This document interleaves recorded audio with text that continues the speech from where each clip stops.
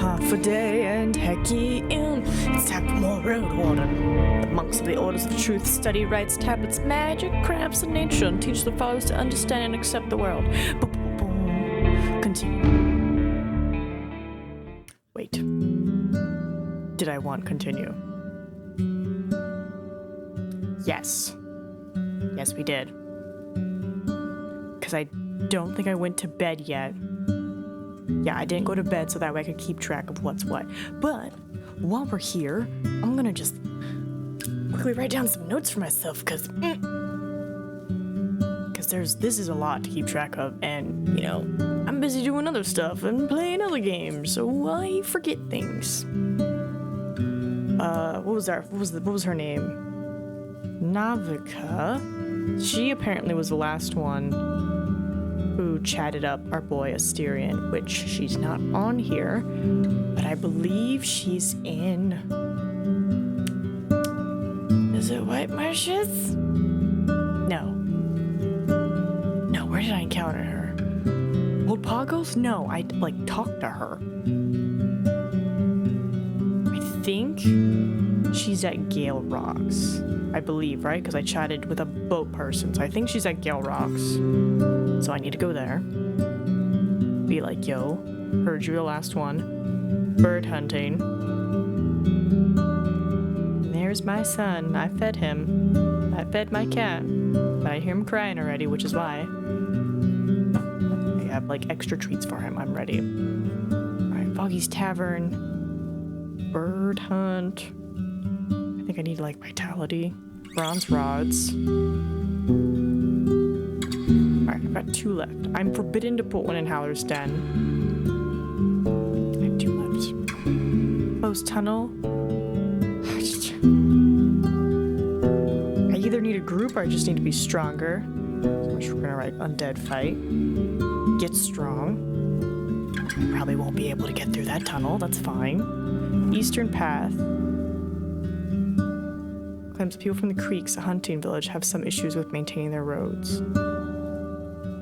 Make more source, or at least bring him news about what to be done to make so. I think I need to go back to that river crossing to fill it up with more so the carriage can go by.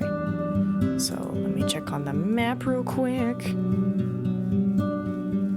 Was it at the statue of the woman? No, it was at the old bridge. Alright, so the old bridge. I'm just putting down a list of where I need to go versus just every single thing.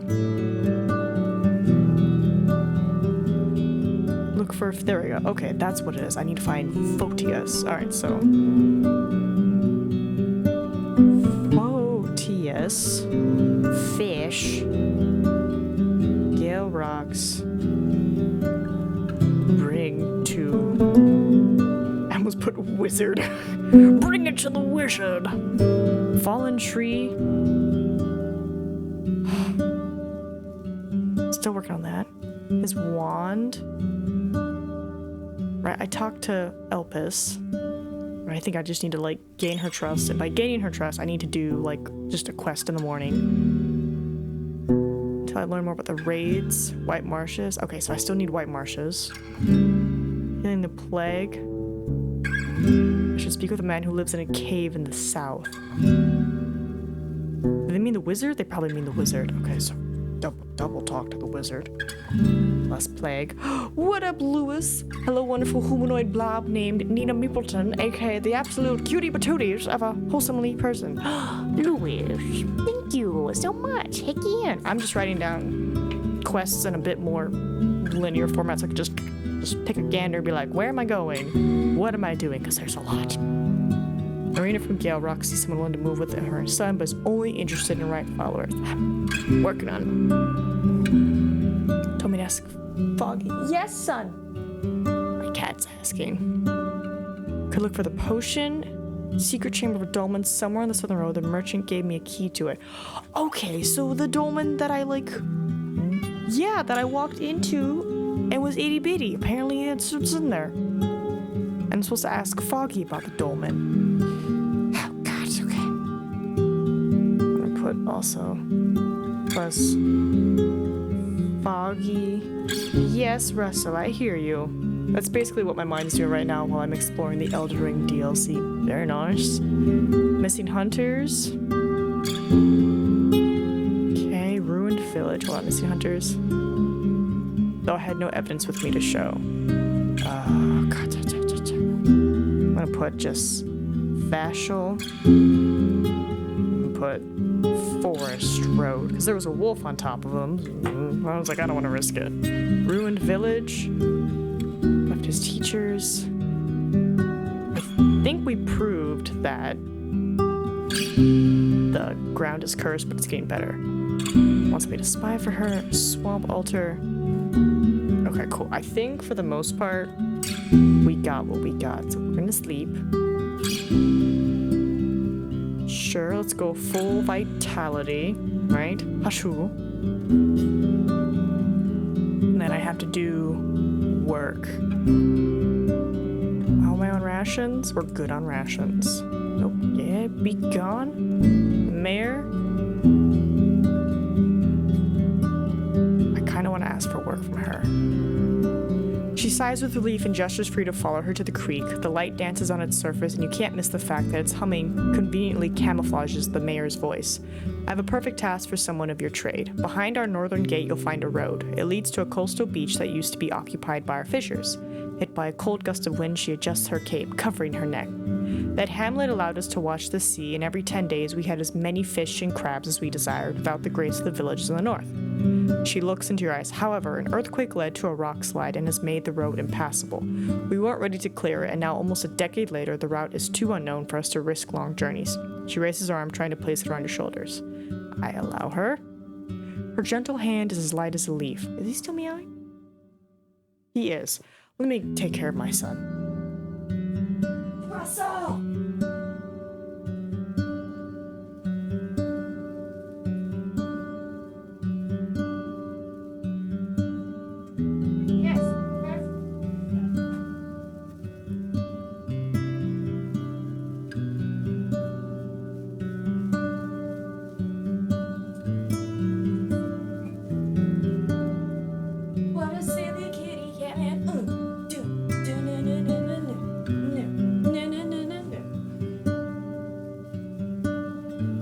Silly kitty cat man, but perfect time to show off the shirt that we got.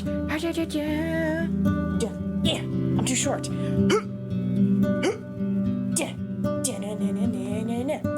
So yeah, if you've noticed that if you're watching on Twitch, beneath us there is a little thing where it's like, oh, Starlight Foundation, donate to them to help the kids out. Or if you're watching on YouTube, hi YouTube people, then you'll see on one of the sides another donation thing. So feel free to donate, because we're doing a little fundraiser for September. And me get out of breath from the dancing. Let's see, her gentle hand is as light as a leaf. The druids have convinced my people to accept the way it is, the will of the wilderness. She smells of roses. But enough time has passed, the roads grow desolate, and we need to put our trust in ourselves. Help me clear the path, and my neighbors will follow us, if not because of their ideals, then because of their stomachs. I need to breathe. As she steps away, her fingers stroke her neck gently. The more time we spend on the road, the more monsters will hunt us. With your palfrey, you can save us from danger. Help me retrieve the hamlet, and you'll prove to me that you're a friend of Howler's Den. Start by riding to the buried past, see if there's any layers there that would need our interference.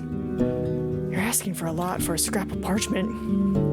Oh, but there'll be coin, of course. Laughing, she returns to her chair. 5 for helping us clear the pass. 5 for letting me know what you've learned about the hamlet. Another 3 if you have to fight in any of those places for a day or 2 of work. That's more than fair. I've already been to the Collapsed Mountain Pass.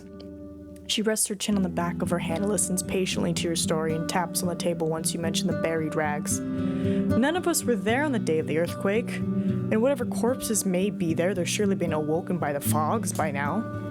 She straightens up. It's still better than a Wyron or a lair of harpies. The plan stays the same. You'll take 20 diggers and guards and escort them to the rock slide. Your job is to keep them alive and well. She looks at the sky. It may take many hours, maybe even an entire day, so you should start in the morning. I'll get the first share of your payment once you clear the pass. I'm ready. Without wasting any time, Thice helps you muster the guards and diggers. They're healthy, well-fed, and in most cases, young.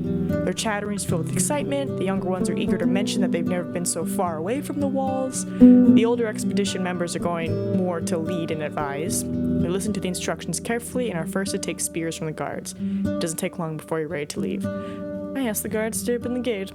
Open the gate. I was like, I'm at full vitality. I think, and food, if there's ever a time to do this, it's probably now. The workers carry clubs, spears, and a simple wheelbarrow, filled with food rations, water skins, and tools. While one spade and one pickaxe were made of precious iron, others were made either from wooden planks, in case of the former, or deer antlers. Still being in the forest, your companions share memories about their time spent among the familiar trees. Some were helping the hunters carry a large saurian back to the village, others escorted the druids on their search for rare herbs. But as you get closer to the hills, your companions lower their voices. One of the guards tells stories about the local goblin packs without hiding any gory details. Her playful tone makes others carefully look around. Keeping the diggers on their toes could be a good thing. Look out for harpies also. I'd rather help them relax. Yeah, it's like, keep them on their toes. The guard finishes one more of her tales, looking with a smirk at the workers. That's right, you chip in, and that's why we need to keep our eyes open. Threats may hide in rocks, in clouds, and beneath our feet. I'll ride last, so I've got our backs. Now lower your voices, let's not cause any more landslides. The others nod, and after you regroup. The others nod, and after you regroup. Okay. Just reading. We travel in silence. The diggers put on their leather gloves and grab the tools. They don't need you to provide further directions. One of the older men, whose arms are covered with healed claw marks, assigns tasks and roles. The guards take place on both sides of the rock slide as well as above it. Finally, as the first sound of the pickaxe cuts through the sky, the overseer turns toward you. He stands silent for a moment, looking uncomfortable with the idea of ordering you around.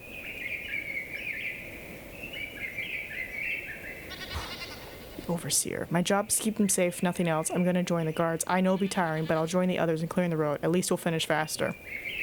You take off your gapes and prepare your own pair of gloves, telling the guards to take care of Russell. The overseer tells you to gather the loose rocks and put them in the wooden wheelbarrow. The workers are not eager to engage in idle chat. They breathe heavily and speak only when necessary, coordinating their efforts. It's gonna be a rough couple hours. Ooh, ha! The hours pass. Such work feels refreshing after all the days spent in the saddle. The overseer was right to let you take care of one of the lighter tasks. Your arms get tired quickly. It's time for a break. Everyone leaves their tools where they stand, then sit on the flat boulders.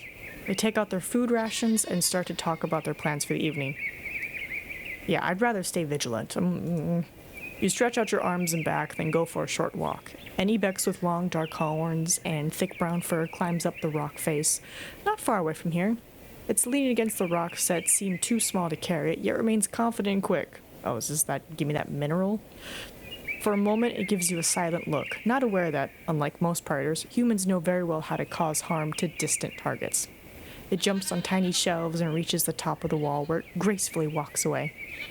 You approach Russell, which, at you, happy to take a long rest in such peaceful surroundings.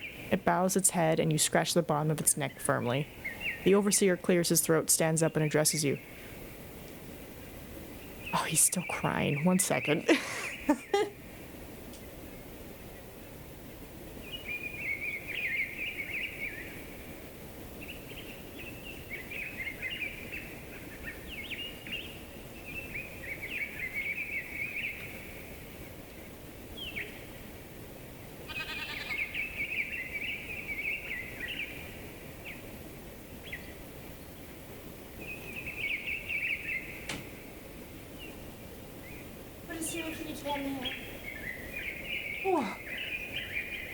I was like, let the Ruby sleep. Anyway, Russell, he's happy, overseer. So far, Nate corpse. He rubs his scars with a grunt, but there was a boot eye. Maybe the leg walked away on its own. Better grab your axe. We'll strike as soon as we see it. Awoke. Better not. You ready? Oh, it's my heart rate. I was like, what is that sound? It's just my heart rate. It'll go away in a second. Tell your people to form a circle around 2 or 3 diggers. Yeah. He nods. Aye, let's stay patient. We have all the numbers we need right now. He gestures for everyone to stand up and gather around him, then points at 5 people, calling them by their names. You stay on guard.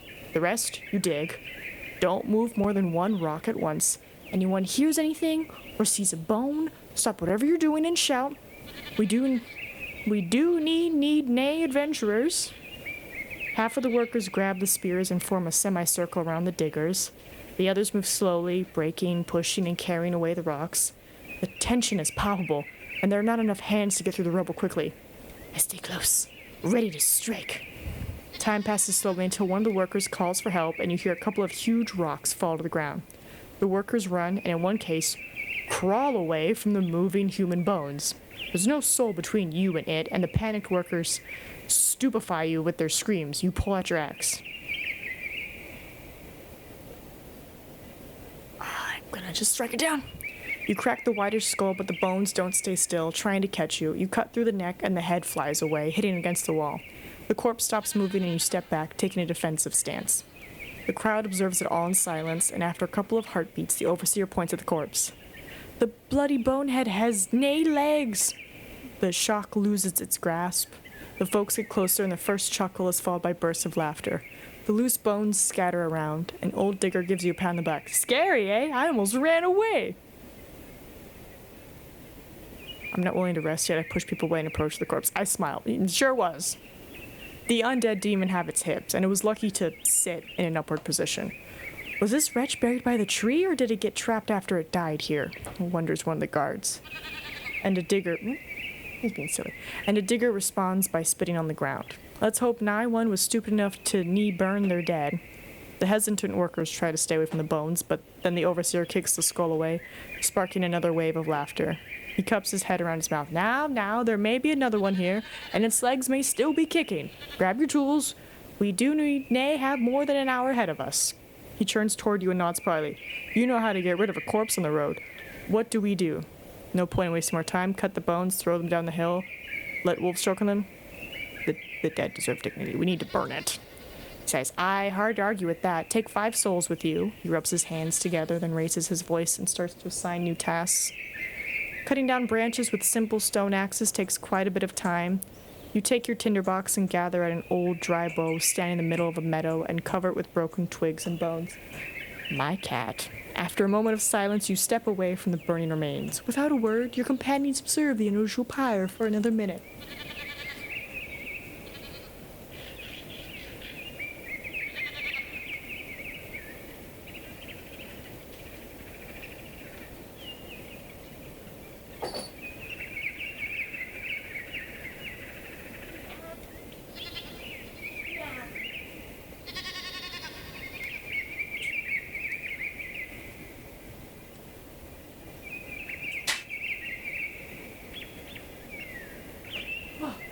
Like, we love a playful kitty, but he's doing it more and more during stream time, and I'm like, buddy,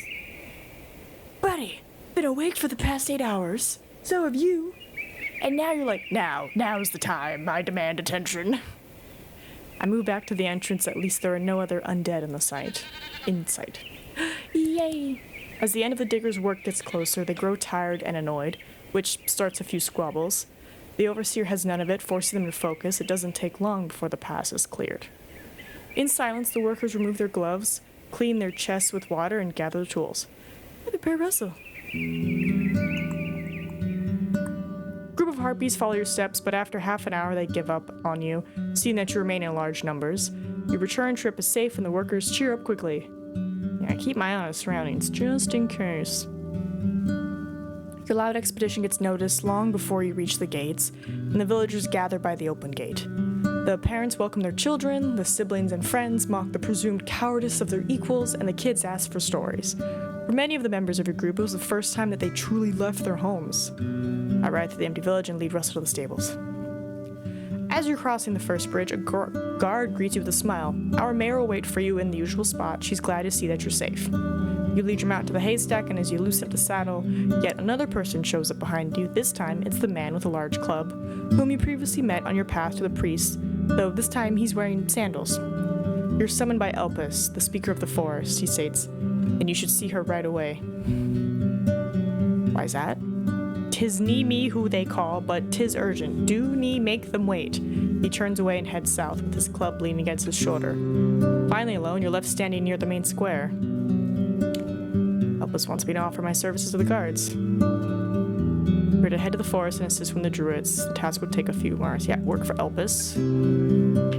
After you mentioned that you were meant to ask for work, you're taken beyond the gate and led toward the forest garden. The field workers observe you for a bit, and one even runs closer, pretending they have to ask a guard if they're still on for the beer in the evening. But a swift lie gets rid of them quickly. The warden's about to examine some weird trails. Your walk ends when the garden gets slightly darker between 3 crabapple trees. 2 of them are heavy with fruit, but one is already earning its first autumn leaves. It's past its prime. Its destiny of being cut into timber is fast approaching. You're told to wait for the druid to join you and to avoid drawing too much attention. I'm the Roadwarden. I'm very attentioning. Because of the people or the beasts?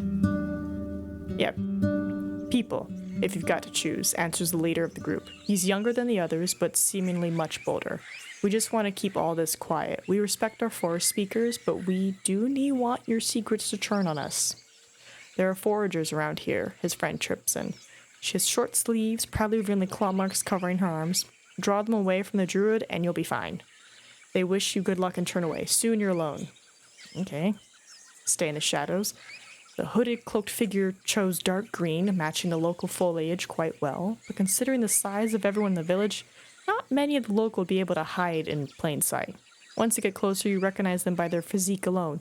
It's the same large, broad-shouldered man who usually guards the entrance to the square of druids, though this time he remembered about his sandals. Ready? He rushes you without greeting.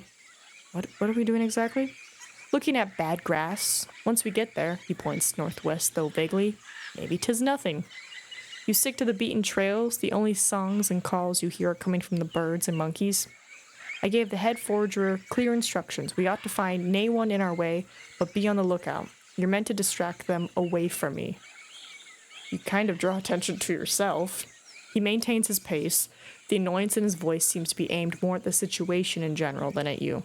The spells we learn are aimed at wounds, soil, plants, hearts. He explains combat, me so much. I, however, used to be a guard. He straightens his arm and his club shows up in his hand, still strapped to his wrist. If a bear folk were to jump at you, I'd at least try to hit its head. The further north you get, the thicker the bushes. The paths get even narrower, and you start having to push the bushes aside. Who knows what lurks ahead? Better stay quiet. Won't you tell me anything about this guard, and what makes you so sure the guards are not speaking with Thais right now? A guard, huh? What made you join Elpis? I'm gonna stay quiet, because he said stay quiet, so, He lets out a sigh of relief and looks around. His eyes follow the loud animals living on the tree crowns. I'm more focused on the possible threats. From your left comes a weak burble. Through the leaves of bushes, you see the gap of vegetation marking the bed of Hollows Creek. You look downstream. Weirdly enough, you're not that far away from the walls of the village. It must be the longer path that druids have agreed on with the foragers. With Tom maintains the silence for another few minutes. We're here, he announces after reaching yet another turn and yet another tree and crouches. Then you see it too, a 5-step wide patch of herbs that are all dried out, despite growing in shadow and wet soil. And not just them, the grass too, and the weeds and the moss. Even the pear tree above is dying, but unevenly so. Only the branches closest to the yellowish patch are withering, with the leaves sprinkling over the area days too early. I let him do his thing. It's as if you're watching a butcher or a healer completely absorbed by their task, with every glance and twitch seemingly serving a well-practiced purpose. He puts on a pair of gloves and searches the soil, smelling the clumps of dirt, observing the dry leaves, pulling out the strains of roots. 'Tis gonna take some time. Keep watch. I've got nothing that could help him. Oh, the plant! Oh, the plant from the I step away. Like in every forest, the peace here is tied to not to the absence of living, but rather to pushing all the noises, colors, and movements aside, casting them as unremarkable. You avoid staring at the chirping, screaming, and jumping creatures that are smaller than your chest, and seek anything that would warrant drawing your axe. You train your ears in ignorance. You stop. A singing woman to the east. I look at the druid. He didn't notice the voice, but after you clear your throat, he realizes what's happening. He waves at nothing in particular, as if to make an invisible fly go away. I need more time. Stall them. The song tells of a cheerful couple dancing on the edge of a cliff, closer and closer to their fall. I nod. If they come here, I'll meet with them. She's not hiding her presence. Groaning even after she notices you, though a surprised pause occurs first. She sends you a smile, and the two of you have exchanged a glance or two during your stay back in the village. Her appearance may not be too memorable, humble height and stature, at least for the standards of her tribe. Brown, simply tied hair, gapeskin in the color of natural linen, an axe by her side. But what draws your attention is the tiny green and creamish monkey clinging to her arm, every now and then moving from one shoulder to another, or even sitting on the top of her head. It looks around curiously and occasionally lets out a screech, as if noticing something worth acknowledging. You are also greeted with one of these screams. It has brown eyes, just like its owner. The woman comes closer, so you walk a bit down the trail, away from the withered patch. You meet by a large boulder next to a pile of gathered twigs. Foraging, I wait for her to speak first. Yeah. Cute pet? 'Tis a pet only when 'tis afraid or hungry or wants to play. Other times 'tis a wild, thievish beast. She gasps and protests as it pulls her hair, and the small animal lets her be. It lost its parents when 'twas too young to learn how to live with its kin. An encouraging smile. She's quite young, must be unusually talented to be crossing the woods on her own like that. What's a road warden doing in our garden? Isn't your horse missing you? I'm seeking you. I'm just gonna shrug. She narrows her eyes. 'Tisn't really a place to take a walk, aye? If anything were to happen to you, the guards might have nae time to get to you. An awkward silence punctuated by the monkey rubbing its guardian's head. She looks around and takes a step forward. And unless you've got the mayor's permission, you should nae forage around our garden. We put great care in observance pace. I need to distract her. You think about any topic of conversation you could bring up here, but you're already at a disadvantage. Seem quiet. Have you heard about Timo's match? She found someone outside the village? Her excitement is clear, though once you mention that the two people haven't met yet and nothing is set in stone, she regains her composure. How was Gale Rocks? I've never ever left the village. You offer a few short tales about the other tribes. She's especially interested in what they cook and the plants they grow, and describe how much more difficult it is to handle laundry in the fierce river of Havlavan. In return, she tells you about Howler's Creek and how gentle and reliable it is, though there was this one time a family of beavers blocked its flow, to the extent that a group of the locals had to head toward the newly born pond and clear its dam, to the critters' despair. Too bad I didn't spend more time gossiping with the locals. Aratus is quite eager to leave, huh? Oof, aye. Nae much of a kind look on him, ever since. She pauses, but follows after a mischievous smirk. Let's just say when I told him nay, he kept pushing. But I'm nie one to get easily pushed. She taps the axe by her side, and the monkey echoes it with its own cackle. He has some lessons in humility to take. Spent quite a bit of time working with your neighbors, some hard-working people. Thanks to the tiresome tasks, you managed to memorize a few guards and workers and use this insight to portray the villagers flatteringly. She takes great pride in the fact that you acknowledge their efforts and allows herself to add some rather boring details of their plans for the future, all of which seems to be tied to collecting and gathering more supplies, tools, and opportunities, maybe even broadening the wall for the next generation. You struggle to see how the druids fit into these ambitions. In most villages, they would oppose such invasive plans. It's quite a few kids. The monkey jumps onto the ground, starts to run around the two of you until its guardian addresses it with a few kind words and promises. The berries are coming. She then looks forward toward the sun and smiles at you. I'm assuming the sun is behind me, and she's not like, Lovely chat with you, but I've got stuff to do. Finding his treats is just the start. She crouches, allowing the monkey to climb up her sleeve, and steps away. Take care of yourself. I always do. She waves at you and heads down the path south. Finally. Well, that wasn't so bad. That wasn't so bad. You wait for her to disappear behind a thicket, then return to the druid. He raises his head, briefly looking you in the eyes before returning to his investigation. Nice job. Did you find any answers? Almost. The Numa's in here, but I need to pin it down. Maybe dig a bit. Give me more time. After another half an hour of observing the woods, this time without interruptions, you hear the man's call. He's standing next to the patch, giving it a solemn look. Something's in there. Could be an undead, casting curses and dark spasms. I need to bring this news back to the village. The whole garden patch is now in chaos, thoroughly dug through. Do you need my help? Nay. He looks at his hands covered in soil, then toward the creek separated from you by impenetrable shrubs. He decides to use his robe as a towel. A huge waste of time. Thias needs to hear about it. nay other way, so everyone's gonna know, but 'tis better than death. Ever yours, you could swear there was a friendly twist hidden in his voice. As for my reward? A moment. He reaches under the edge of his robe and pulls out a small bundle from a linen sack. Your gift. A frown. Why do you think the warlock wants this trash? Elpis says it must be a gift for his parents. There's bad blood between them, even more so ever since he ditched the necromancer's teachings. He utters the word with disgust. Or did you think he had a real wand with him as a boy? He doesn't wait for a reply. Let's part ways. Do nee mention this trip to anyone. Nee Eva the Druidess. Let's nee spread fear whilst we can. Farewell? Aye, good work here, with all the talking and such. He nods to you and puts on his hood again, then picks the shorter path. I stick to the more obscure paths. You're wandering through the village. Two men in light clothing are carrying a wooden log, insulting each other in friendly banter. Alright. So I gotta go back to, what's his name? I'm not traveling, I'm just looking. Peat Fields. Peat Fields. I don't have a lot of time today, but I see that this is open, which, yay. And I know I need to go through that middle part again to, actually explore it. Oh, Druid. The building site hasn't changed much since the last day. Druids are bowing their heads as they form a circle, most of them standing. Few of the eldest sit on tree stumps. You're gestured to wait until they conclude the ceremony. I was asked to speak to you about the rock slide. She looks at the nearby workers. Even though they are engaged in their own tasks, she lowers her voice. And 'tis a good thing that you came here first. She spares you a polite nod. The hamlet should stay as is. Howler's Den needs nigh growth.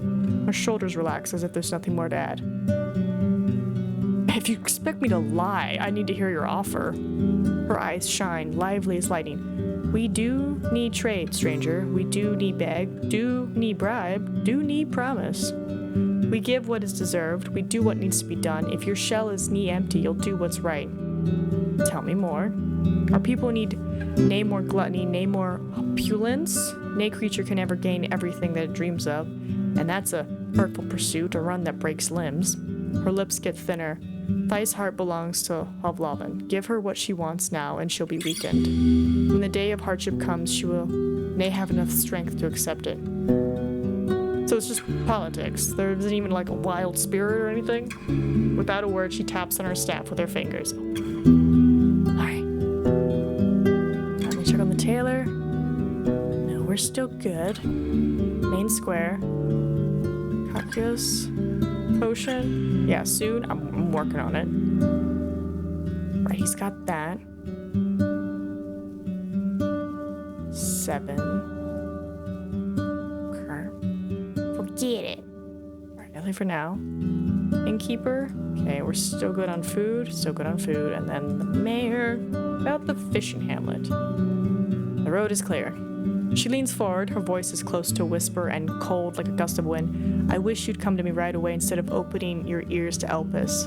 Her red lip keeps wearing her usual smile, but the green eyes match the fury of her tone. She's getting meddlesome. Watch out for what she tries to sell you. Before you get a chance to answer, she straightens up. Don't let me wait any longer. Hit me with the good news, Levanus. After you mention the undead, she stops herself from shedding tears of laughter. A skeleton with no legs. That must be a good sign. Still chuckling, her hand reaches to her belt from which she unpins a leather pouch. You've done well. Our work isn't finished yet, but we're close. So close. She picks 5 dragon bones, then pushes them towards you, holding each one with a separate finger. Time for me to search the hamlet. What is this nightmarish trick? You read my soul, Levanus. Pay close attention to what you'll find. She rubs her pale hands and starts to count down on her pale fingers. How many cabins are still standing? Are there any layers nearby? Any signs of vagabonds, soul-eating mold, broken walls? The more you learn, the better. You surely don't avoid hard conversations, do you? Most city folk feel hesitant when they meet pagans. She smirks, but the hand clenched around her deer buckle makes you alert. Are you that open to strangers, or did the United Church loosen its grasp? I'm interested in who could take their place. The guilds and artisans? The army? Let's see, the United Church stands strong. Well, Olvana's still loyal, even if she's not around. Backed by the New Order of Seekers. Hard to take over and never let go. Merchants would lead. Honestly, I don't bother with politics. Her eyes turn from keen to angry, then again to tranquil, though her voice is tart. Are we done here? What else does she need to know about the raids in the north? Oh, so that's right. White Marshes. I gotta go to the White Marshes. Thanks for your time. Leave the square. Okay, so. I know I need to go to the peat fields. I know I need to do the forest road. I know I need to go here because there's a secret spot. How much time do we have? We have 5 hours. Okay. I'm currently here. It shouldn't take long to explore this and then possibly do this. Because let's see, closed tunnel, old bridge. I'm just gonna put like right side of the map so I know what the fudge. But I also don't want to lose health. You know? Alright, she's in Gale Rocks. I gotta do Foggy Tavern. I need to fight the undead. I need to find Photius in Gale Rocks as well. Oh man.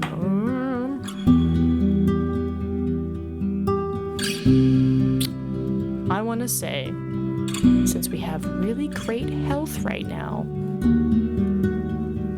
we should go here, tell him what's up, then go here, and then we can sleep there, and then we'll wake up, do the old bridge, be hardy and healthy, and we'll see what's up. That's what I'm gonna do. Hey buddy, did you clear the thing yet? I brought you your prized possessions.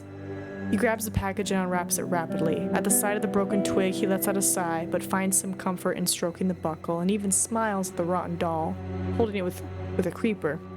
He takes a whiff of his old tunic, but then throws it away into the mud. The silence lingers. Is my potion ready? Very much so.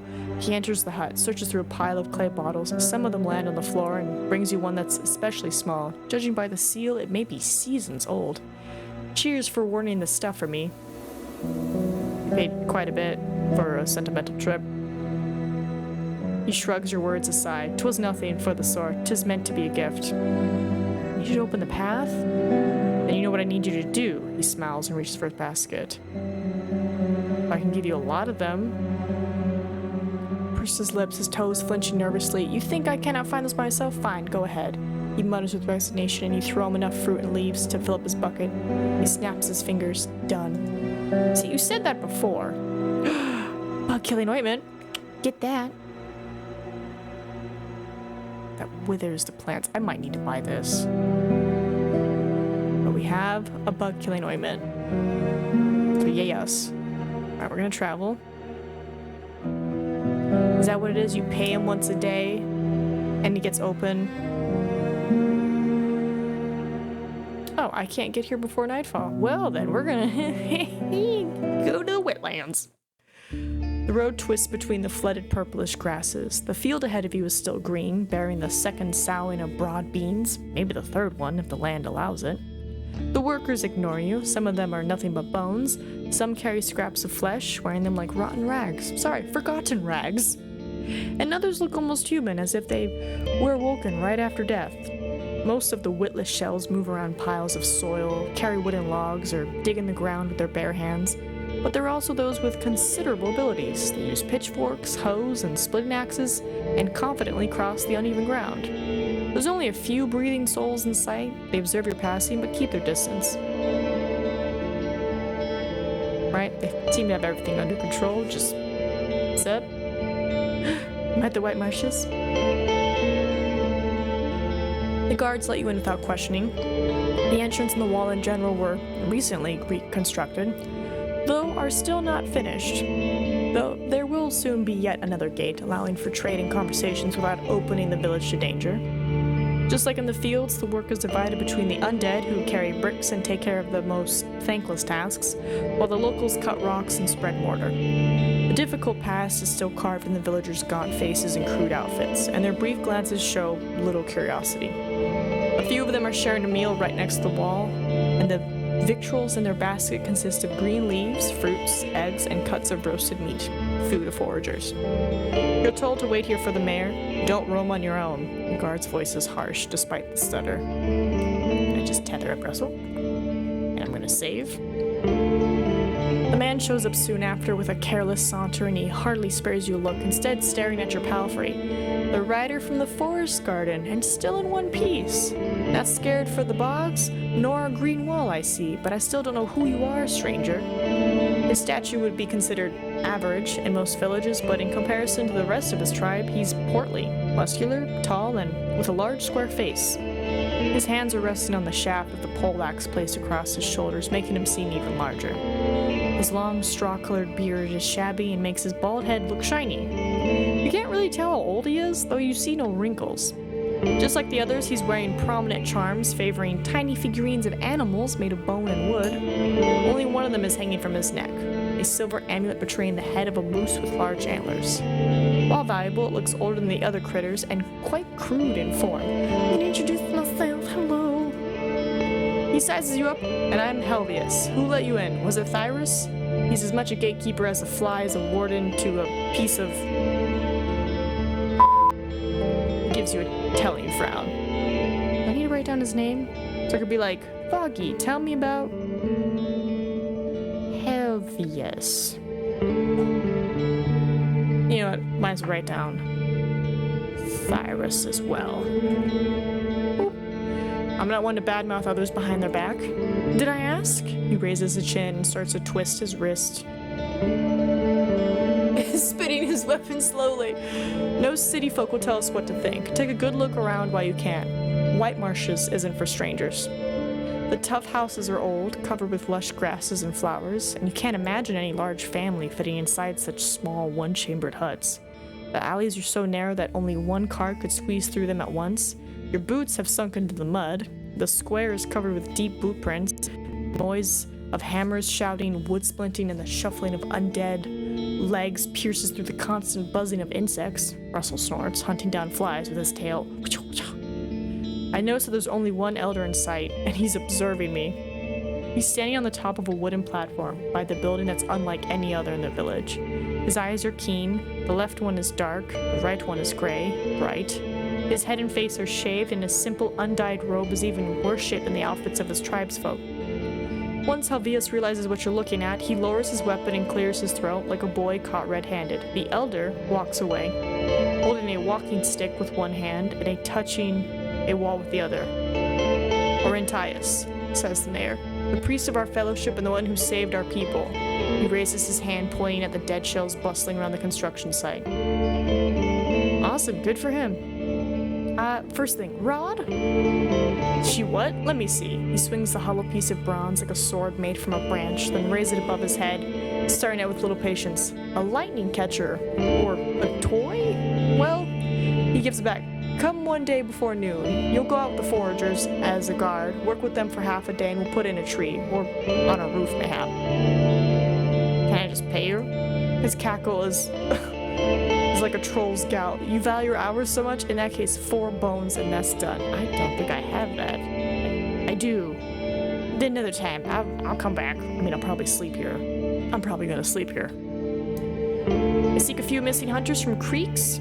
His voice remains the same, but he squeezes the long haft of his axe. Dahlia, right? Was here but many days ago with questions on howlers and cats. Some dumb bet, she told me. Was heading back north. You bothered by any highwaymen? He reaches for his hair so quickly it makes you flinch, but then scratches his head gently. And if so, we deal with them on our own without some warden's help. Okay, well, according to some old druid. So you're bothering other people with these questions as well? He scowls at you but carries on.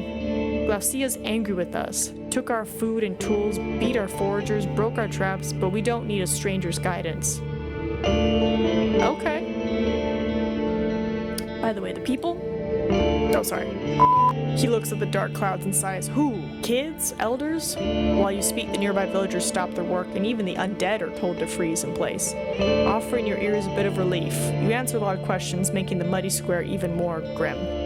You hear someone weeping and a young woman announcing, "'Tis not fair, even for them." The mayor nods in agreement, keeping the axe on his shoulders. I'll tell Orntitus. From now on, we'll gather our wood chips and twigs in a shed. He raises his voice, looking into his tribe's eyes. We may nuff them. We may have enough for them before winter. Is it steering around? Huh? Why would he be? You pay attention to his confident stance and strong voice with its usual hint of disdain, and spot no sign of a lie. He's hardly ever been here. I've no need for wardens. When people claim he had strong ties with your tribe. Alvius begins swinging his axe left and right, the heel of the half now resting in the mud. Trying to recall the past, he makes a puzzled frown. Know what? I was told he met with our warlock often. Who knows why? Ask him if you must. They don't bother you? I used to listen to stories about them as a kid. He nods for you to follow him. But Orntitus taught me that they're no different than boars in fire. He dashes forward and swings his poleaxe, bashing a skeleton's shoulder. The arm sinks into the mud, while its owner, a bit awkwardly now, keeps trying to climb up a ladder. It's like, bro? Okay. Alvius bursts into laughter, and the locals look away without a word. See? He continues, leading you back to the well. All you need's control. Look there. He points at a dead shell with remains of flesh on its chest and head. There's a white and brown sparrow sitting on its shoulder, preening its feathers. Even beasts know they've got not a thing to worry about. The awoken are now like they were yesterday, like they were in spring, like they were a year ago. Leave worrying about them to idiots and you knights.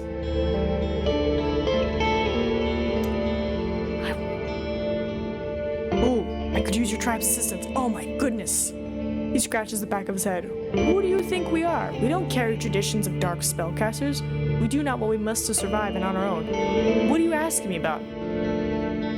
Right, you can use more shells? He bursts into laughter, luring the eyes of the other villagers. Very true, but you speak of Fahar magic.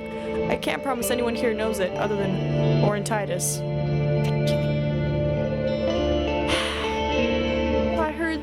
I hear what you're saying about them, but like, you guys used to be strong.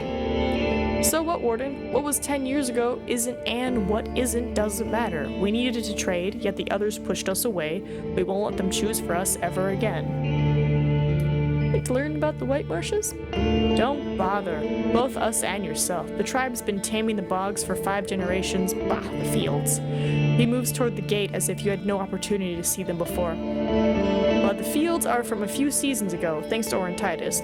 We used to live on berries and meat, selling peat and timber, but soon we'll need no outsiders. After all these years of feeding our blood to saurians, leeches, and merchants, better days are coming. We made them come, and we deserve them. He fondly wipes his blade with his thumb, then clears his throat, if the right allows.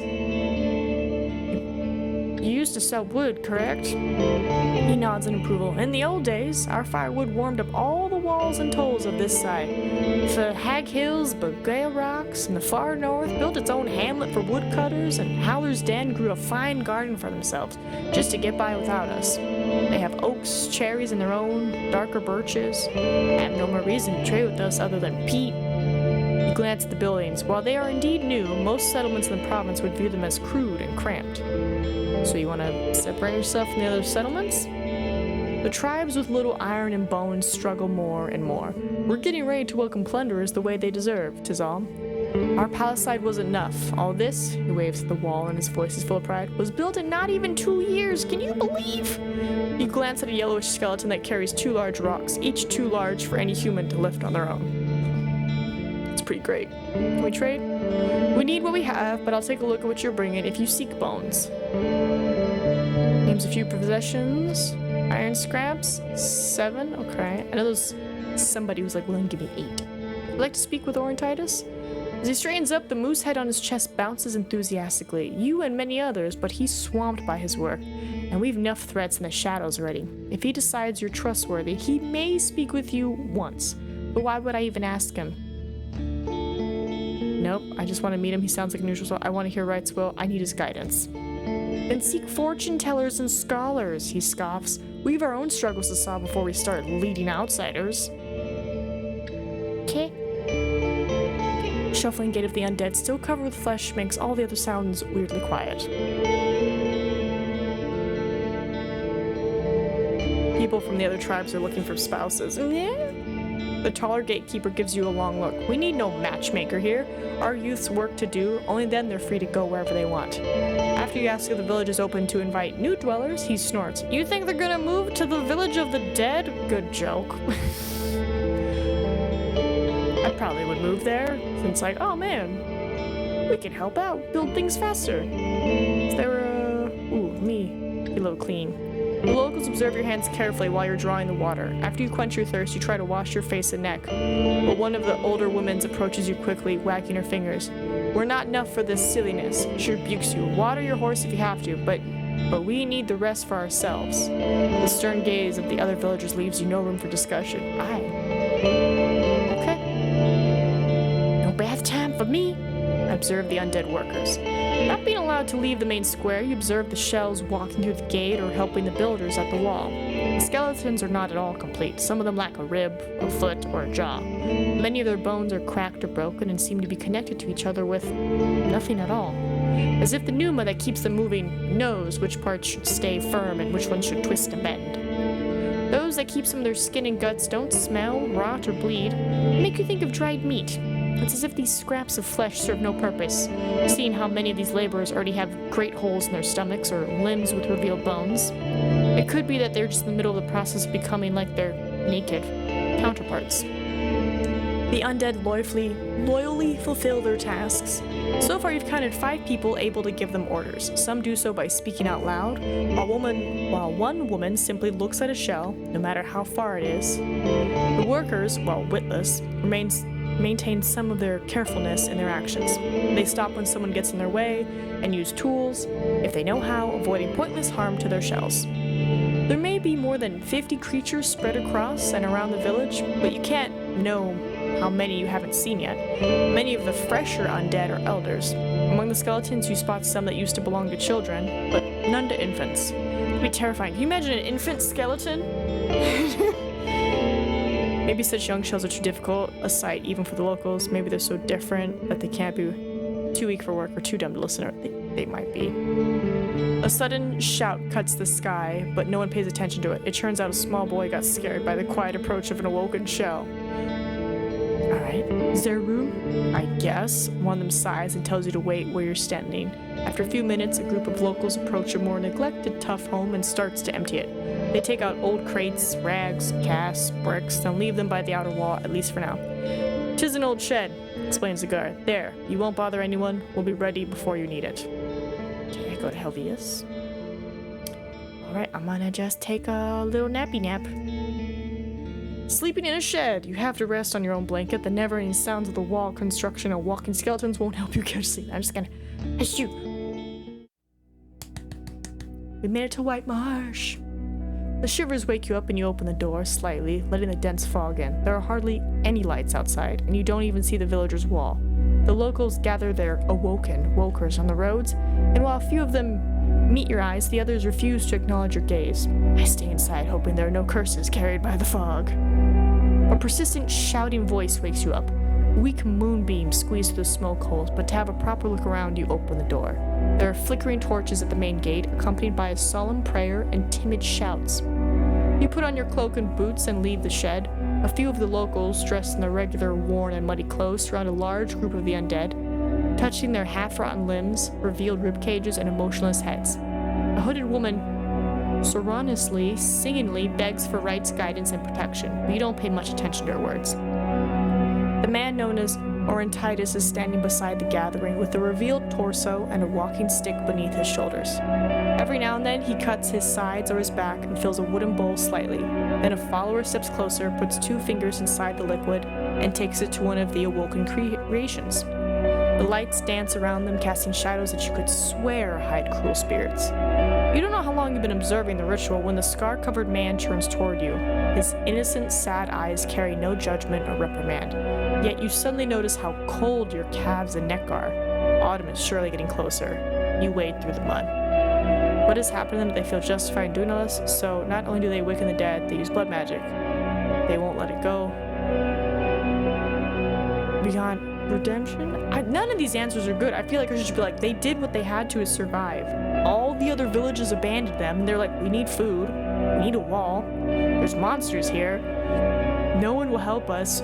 This dude just showed up and was like, here, I know how to help you. I'm gonna make all these things come alive, and they're gonna build the wall. They're gonna help with crops and everything, so you don't need to rely on the other villages, because they've abandoned you. At the moment, it doesn't seem like a bad thing. I think this is the nicest answer. I just hope they let me leave. That's it. I'll probably leave this out of my report. Even though the village seems to be on its legs, most shells you spot are dead, just as occupied as they were during the night. Alright, about the rod. Dirty hands or 4 clean bones? I'll do the work. Alright, where are we? After half an hour or so, the expedition is ready. 6 souls, none of them older than 40 and with no undead to assist them. Too dumb, the oldest one explains, and we've no overseer with us. Their accents are heavy, but they rarely address you. For most of the time, they exchange single-word commands, gesturing for you to quiet down whenever you step on a branch. They're just like, psh. You spend half a day following the bog paths, but also going deeper into the wilderness. As a group, you manage to scare away the smaller beasts, and your guide claims to lead you around the hunting territories of the larger predators. From time to time, you keep to what looks to you like the most inconvenient trails in sight, yet no one objects. You cross the muds, shallow waters, and ancient dark game trails, tracking any movement among leaves and grasses. Hungry and annoyed by the insects, you go back to White Marshes carrying baskets and sacks full of mushrooms, berries, herbs, and great leaves, but also a few birds and furry critters. As we head to the village, I follow the guide patiently. Helvetus waits for you at the gate, nodding with approval. 2 steps away from him, you see a short corpse, bare-boned above its waist, but still wearing pants and carrying scraps of meat on its feet. Not giving you a moment for a breath, the mayor tells you to fetch him a rod. After you do so, he throws it at the undead, bouncing the rod off its head with a thud and starts to laugh. Go on now, he commands it. Put it on the tree there and tie it with a rope. His worker bows down to pick up the tools and obediently walks away. Say nothing and splash my face with water at the well. Just psh. It gives you little relief. You need buckets full of water to wash the bogs off you. The man leaves you behind, amused with the way the undead tries to approach the new challenge. A few times, you hear the dead shell falling from a branch and the man's sonorous laughter. Okay. Alright. Thanks, buddy. Okay, so that's good. So we did peat fields. Yay! Gonna do some traveling. So it should hopefully stay open. Hopefully. Alright. I wanted to go here, but that's 4 hours away. I feel like we should hit this, because like we're right here. I'm going to kill rocks. As you ride past the fields, one of the local farmers enters the road, gesturing for you to stop. He's holding a rusty sickle and carries a basket on his back filled with various weeds and a sharpened club. His patched-worn tunic is neglected, but fitting for a farmer. The lean years left his face skinny and his teeth crooked, but his sad eyes hold heartwarming kindness. Hi there, Warden. He has a thick local accent. I've been wondering just now. This is a small matter, you see. Do you know how to read? I don't, I'm afraid. I see, he gives you a sad smile. But still, you're a horse. I mean, he raises his eyes as to make it clear he's aware that you're sitting in a saddle. It is. You ride places. Give me a few moments. Without waiting for your response, he runs to the village and returns to you with a small sack in his hands. How about you take it to someone smart? He unwraps the package and reveals a large wax tablet made of bone. 'Tis a letter from someone I care about, but I'm not sure what it says. I'll give you a coin once you read it for me. You take the tablet from his open palm. It's fancy, unlike the wooden ones. On its back you find an engraving portraying a large furry beast. Made for a troll's hip, the farmer says proudly.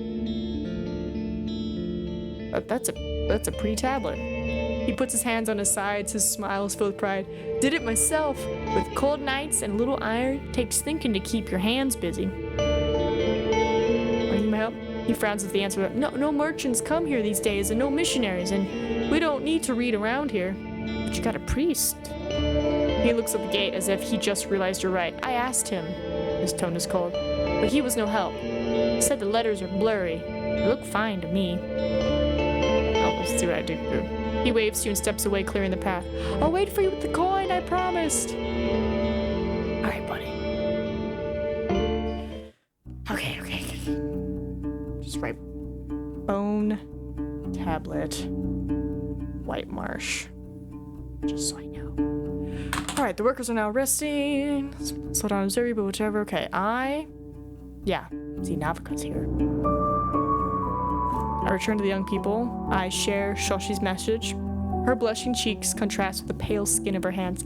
I can't, she says after a longer moment. I thought about our previous conversation, Roadwarden. I'm not ready for such changes. Not just because my son deserves the peace we have now. I'd rather join a monastery than put pleasure above prayer.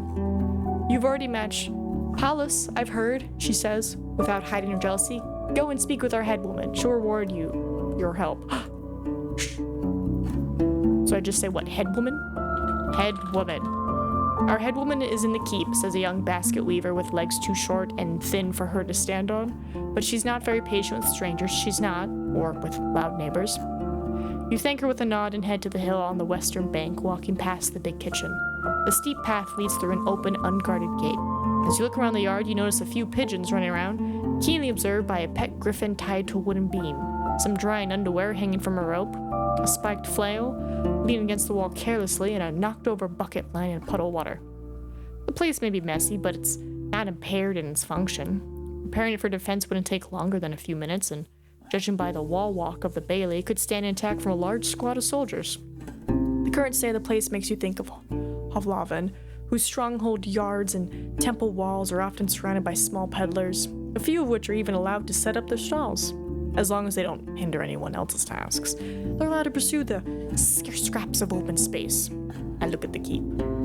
The bright walls stand out from the other structures in the village, and as far as you can tell, the current layer of whitewash is still fresh. There must be at least 3 floors inside, enough space to contain more than 100 people, though without much between them. There are arrow slits in the walls, and the roof is surrounded by a fence-like barrier, perfect spot for boulder throwers and archers. The large entrance door is ajar, with a wrinkled man sitting on a pillow placed on the stairs. He's not wearing a gapeson, but the fine steel sickle sword at his side makes it clear he's not just a regular guard. He stops what he was doing, carving a figurine from a log, and stands up to greet you.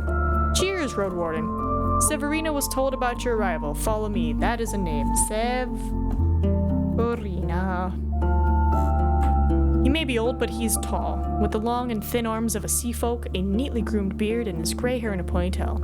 As you follow him, you're hit by the strong scent of cloves. Cloves! And climb up the steps.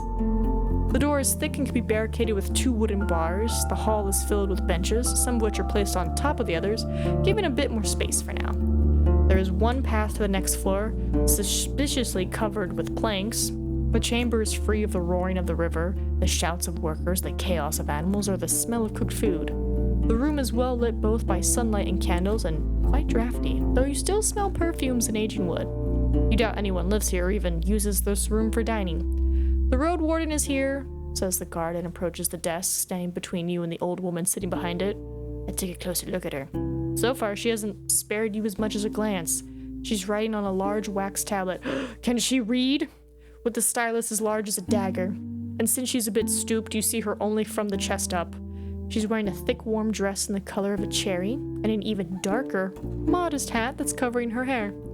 She could be older than 70, yet her face and hands have been spared from scars harsher than some pockmarks carved by illnesses. If you were to encounter her in Hovlaven, you would expect her to be an official, or maybe a rich scribe. Some of her belongings, however, wouldn't be found in the city's desks. The wax of her tablet isn't dyed. Instead of keeping water in a cup, she has a large, colorful seashell, and the winged hourglass placed on a stone stand is made of dried seaweed. I glance at the young woman who sits in the corner. Her crossbow is pointing at you.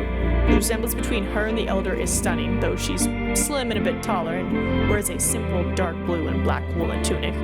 While she's resting on a chair, she looks at you almost without blinking, with hardly any movement, like a cat staring at a rat, trying to judge if your defense is prey or a threat. It's nice to meet you, Severina. I came to see if your village needs any help from a road warden. She raises her violet eyes, but only for a moment. Where do you think you are, outsider? Some lost tribe desperate for help from adventurers and vagabonds? Vagabonds? Vagabonds. Our village carries blood older than your city. It does, and we've endured hardships you couldn't imagine. Her accent is not as thick as that among the younger villagers, keeping a shadow of the years when the guild had tighter ties with the peninsula, but since she has no teeth, you have to think for a moment before you recognize some of her words. Better tell me what you want from my people and scat. Her face shifts into indifference, and still holding her stylus, she once again bends over the tablet.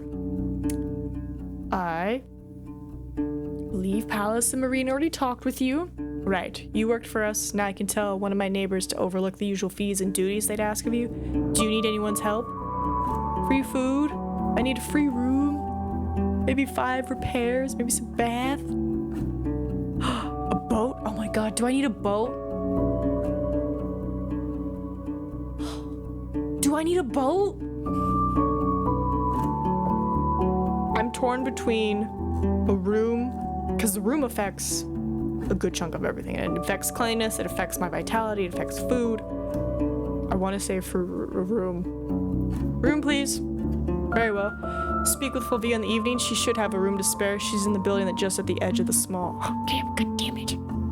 A better free room. Fudge. Also, can I eat right now? Okay, I can't eat right now. I'll eat after this. The village of Alpagos is struggling with a plague and isolates itself from trade and travelers. She looks at the perfumed man who's standing with an open mouth. You glance at the crossbow woman who has lowered her weapon. The head woman, still without a word, leans forward and rests her forehead on the back of her hand. Her guard tries to speak, but she looks at him with sorrow. Let me think, she states, and after less than a minute tells him to gather the council once your meeting is over. I say nothing. My patience runs short, outsider. Zephyrina gestures free to pause. Are you sure other matters can't wait till tomorrow? Maybe one more thing. We need to, do we now? She says her clenched change. And what is it?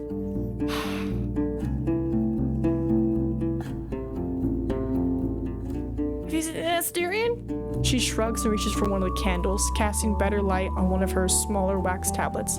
I know who he is, but I've only spoken with him a few times and heard that he stopped visiting the village at the beginning of summer. If he was around, I would know about it. I would.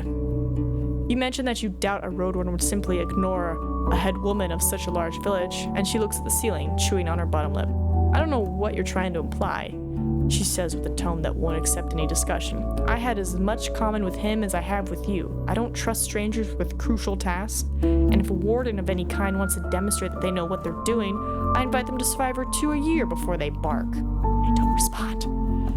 She observes you without a word, but her fingers are tapping on the table. The guard gives you a telling look. I should leave. Farewell. You hear angry shouts coming from the rock-carved houses, but they suddenly stop. I go to the dam. She's building a tiny house. She wants to be able to tunnel. Okay. What about the boat maker?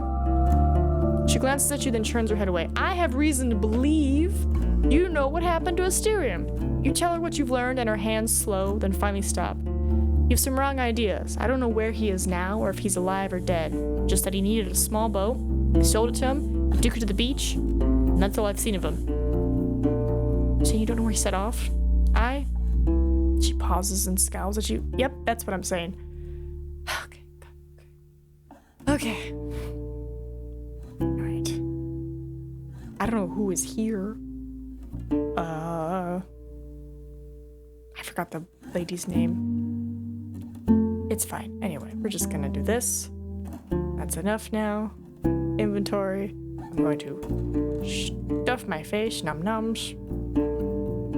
And we are gonna travel. I could make it to Foggy Lake. It's 4 hours. I feel like I need to go to the pier and just see if I can find anything.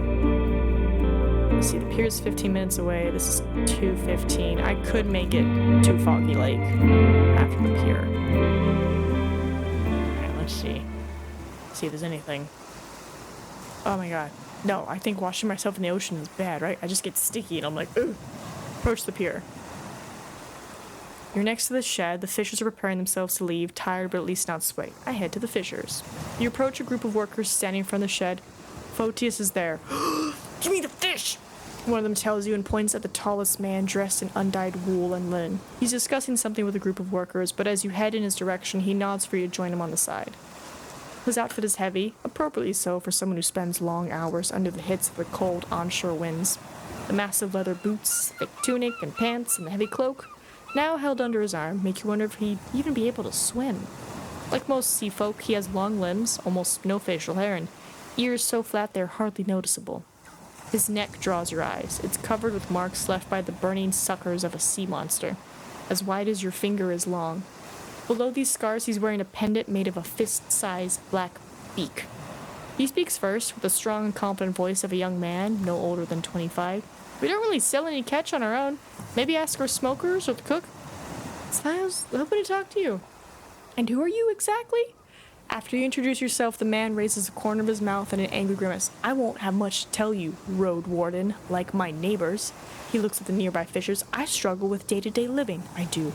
Not adventures, and even less so outsider schemes. Bro, I was sent here. You owe him a fish? What? I owe nothing to that old fool. I can have it here tomorrow, if you want, but better have a coin with you. I need to ask someone to look for it with a net, and that'll take hours. Give me work? Work? What do you know about fishing? You mentioned the docks of Havana, but after a few questions about fishing nets, boats, and winds, it's clear you don't impress in this conversation. Teaching one how to work with us takes time, effort, and rescuing those who fall overboard.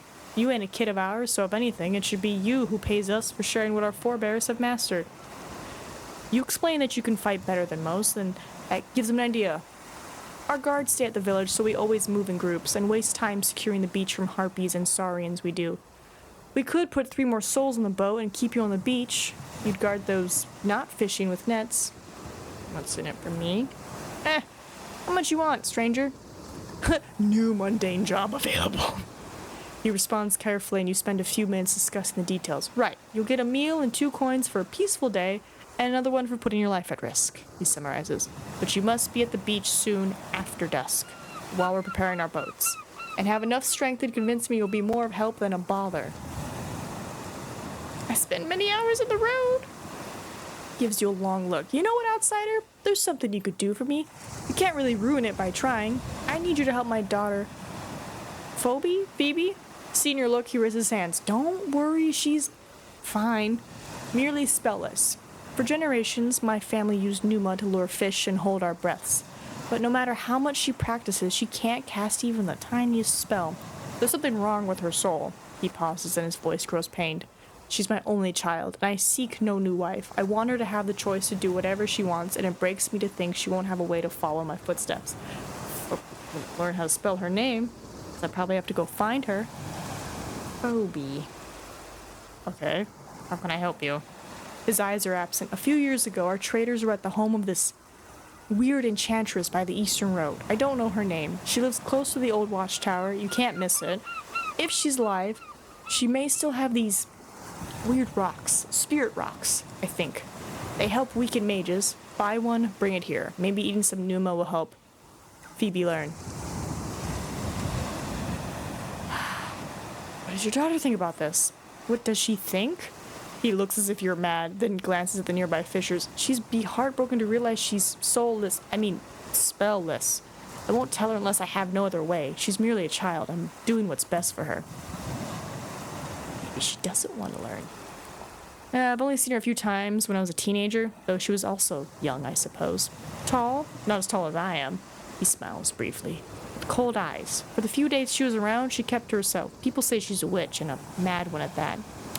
Payment? I'm not a drifter. I don't hoard any savings. We gather everything in the keep we do. The spirit rocks should cost about 10 coins. Since it's quite a journey from here, I'm ready to pay almost everything I've got. 15. How much do I have? Son of a... Sounds like a very unusual healing attempt. Our Vassar sorcerers about what they felt when they used the stones. The Numa got stronger than on most days, and nothing bad happened to them. We risk nothing, outsider, he says with growing irritation, and stops himself from scratching the scars on his neck. If I recall, she said if somebody with, little to no magic uses it, they'll just they'll explode. Have you heard about the previous Road Warden, Asterion? You nod. In spring, I sent him to one of the greatest mages in the peninsula, some druid, I think. And that old prick told me there was nothing he could do. You hear that? And I had paid the messenger to learn this. He squeezes his cloak even tighter to his side.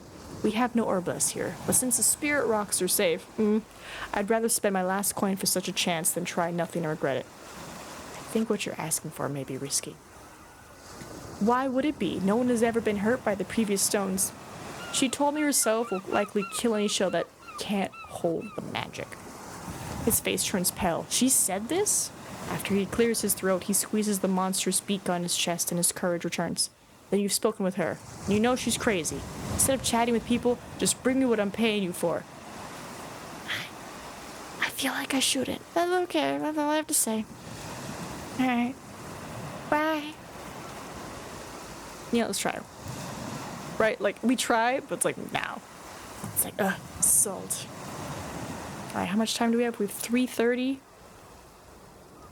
If I go here, it's 15 minutes. But I can still get to Foggy Lake. Alright, I'm gonna head back here. See if I can talk to some of these people. I'm looking for someone. I'm looking for the daughter, Phoebe. You find her with a few children that are playing tag, watched by two elderly women, most likely twin sisters. Her skin tone, nose, and ears help you recognize her right away, even though her eyes are brown and dark, nothing like the bright green of her father's. Her shell may be present, but she stares at the dusty yard, ignored by her group. She's leaning against the wall, drawing something on the ground with her foot, without a word or a tune. You ask the sitters if she's alright, and their grim eyes are enough of an answer. A melancholic lass she is. You ask if you can talk to her, explain that her father has been worrying about her lately, and they invite you with a gesture. Hey! The conversation goes on for a long while. You try to not be too obvious, but she also seems to be just as worried about strangers as her father is. Finally, after a few minutes of your chatting and her vague one-word answers, one of your questions lands. Don't you want to play with the other children? One of the teams lacks a player. I ain't good, she states, and after a longer pause simply adds, at games. You stay gentle, asking who told her she's not good at games, and after she struggles to find an answer, you ask about the first part of her statement. My father, she admits, and he's saying I need to be better. What made him say that? The conversation starts to go smoothly. She has a vivid recollection of many evenings spent with her father trying to charm a fish, as she calls his spell. You put together the key phrases of her stories. She's not trying enough. Her mother would be sad. She shouldn't do this to him. She better does better if she wants to eat. She better does better? Oh, I think it's supposed to be she better do better if she wants to eat. Or it could just be that. She better does better if she wants to eat. Would you like to be better at spells? She doesn't respond right away. Maybe, she says, if it makes Dad proud. An irritated grunt of one of the sitters makes it clear that's enough. I look for someone else. Okay, so. Okay. I know she's. No, I already chatted with her. Person or service are you looking for? No, I think that's kind of it. I think that's enough for now. Boatmaker. Right, she's chill. You ascend the hill, the guard stands up and puts his woodwork on his pillow, but then closes the door and stands in your way. Is tired from your questions and problems, you're asked to visit her another day. There's so much more stuff I wanted to ask her. But I still have time. I can stay here, or I can get to Foggy Lake and ask questions. I got questions. Ooh, and I can sleep and then go hunting with them. Alright, questions about the peninsula. Old bridge. Must be centuries old, this slab, and they stay there longer than any of us. She does places. Let me check my map. Map. Secluded residence. Can I just type a fallen tree? Would that work? Fallen tree. God damn it. Okay, thank you. Some things. Give you 4. Yeah. Alright. I'm good on food. I still have food with her. I think. Yeah, we only have an hour. I don't think I can go anywhere. I mean, I could go to the creeks. I could go to the creeks, say hi, what's up, get some more chitty chats done. Yeah, Shallow Creek. Let me just splish splash. Oh, thank God, I'm clean. Old Hava the farmer. That's right, she's got a fish trap and a chicken. The hunter. I don't have anything new about admin or Maya, carpenter. I want you to discuss the issue with the village. You should know by now I can be trusted about the eastern path. Too late to start a journey. Bring more news from the eastern road. I should take care of some more bugs that crawl in the watchtower. The brook ford. Okay, yeah, so watchtower. Well, I have that jar now, so watchtower. Okay. I think that's what I'm probably gonna do. Alright. He takes the rod and smiles. There's no need. I already know what they'll say. My tribe calls you a fair soul. We'll put it at the watchtower, and there aren't many birds that would steal something of this size. Is that all of them? Got it. Talk to Enchantress. I think that's all the rods. If I'm not mistaken. Where are my rods? Bronze rods. I placed them all! Which means I might have enough to buy the magic rock. Okay. It's nighttime. We go bed by. Oh, I can't sleep here? Oh. Alright, bye. I'll go to Foggy's. Sleep.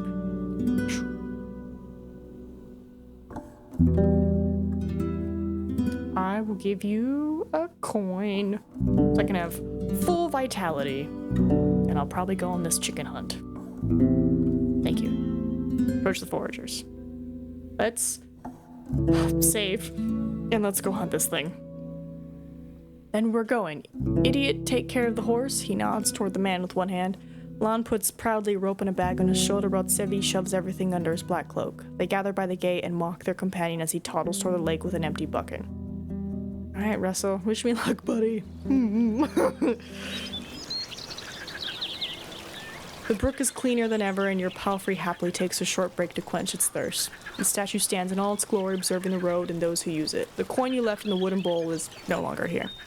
A nice thing, isn't it? Lon thunders behind you. It's older than our home. What'd you say? Chips and Sevi, do you have such things by Havana on the roads? Carrying your belongings on your own is surprisingly tiring, and you make noises with every turn. You do. Seen as a sign of pride. Statues of humans are seen as a sign of pride. Yeah, bam.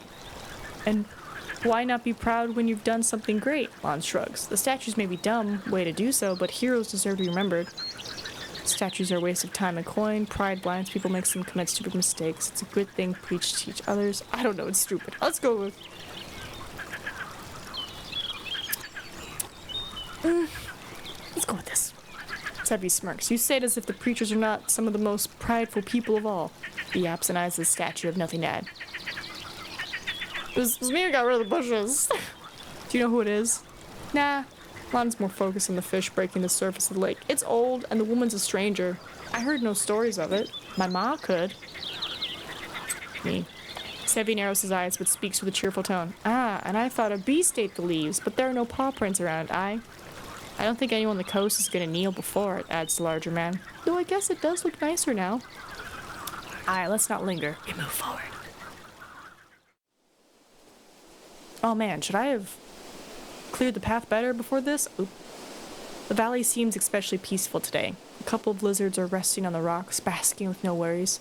Lon points east to a large bird at the edge of the horizon, which freezes in the middle of a step and turns its orange head in your direction. See? Time to get ready. Tell me, why are you growling? Well, avoid the beak, and the legs, and the trample. He pauses, inspecting the loop at the end of his rope. And don't hurt it, if you don't have to. We don't want it to be a bother. Sevi jauntily drops his belongings in the middle of the road and jumps in place, rhythmically breathing. After he takes off his black cloak, he reveals a set of fancy clothes made of black leather. Clothes of a sneaky adventurer. It charges like a moron. Be nimble, that's all. 1 or 2 ropes on the neck and we're halfway home. But don't let it pass you by. Aye? Stay alive and you do the rest. Should I also take a rope? I can throw it at the bird and pull once it gets behind me. How about you play the bait? I'll keep aiming, and if things go wrong, I'll put the bird down before it hurts anyone. No, the point is to not kill it. Do I need a rope? I don't know, friend, says Lon. Roping isn't easy. Don't be too reckless. We don't have magic on our hands. And we can't buy another Roadwarden, adds his companion. so don't make this as a bad trade for us. Alright. Oh god. It's taller than Russell, with wide breast and long, thick, partially feathered legs that could easily trample your chest. Its thighs are thick and powerful. The pointy beak could swallow your entire forearm.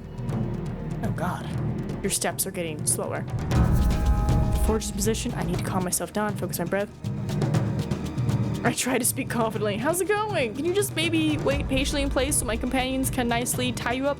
Once you get to the pen with us, you'll have all the rats and pigeons you can eat. I won't die to some stupid bird. Yeah, let's do that. Let's be cheeky. The bird moves forward even before you finish your sentence, clearly unimpressed by your promises. But the sound of your voice and the illusion of control helps you calm down. Your hands hold your equipment firmly, and your legs are already bent, ready to jump. You can handle it. Soon the bird is surrounded by your group, and the pond behind it blocks its path of escape. Once it realizes that, it speeds up, charging in your direction. Hey, bee! It's tall, wide, with a massive head. Its feathers are torn by the wind. They are vividly brown, white, and creamy, longer than your hand span, coating the creature like a cape. Its steps are heavy and deliberate. The neck, as long as the limb, keeps moving around, sometimes staring at you with but a single black pupil surrounded by deep orange. The light gray beak resembles the leaves of the local plants. The tip is curved, pointy, and in no way smooth. It carries dozens of grooves, maybe a sign of old age, or maybe a trace of hundreds of hunts. I try to find its weak spots, just a huge duck. A respectable opponent. I may be forced to kill it after all. Am I even ready to face it? It's just a big duck. It waits no more. It raises its head and makes a long, piercing screech which fills up the entire valley. The feathers on its neck are shaking, but also waving, moved by the muscles. It then flaps its wings and lunges forward, still shouting, charging at you with full force. What happened to my axe? Do I really only get like one axe used for the whole thing? I should try to rope it. I keep my distance and dodge when necessary. I hold my ground, make a quick dodge, then grapple the bird. I'm gonna save, because... I'm gonna grapple the bird! The giant feet are pounding the ground with every leap, scuffing up clouds of leaves and sand. It lowers its long neck, pointing it at you like one would a spear. You wait to duck at the very last moment. In the blink of an eye, you show up at the beast's side, pressing your shell to its large chest. Too large for you to wrap your arms around it. Hey! You try to avoid the massive legs, but the monster turns out to be as confused as you are, just making an angry screech and trying to shake you off. The feathers are scratching your cheeks and getting in your mouth. Once the bird gets rid of you, it runs east, not aware that it only helps your companions. Gonna grapple the bird! You wait to duck at the very last moment. You try to catch the beast from the side, but it has enough time to peck your shoulder. Your gapes does its job and protects your flesh. Though in pain, you press your shell against the monster's wing, trying to avoid its legs.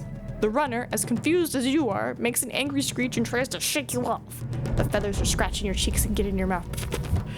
Once the bird gets rid of you, it runs east, not aware that it only helps your companions. That's when the loop lands on its neck, tightening quickly, and Sevi shouts cheerfully. The bird remains silent, maybe already out of breath.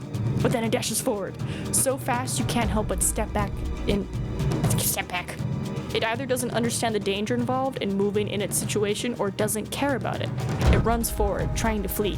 It makes 2, 5 jumps. You hear Lon swear. Without looking at him, you know that he let go of the rope. I need to stop the bird before it runs away. I grab the loose rope and pull with all my strength. I stand in its way, and once again, I try to catch it. I have to block it and hope I won't get trampled. Better dead than gone. The beast is not in control. I gather all my strength. I need to stop the bird. I can shoot it with a crossbow.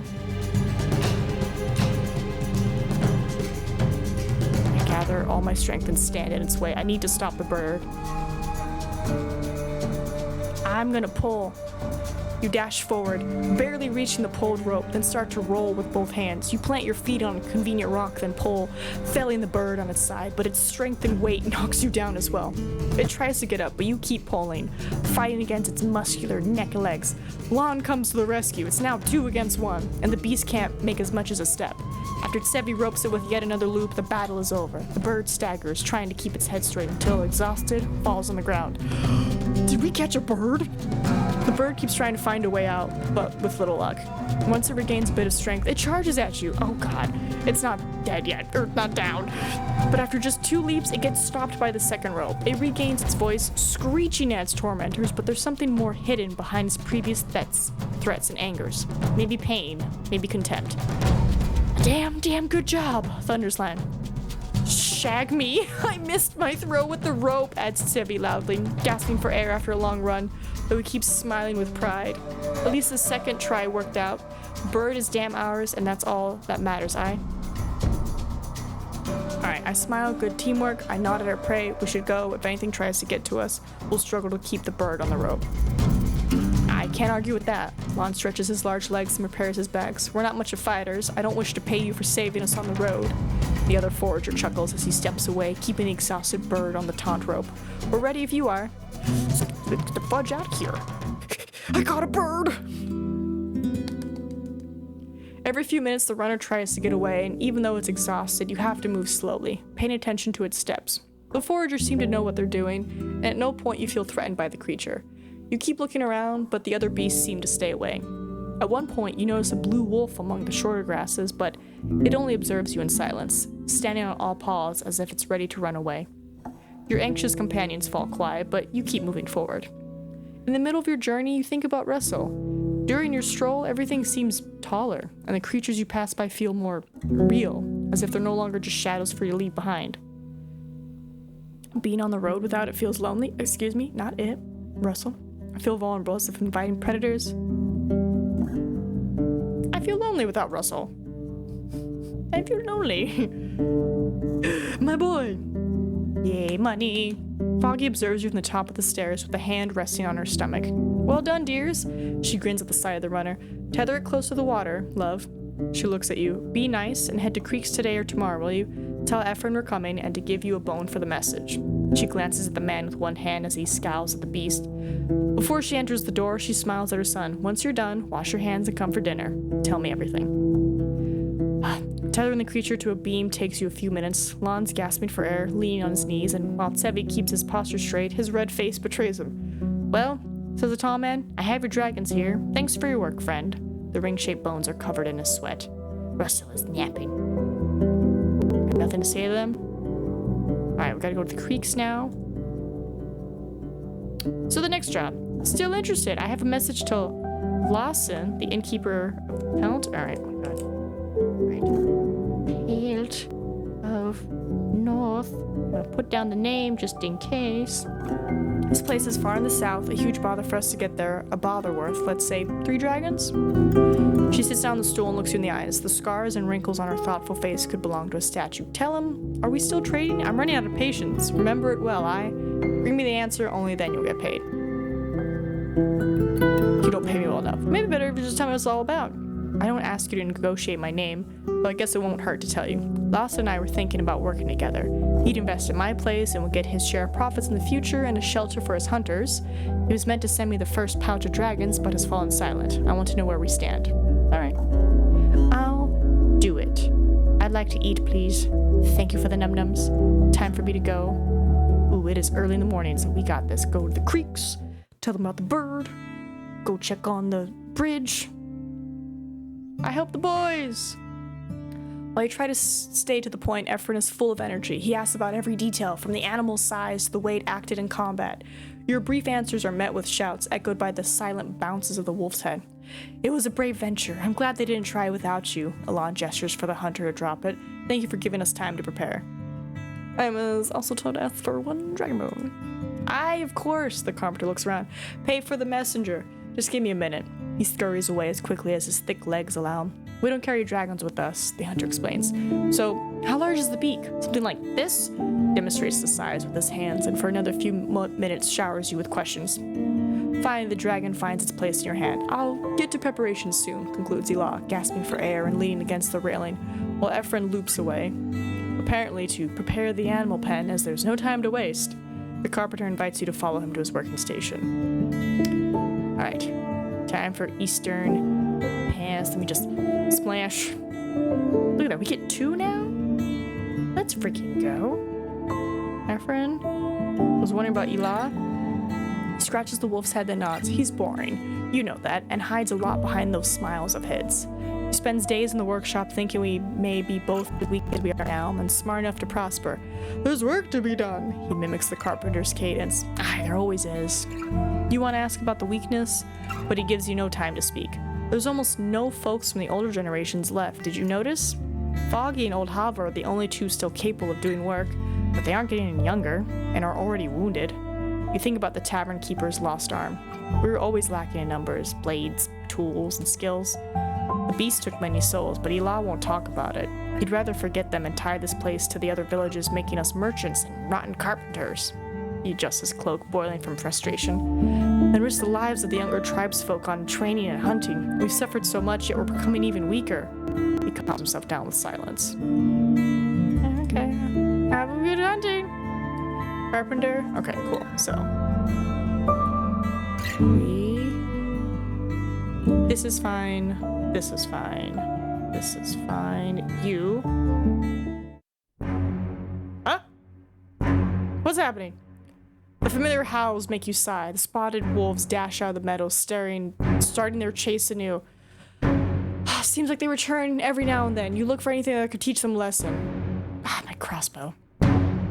You reach for the drawn crossbow and bolt, then lock your sights on the closest creature. You wait until you learn its rhythm, then shoot once it's midair. The arrow flies through the wolf's flesh, causing it to let out a pained cry and plunge to the ground. Its concerned allies howl with fear and anger. While a few of them try to keep up, many more stay behind and surround it. Okay, yeah, so it's just like, pew, pew.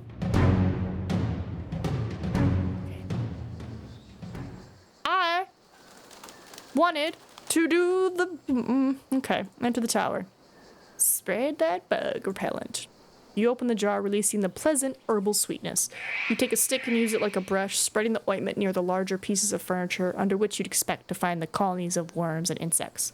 You also put on top of and inside the pallets, as well as around the windows, under the door, and in the corners. The remaining balm finds its place in a couple of holes that you spotted between the bricks. In less than half an hour, you already see roaches that either lie still or kick their legs desperately while on their backs. Maybe something will fly into it. I got the ground floor. Yay! So, tower is good. Signpost is fine.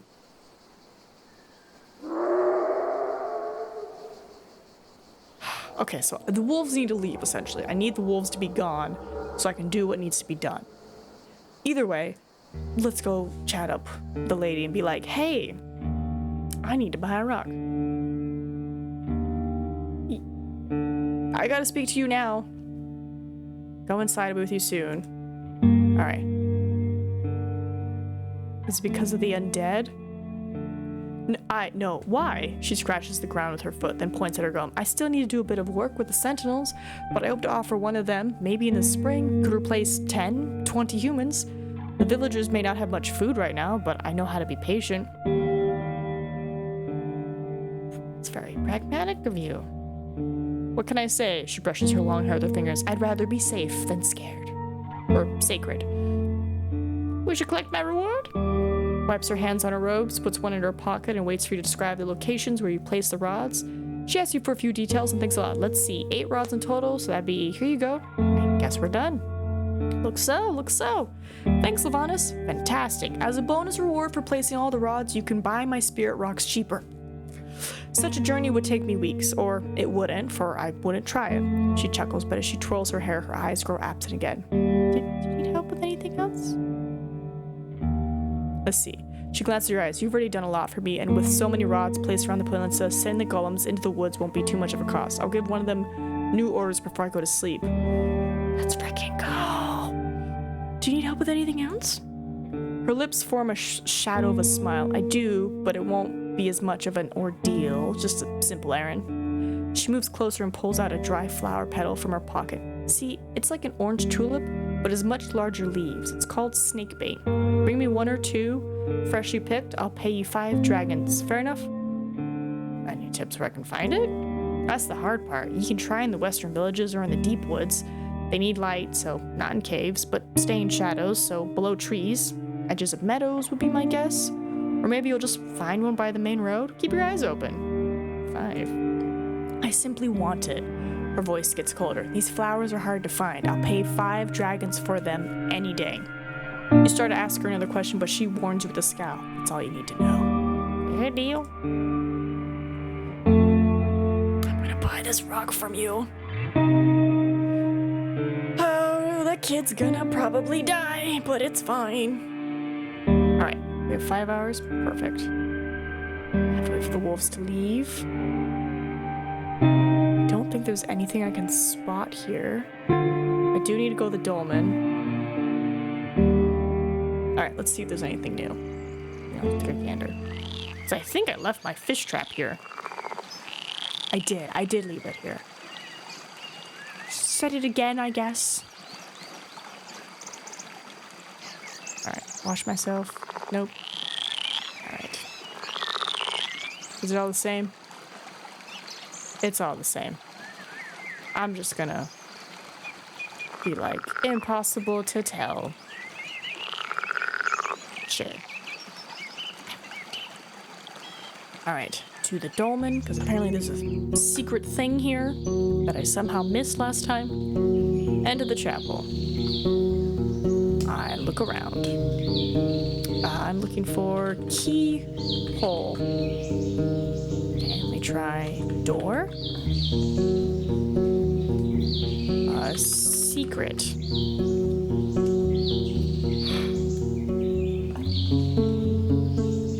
Hourglass. Spelled that right. Because they said there's a secret compartment here. And I have the key for it.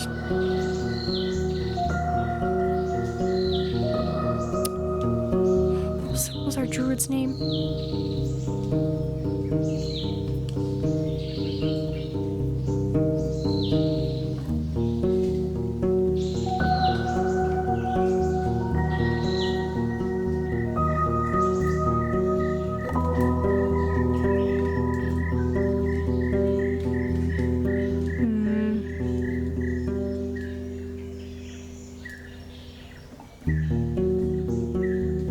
Is he?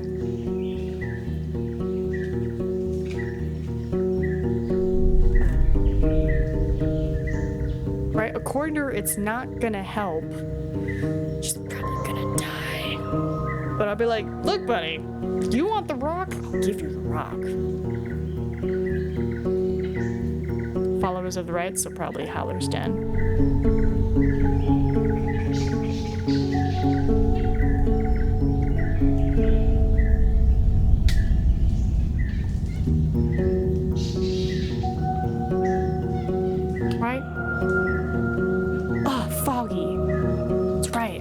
Foggy about the dolmen. Damn it.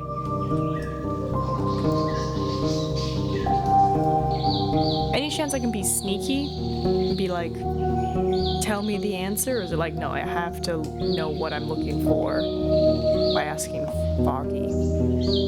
Dolmen. Warden.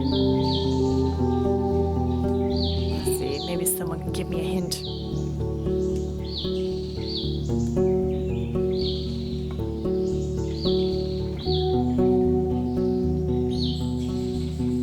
Let's try slab, because that's in the room. You see soil. Hatch. Make a couple of small holes in various spots, but the most interesting area turns out to be hidden beneath the remains of an old campfire. You move all the ash and pieces of wood until you find a well-preserved plank. You dig around, find a solid trapdoor locked with a steel padlock. I open it with the key.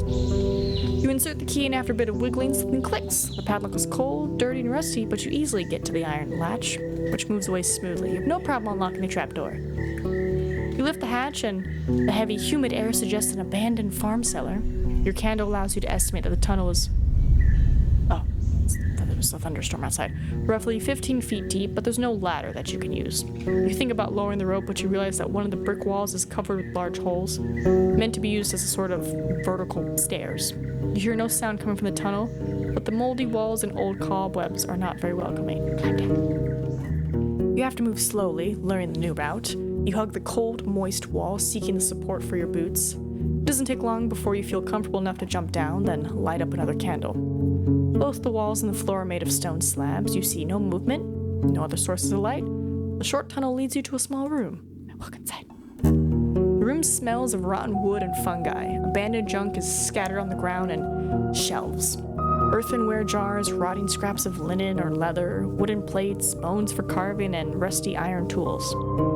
While these odds and ends may be years or decades old, the basement could just be as ancient as the main floor of the chapel. The one thing that seems to be uniquely fresh and durable is a small wooden box held together by a few fiber cords.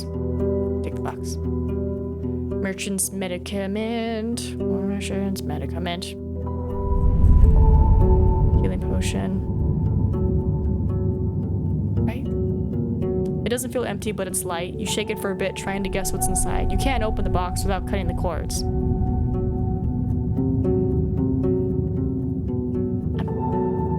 I'm gonna open it.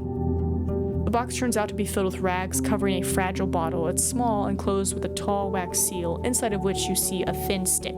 It should be easy to instantly open if needed. You can't look inside, and if you open it, you may not be able to seal it again. Nevertheless, you recognize a magical potion when you see one, probably the one that you were meant to find at Kakios the merchant.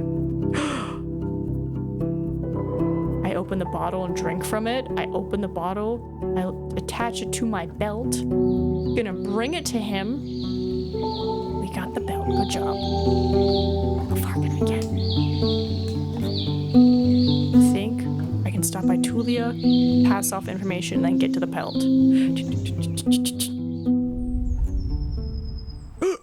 What happened here?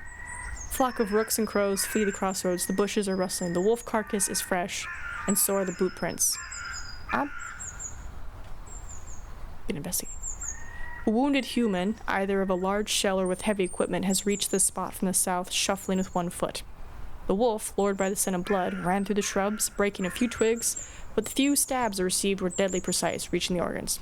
The fighter turned west. I might need help. The yard is stained with coughed up blood, the trail leading into the building. The hunters are tense with weapons at hand, looking into you as if you're bringing them answers. You're approached by Delit. You heard? The lieutenant from Hag Hills fled from her camp. She'd be dead without her potions. What? Why?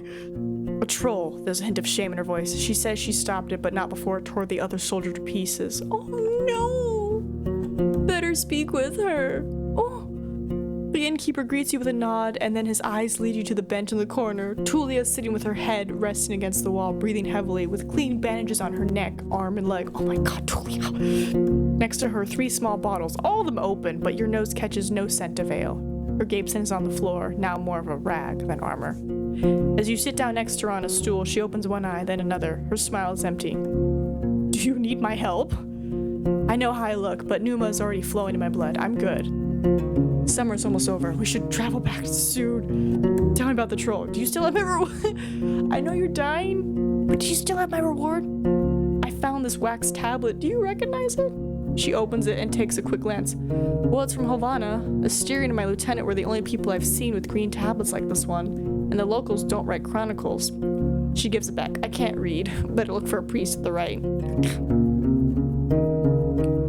We should soon. She shrugs. Well, if any city rat is gonna criticize me for getting out of here before the end of my watch, they can jump into the sea for all I care.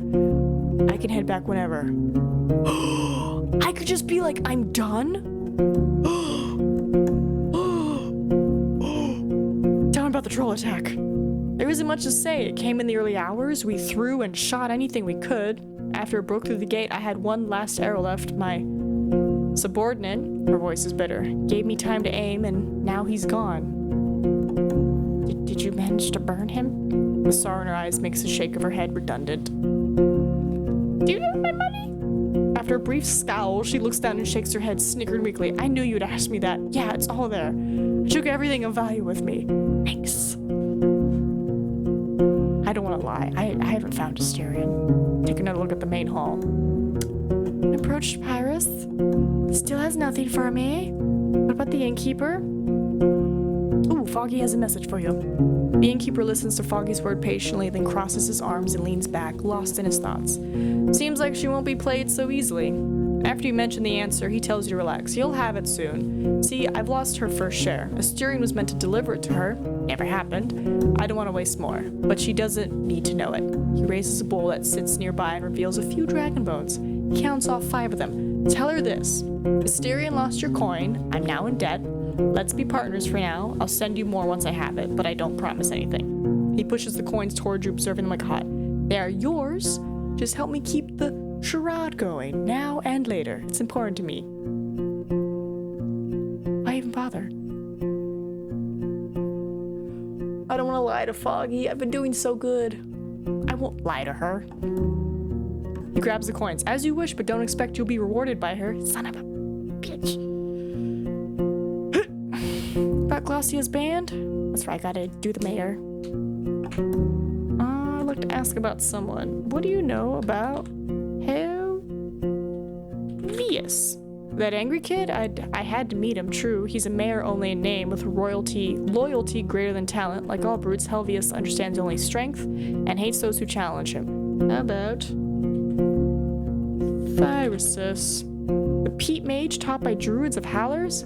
Maybe a loon, but knows enough about herbs to help with some gentler ills. I haven't spoken with him myself. Never leaves the bog, especially since he moved away from the walls of White Marshes. You ask why he lives by himself, but the innkeeper scratches his ear. He got into some argument with the priest, some death in the family, I think, and he refused to put the others at risk. I don't know, it sounds personal. What about Severina? I spelled her name wrong, didn't I? Severina.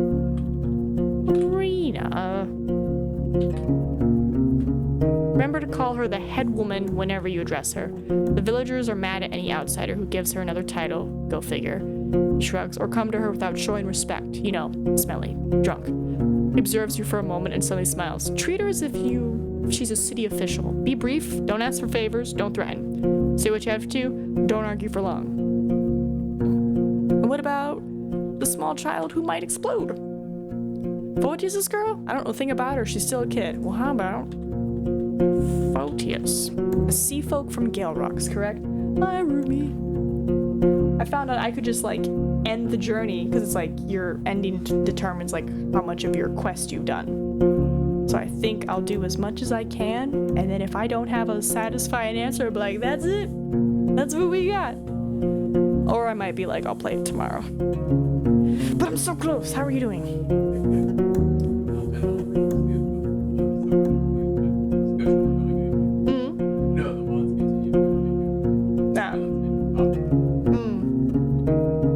That sucks.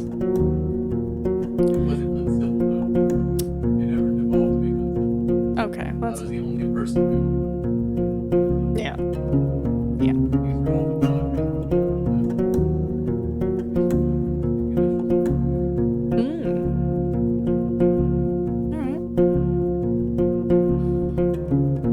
What does he have to buy? No, he only gives me 6. I only have 8 gold. Any leftovers? Yes! Free food is the best food. Alright. What is it? It's nighttime. I could make it to Tulia's camp, but there might be a troll there. So we're just gonna... No, let's not go over that. There we go. Just in case I make a horrible mistake. Boop. The road is covered with paw prints. From time to time, you spot bloodstains, spit out by someone with deep wounds. The black Karen eaters are circling ahead, above the camp. I may need to turn around. I'm just gonna... Oh my god, look at him. That's great. You don't reach the walls. The carcass is serving as a feast to birds and dragonlings, a few of which are resting on the ground, waiting for the next wave of hunger. One of them gets back on its paws, giving you a warning stare. The path to the troll's charge is marked with broken arrows and puddles of blood. The soldiers fought bravely, but the camp will be of no use until someone arrives here with a wagon of timber. Well, time to not be here. Seek shelter. Clippity-clop, off I go. Alright. The lights are promising a refuge. The guards have bows and spears and ask if there are any monsters behind you. They tell you to wait, observe in the area, then open the gate carefully, only to close it. Bored with life, Roadwarden? One of them grumbles. Hadn't you noticed it's already dark? I apologize. My bad.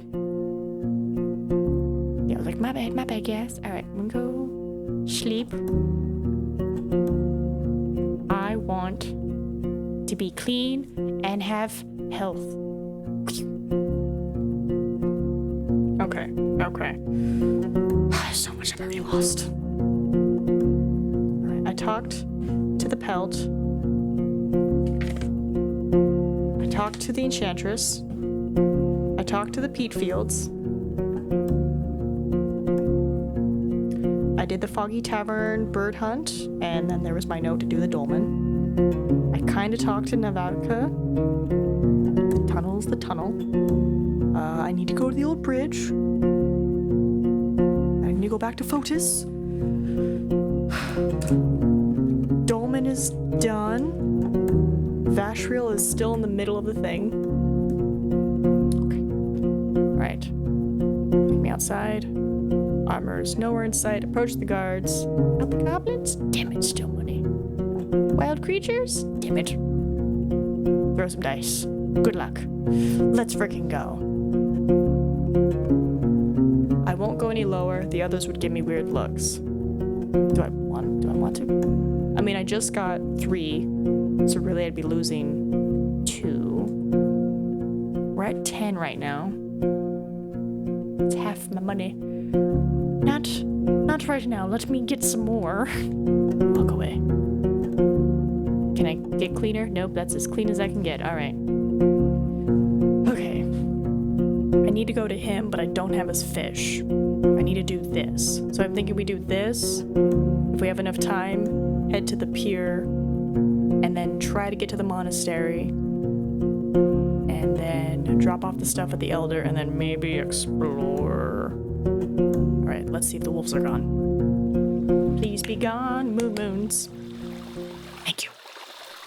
With no trees or crags blocking the sun, the road is bright and inviting. The simple bridge is centuries old, bitten by time. It makes you think of the dolmen you saw south of here.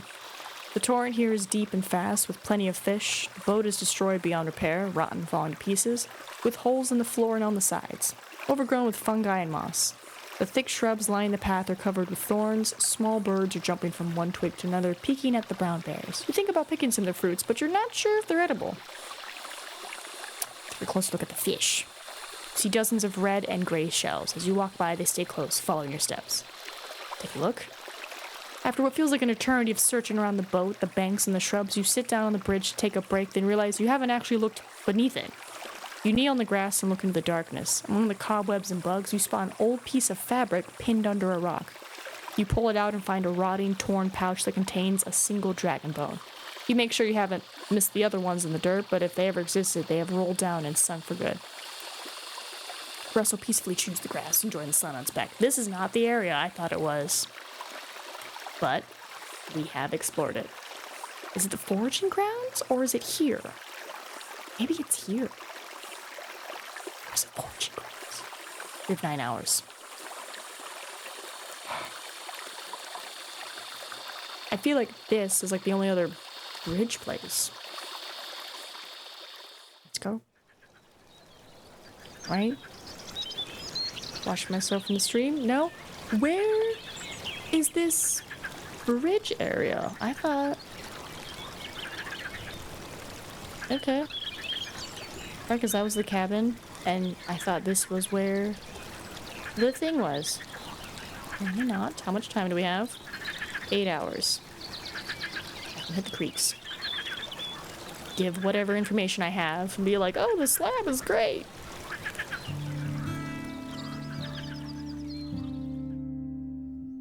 Oh, what day are we on? 17? Oh, we're doing good.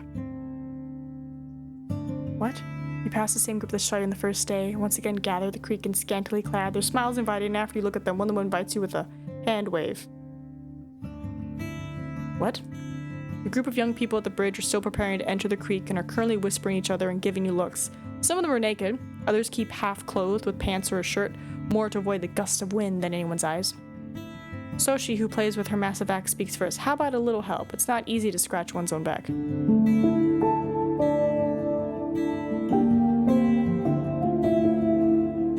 Sure. The 7 souls encourage you to strip, but don't wait for you. The splashes are followed both by chuckling and grumbling about the cold water, and once you join the others, you're neither ignored nor at the center of attention. Playful nudges and submerging are indeed accompanied by helping each other with washing hard-to-reach spots, and you find that the locals have surprisingly strong arms, proving they have many days of hard labor behind them. I mean, what better way to talk to somebody than when you're partially naked in a creek? After a few active minutes, 2 male lovers compete against one another by swimming with and against the flow, comparing their speed. The others spread along the banks, chatting about this and that. In a moment of silence, you decide to direct the topic slightly. You do. How do you feel about the creeks? The answers vary. Soshi plans to move to a different settlement. Another one hopes to see the lands beyond the peninsula.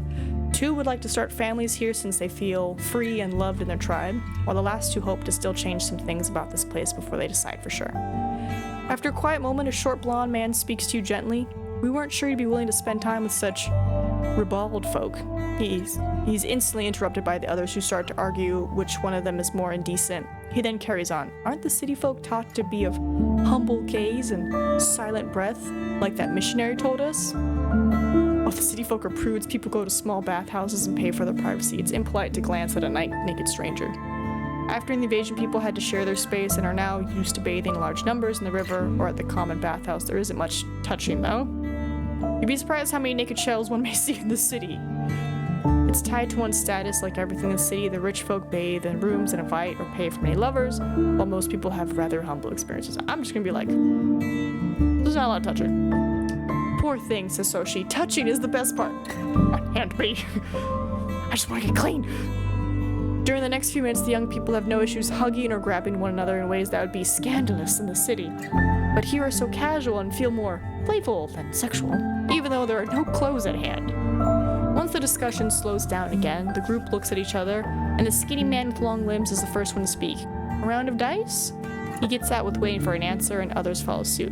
But what do we wager? Asks the brown-skinned woman with short hair. Apples? You follow them to the grass, and it seems like the others aren't even thinking of gathering their clothes. Seeing how quickly the dice find their way from a bag to the wide, short tree stump, you realize it's not much of a spontaneous invitation, as it is part of an old ritual. I do have some fruits and veggies, let's play. I've had some dried meat. I take a confident posture, apples are fine, but if you can win, I'll give you a dragon boat. No need for wager, let's play for fun. The skinny man lets out a short wail, but apples are nothing big, it is just for fun. Even though his tone is exaggerated, the seriousness look he gets from the brown-skinned woman makes it clear he wasn't entirely joking. You look at the light dancing on everyone's skin, but also their hair, now shaken by the wind. The way the grass touches your own backside is a bit distracting. The group is mostly glancing at each other or gossiping without paying much attention to the game. Soshi once again holds her axe and looks at all of you while humming a peaceful tune. The rules are similar to those of the game you played in Pelt of the North, but this time 6 people can play at once, and the bone dice are cubes with 6 dotted faces instead of 4. Every time someone wins a round, they get a point, and the person with the most points at the end of the game wins all the coins. Let's see. I try to get to know them better, flirt a bit. I ain't flirting. I'm married to the road. I stay focused. The skinny coordinator realizes that you aren't holding back and also starts to ignore surroundings, trying to take you down. The 2 of you sometimes comment on your plays while the other players at first fall silent, feeling the tension in the air, and then surrender their spots one by one, allowing the 2 of you to play over the reward. After the last person walks away, chatting with the others as they collect their clothes, the skinny man also gives you an awkward look. Know what? Let's just say you won. He growls and grabs the dice. All that's left for you is to stand up. Have a good evening, Roadwarden, says the woman with an axe on her shoulder, now covered with a leather shirt. Thanks for playing. Okay, well, that was interesting. Farmer? She's still the same. Cool, thanks for the money. Ephron? I noticed that no soul in your tribe carries a weapon that would contain iron or copper. Not because of some priest prattle, we just have neither, he taps the sharpened obsidian of his club proudly. But we do what we can and with fine results. We hunt nothing larger than a deer and cast rocks from slingshots. Eli hopes to trade for copper with his firewood, chairs? We'll see. His eyes tell you that you'll see nothing of the sort. There was even a traveler here a year or two ago who was seeking ore in this land. He went to the eastern ravine at the foraging ground south of here, and he gives you a playful look, then suddenly clasps his hands and steps forward, making the wolf's jaw bounce up and down. Dead! His tent is still there, but the shell went to the fogs. I don't think I have anything new. Nope. Thanks, buddy. Alright, carpenter. Alright. There we go. I made a deal with Utica. Her sentinels are going to look after the roads that surround the watchtower. Ba-bam. The description of the golems makes him tighten his shoulder cloak. When he grabs the casket, he holds it tightly. And you're sure they aren't going to attack anyone. Seeing your uncovered smile, he counts down 3 bones without looking at them, lost in his thoughts. I take them from... One day he'll be grateful for what I've done. I'm glad you keep moving forward. My tribe was worried I'd throw our dragon bones away, but we've already planning our next move. The watchtower is clear? Kind of. Right, the broke ford leading to the heart of the woods won't support wagons and carts. Where is this? Oh, maybe it's in the middle. Okay. That's a relief. He reaches for the case so quickly that he misestimates the distance. It falls on the ground with a clatter like a fistful of dice. Instead of collecting everything right away, he picks up 2 of the dragon bones that are rolling toward him. I need to make another one anyway, he says to himself and pays you asking about the place. You mention the bugs, the rotten barrels, the moisture. Once you describe the broken door, the man sighs. So we can't hide there for long. I'll need to build a new door myself, but I have no iron for a lock. He adjusts his furry cloak and starts to think out loud. It was quite an expensive bomb, you know, the one for the bugs. I give him a meaningful look. I'm fine, it shouldn't be too difficult. The more I tell my tribes folks about your good work, the more often I hear them talking about you. Okay. Alright, so... Old bridge. I'm gonna put... Middle trail. So I know to explore it. Alright. Huzzah on that. We have 6 hours. I don't think there's anything else at Foggy Creek. Gale? Right, because I need to talk to Fotis, who's here. Herschel's also there. And then I need to go to the White Marsh. Yeah, so let's go to the pier. You ride by a patrol from creeks that's escorting a cart loaded with timber. They greet you politely, mentioning the growing safety on the roads. As you ride further, you notice the fresh coat of pebbles covering the muddier scraps of the trail, the trimmed shrubs, and the cleaner tufts of grass. From now on, it should be easier to cross the path between Foggy Lake and the village. Yay! I'm making a difference! Huzzah! Alright, I approach the pier. I head to the fishers. Did you catch the Empress carp? Right, and a few of them, but most of them females. He approaches the nearby shed and brings you a bucket covered with lids that are held by hemp cords. He lets you hold it for a bit. It's heavy and its weight shifts, as if it's filled with water. You'll need to deliver it quickly or it's going to choke itself to death. Or die of hunger. I don't know much about keeping fish alive, but if it dies, I can sell you another one for another coin.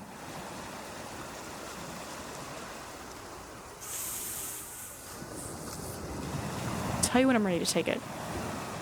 Let me look at my map real quick. Oh, it doesn't tell me. Hold on. How far can I get with 4 hours? I can't get far at all. I'm gonna have to nap at Gale Rocks. Okay. I think that's what we're gonna have to do. We're gonna have to just pick it up tomorrow, run all the way down here, try to get there. Okay, approach the pier. Head to the fishers. About this... Save. About the spirit rock. You've got it? Like, let's discuss this once more. I talked to Phoebe. She doesn't seem to care much about Numa, but it hurts her to see your disappointment. Disappointment? But I would never. His voice swings between shouts and whispers. I'm just trying to help her. Any parent would do that for their only child.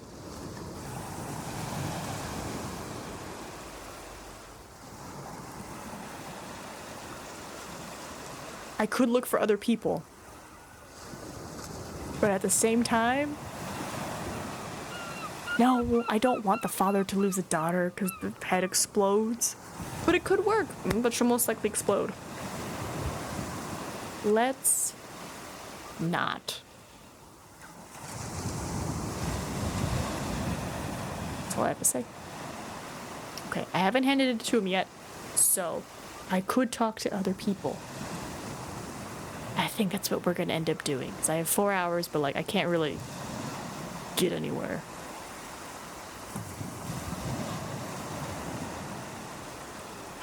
Is it this? Ooh, maybe it's you. Is it the northern road that needs to be fixed? No, you're fine. Mount's hooves are pounding on the ground and a few ducks flee into the ocean. They flee through the tall grasses, only a few stay nearby observing you with a mixture of curiosity. It's too dark to look for the trail of the owner of the ride. Oh, I still didn't pick up my fish trap? Silly Nina. Alright. Going to Foggy. I was hoping to go to the other one. Damn it! I thought I'd be fine. I had a talk with Lawson. She encouraged you with a smile, and what did he say? I mentioned that he wanted me to lie to her. She walks around the hearth like a bear in a cavern, dusting the shelves with a wet cloth. She keeps silent for a minute or two, then throws the rag into some jars, knocking them on the ground. Her loud words cover the cracking sound. So that's how it is. Her tone remains in control. She puts her hand on your shoulder, looking in your eyes. I appreciate your honesty, Lavanis. She hands you the cold pieces of bone. Here are your dragons. She steps away, looking through the window shutters. There will be consequences. Oh no! She announces lower in her voice. Let me know if you have anything else for me. I have already prepared what I need you to take care of. She nods toward a wooden cask that's under the table. It's not larger than your stomach. It's a mighty fine, strong cider. Brewed it myself. The folks at White Marshes paid for it many days ago. It was meant to be a wedding gift, but no soul came to pick it up. Take it to them, dear. I know it's heavy, but I bet you're not eager to go there. But 3 coins are going to be plenty fine for you. It's not that far from here. Just don't lose it at a trader's stall. She cracks her knuckles just by making a fist. It's not so valuable that you'd want to sell it behind my back. You ask who exactly is meant to receive the delivery, but she just waves her hand. Just ask for the mayor. White Marsh. White Marsh. Like, what do I do if they don't take it? Why wouldn't they? She waves it off. But let me know about it. I can sell it back to you for a good price. Alright. I have a cask of cider now. Alright, let's just try Dolman. I'd rather spend a night. Campfires by at least sticky soot. Stone has its price after all. I found a trap door. You tell her what you found inside, and her grimace, puzzled at first, turns into a chuckle as she scratches her wide neck. So it's, what, an old bandit's hideout? A warehouse? Your empty guesses don't bring you any closer to an answer. Let's just be glad it's not a cursed altar covered in blood. But who knows, maybe some traders could use this chamber to pace out their deliveries. She gives you an encouraged smile. Plenty fine, dear. Yay! Thanks. It's sleepy time. No, we're still good on food. Alright, I'm gonna sweep. Beep, beep, beep, beep, beep, beep, beep. The rains once again hit the ground, interrupting your sleep. Another day of muddy roads. I need to get to Howler's Den and give the potion. I'd like to eat, please. Thank you. Time for me to go. Alright. So we need to go here to pick up the fish and then pray I can get to down here. I feel like I could. So let's get the... Oh, I'm supposed to talk to the people. It's fine. It's fine. Give me the fish. Alright. See you later. Alright, I don't have time.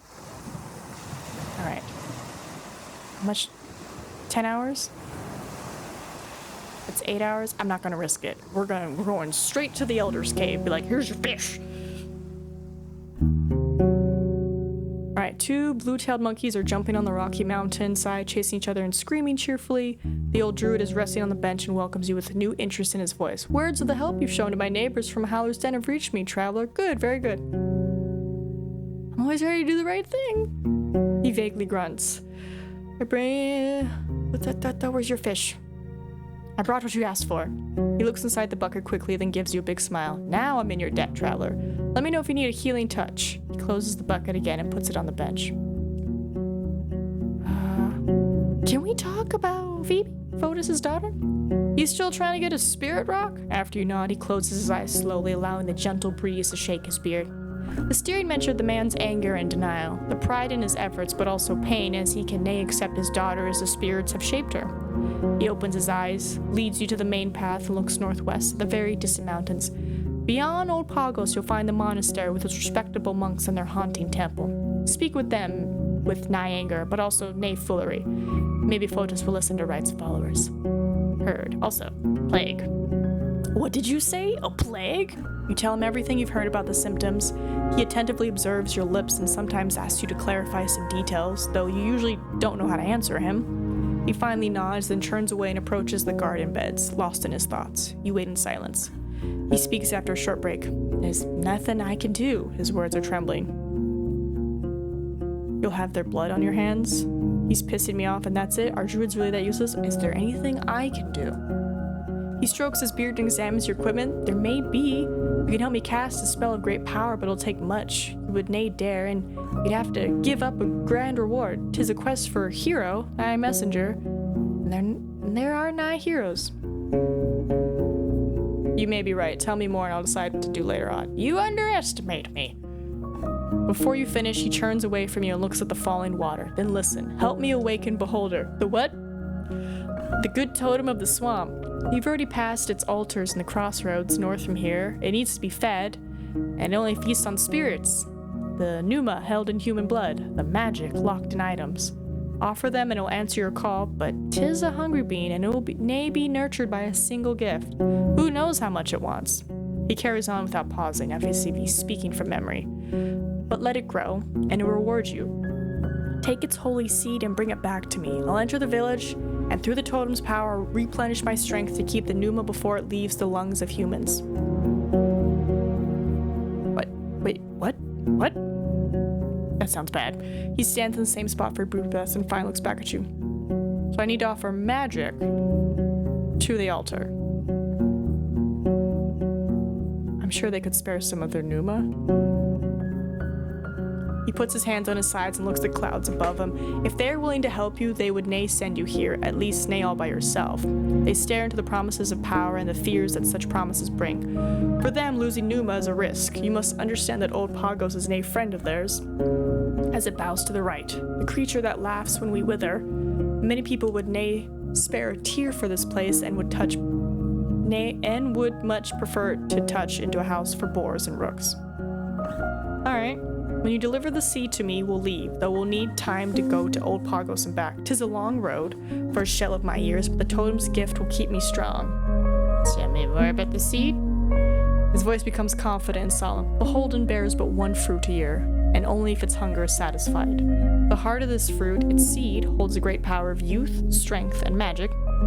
Therefore, when the winter ends, the people of Haller's Den gather at its feet and give away the pneuma held in their blood and possessions.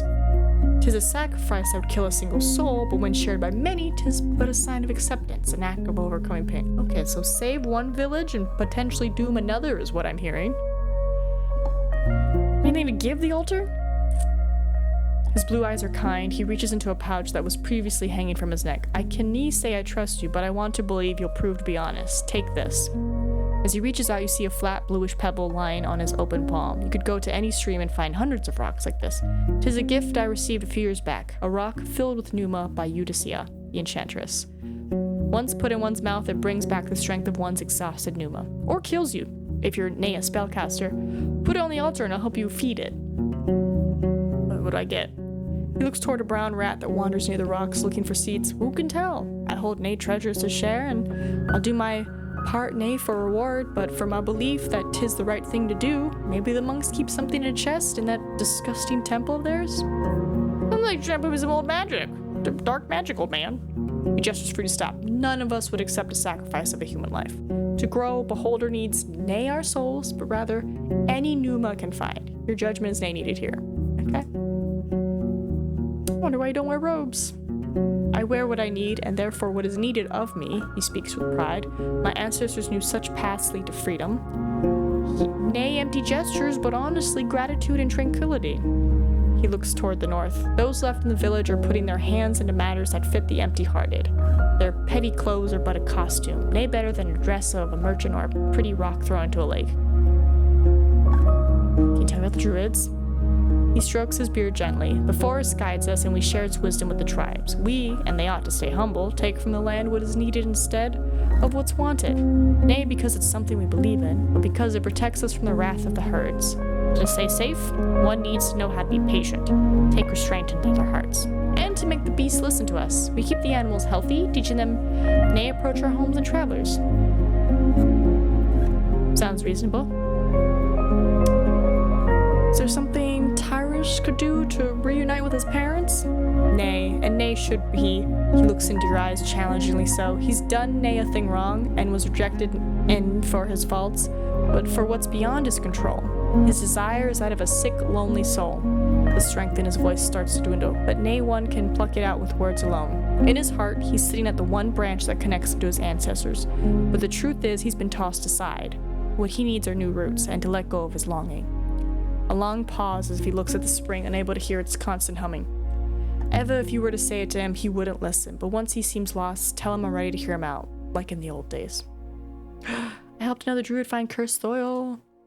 Your tale takes less effort than you expected it would, since the elder seems to be well aware of the spot. A shameful, deserved trouble. 'Tis the tomb of a nightmarish object, but it does nay belong to a human shell. The gathering is more than capable of handling it, though we can only hope they'll be eager to find a lesson in this endeavor. He rubs his forehead right between his eyes with a pained frown, but this hope has served me little so far. Can you predict the weather for me? If 'tis so easy, why can nay every soul learn to read the weather? His harsh gaze shifts into an amused smile. But it may just be that nay ancestors have taught me a few tricks. It takes him a few minutes to study the clouds, listen to the wind, touch the rocks, observe the flight of birds and insects. In the end, he crouches with a flexibility that's surprising for his age, and speaks out loud a few words in the old speech, drawing a vague symbol in the ground with a finger, then almost violently grasping the soil. He stands up and blows it into his fist, spreading its content in front of him. He then nods toward you. It will nay get any warmer than it is now, and more rains are to come. How are we gonna do it on time? We have 15 minutes before dusk. I can't get anywhere. Time to seek shelter. Off I go to Haller's Den, there goes my vitality. Hey. I head to the stables. I'm broke. Save my money. Alright, go to the druid. Wants nothing to do with me. Main square. Innkeeper. I think we're still good on rations. I should buy like one more. Oh, click, click. Thanks. Alright, mayor. Alright, I show her the troll bone tablet. Could you tell me what's in here? Pretty! She taps on the carbine of the back. You sure you don't want to leave it with a cockers for a few bones?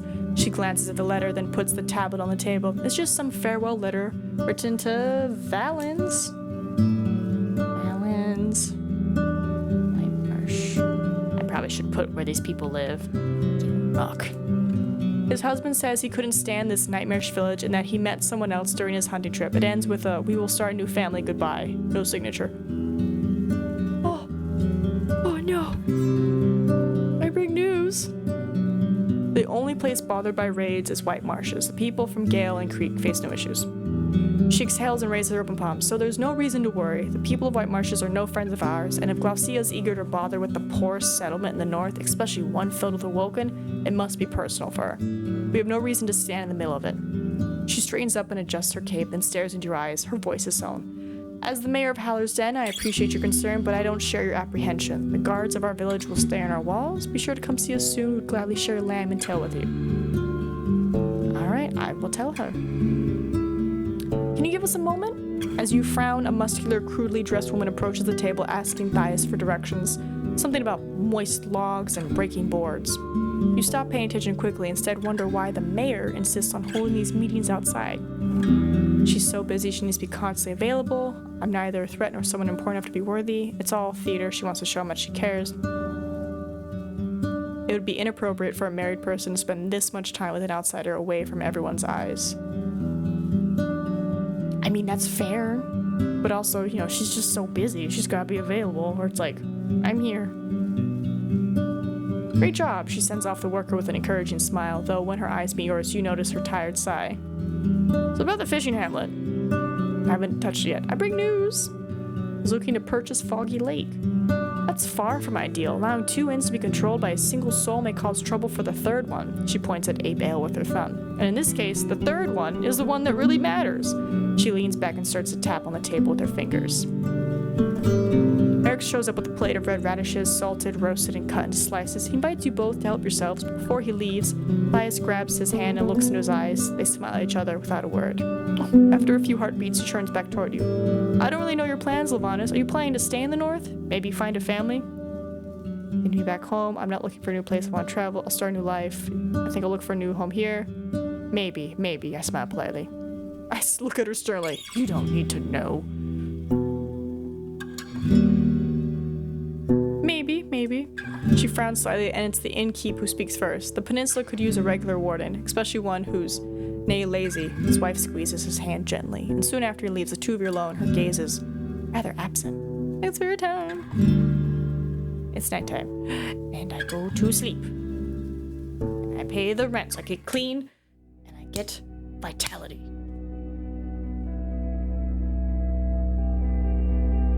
Right, it's a Kakos that needs the potion. Dark skies don't let go. It's yet another night of nightfall. Never a break. That explains why it takes so long to get anywhere. Alright, just seeing if there's anything new. No? Nope. Alright, I'm gonna wait for him. Looking for flowers that look like orange tulips but with much larger leaves. Do you grow anything like that? I'll ask at Byron's. Her wife had some of those. After a few minutes, he brings you a clay pot with a plant not larger than your hand. It has a single flower and a couple of healthy leaves. Back in spring, Asterion asked us to grow them, but he's no longer around, that little stinker.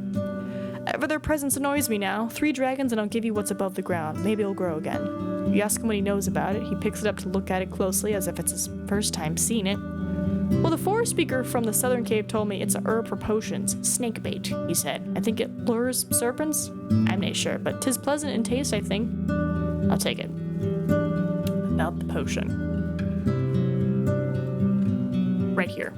With a grin, he picks up the bottle gently, jingles it, weighs it in his hand, then puts it on the counter. Great. Now let's hope my little girl will nay get herself swallowed by a dragon. So we said 5 rings. It's yours. He smiles and looks for the coins in a large pouch. Thanks, oh bringer of good news. I take my reward. Do you ever say? I think my axe is good enough. That's all I needed. Okay, leave the square. Check on the tailor. Need your services. Yeah, fix my thing, please. Just a little bit. Druidess wants nothing to do with me. I'm not going to offer my service to the guards because that's going to take up time. Where am I? I am here. I've spoken to the druid. He wants me to do a bunch of stuff with the boulder. I need to go to the monastery and Old Pagos and explore this. It's rainy though.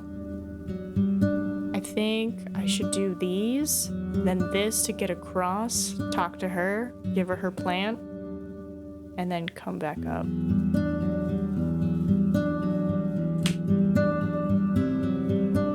The old bridge.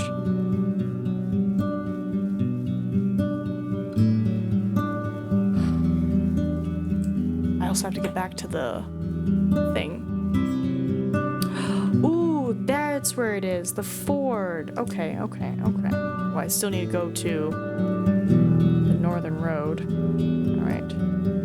The northern road, because I'm sure that's going to lead to one of the missing people. And then the ford. I'm just going to put west side so I know where it is.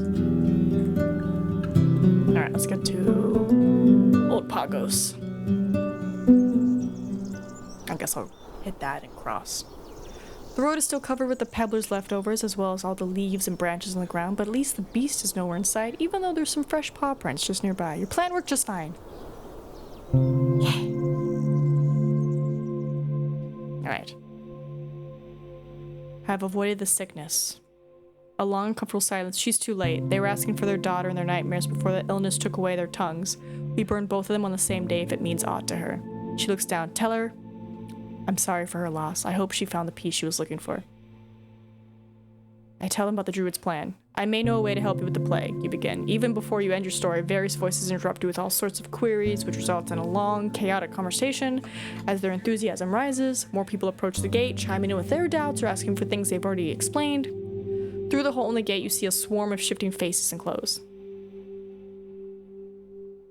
Yeah. The locals spend most of the time arguing with each other about hope, desperation, doubt, and distrust. You're even accused of trying to manipulate desperate souls. Reaching the point where you can move on takes you a few good minutes. There isn't much you can do from here, but as I've said, awakening the altar requires Numa. If you got something I could use as a sacrifice, it would be a huge help.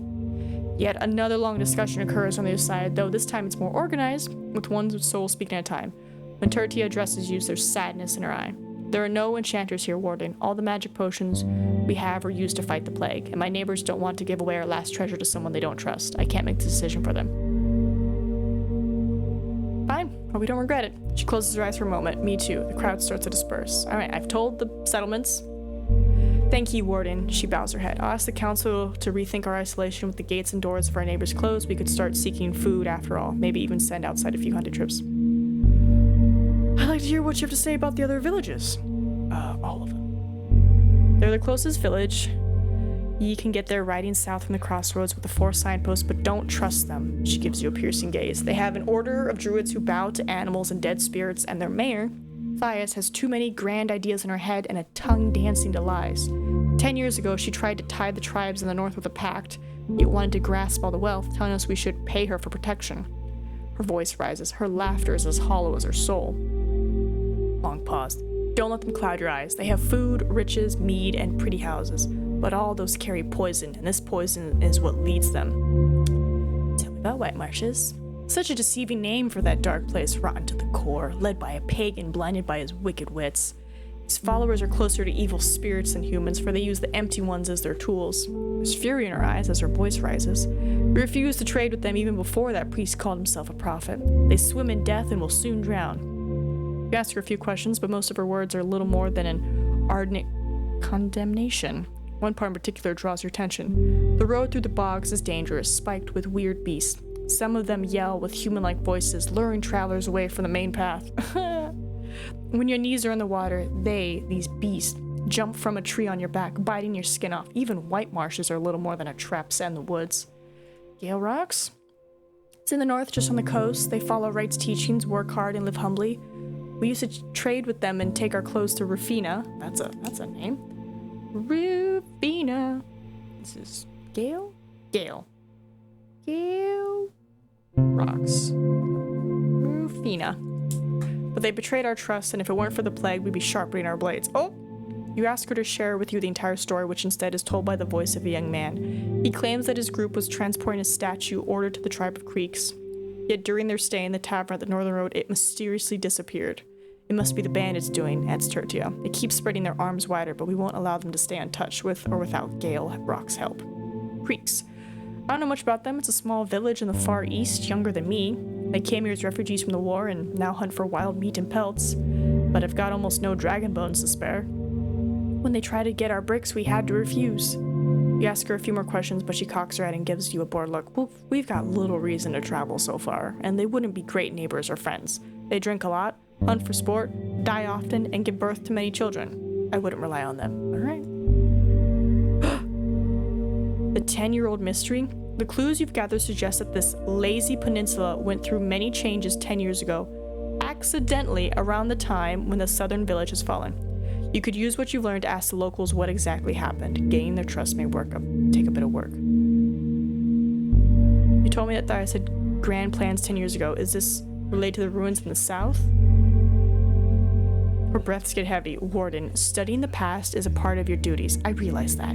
She closes her eyes. But you'll find naught of worth in that place, and naught that can be fixed. My duty is to keep everyone safe, and I can do so only through silence. Okay. That weird creature from the bogs you told me about? I've got quite a story. Tertia racks your story with a wholehearted laughter, and as a group of villagers gather at the gate, you're asked to repeat the whole thing. Raising your voice, you tell about the dark cat and its great companion, not forgetting about your desperate attempt to save a lost soul. But what happened then? Asks a boy you've never heard before. Did you kill the cat, Warden? It ran away. I'm sure it's fine. Oh, I see. The kid responds enthusiastically, but is then reprimanded by an old woman. Nah, shh. Who knows whom we'll try to murder next time? We ought to wish doom upon the monsters from the shadows. So says Wright's tablets, adds another elder. A beast of such sage schemes is not but a threat to all of us. More catfolk than a cat. For this is how one recons if a beast folk is hungry, savage, or a mug that can be reasoned with. They run on all fours to hunt, but on two to listen. The mumbling of the other villagers suggests not all of them agree with these words. As they argue, the brown-eyed woman returns her glance to you. Still need help with awakening the altar? There's determination in her eyes, and my neighbors are willing to give away the last treasure they own. They trust you, Warden. After a few moments, a small metal object is thrown toward you through the peephole. Hey! You catch it before it lands on the ground. At first, you're not sure what you're looking at. It's longer than a finger span, but thin, finished with a flattened edge for cutting. It occurs to you that it's a simple chisel. Right. You hear an elderly man. It belonged to my son, the greatest sculptor that has ever lived in Old Pagos, to Wright's glory and our great joy. His words are serenous and solemn. It's filled with pneuma that makes its holder's hands so powerful they can carve in granite, so precise they can write in glass. The tool is as warm as your own skin. I'll honor your son's memory. Be blessed by the good architect, the old man goes on, as you ride through the path too dangerous for human shells. You've got our trust and gratitude, Lavanus. The crowd disperses slowly. Tertia returns to the people and gives you a curious, though kind look. Oh, there's so much happening now. Alright, on my own time. 8 hours? I think I can get there. Monastery, the ford, and then we go through the gate. Can you read? Please tell me what this says. Alright. You called monkeys, steps on the moonbeams, wondering what they're looking for. Phoebe! Nah, I wouldn't bite into aught touched by that witch. He hides his bandaged hand by his back. Why does the father think it may work? You portray the situation as accurately as you can. Ali gets closer to the cliff, observing the river beneath it, and spending a good few minutes considering the situation. Suddenly, he turns toward you with wide open eyes, making his companion stagger. He's lying to thee, he announces with a great dose of enthusiasm. He seeks no cure for the lack of pneuma, but rather for the lack of soul itself. Before Adir's calling to greatness, the tribes of the Dragonwood saw the spellless children as empty shells, throwing them to beasts just as often as they did with the crippled and the short-witted. There's this tale, he glances at you. Thou won't remember it anyway, but the tablets carry no doubt. Tribes shan't hurt those touched with this condition, as there's no such stuff as soulless children. So there's not? Is it safe for humans? It's very much not. He gestures for you to keep it away. Some use it for enjoyment, but not for long. There are a few potions I know of to use it, but it's poisonous, even after an alchemist clears it. Okay. Can you tell me about the ruins of the village in the south? Are there still but one ruins there? He glances at Decima, who moves her head left and right slowly, then clears his throat. Well, I won't lie by pretending I know little. I just decided to let it remain among our many bitter secrets. Buddy. He rubs the liver spots on his forehead with his bandaged hand, looking with one eye at his short companion. This and that. I saw the ritual. During your report, Ali avoids Decima's piercing gaze. That would clarify some doubts. His tribe was always weak on Numa, but with what thou sayest, he's not a sorcerer, but a madman. He finally looks back at his companion. His voice grows stronger, and we'll need to take it to our prelate. Prelate. That's all I have. Alright, let's get to the ford. Fix it, if we can.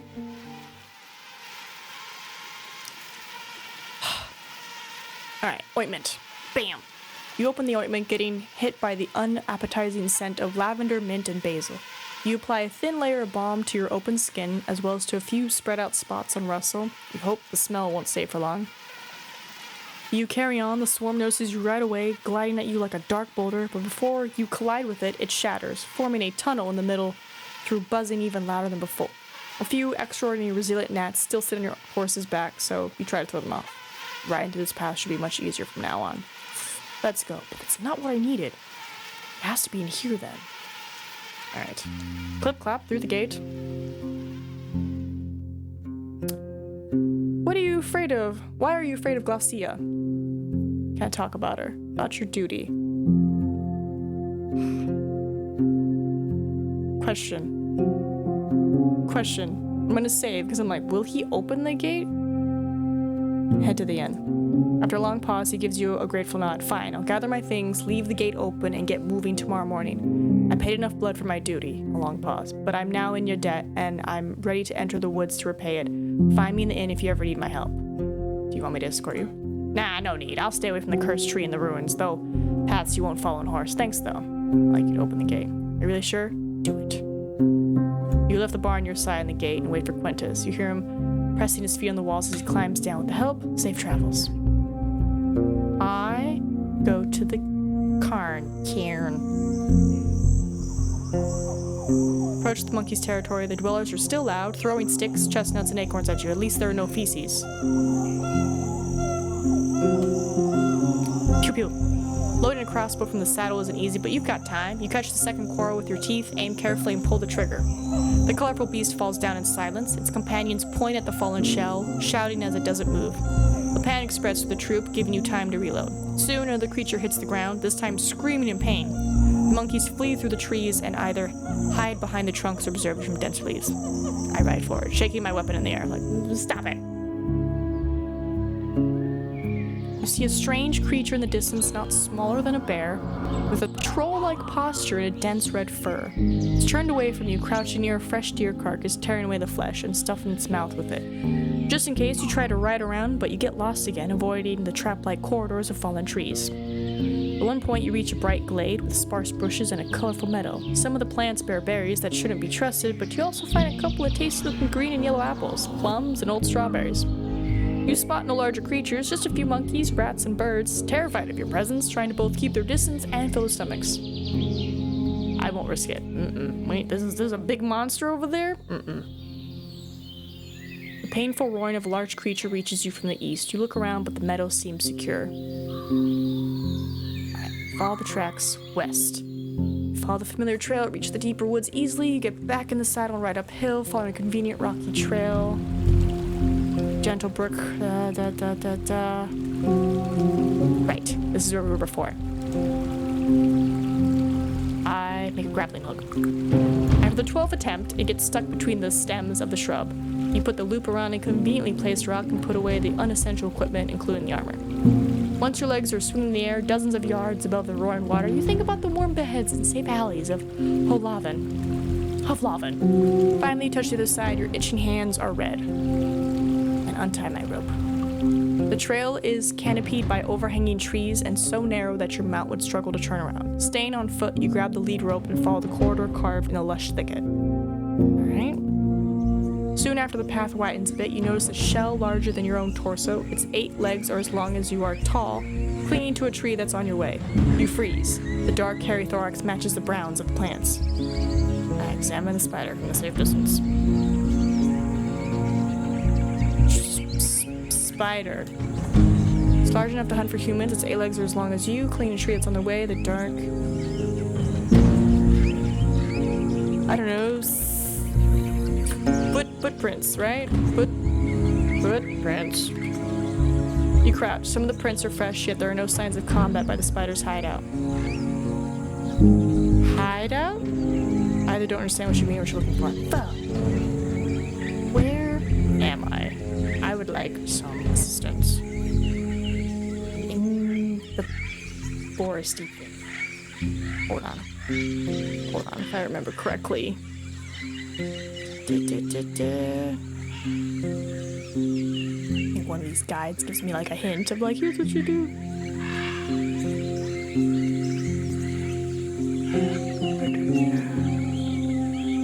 Forge 12 wild plants. Max out health and armor. Use fish traps. Sells many healing potions.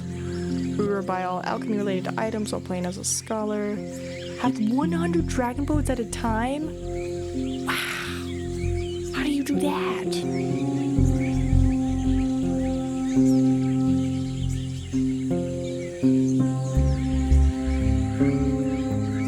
Fight enemies. 13 encounters.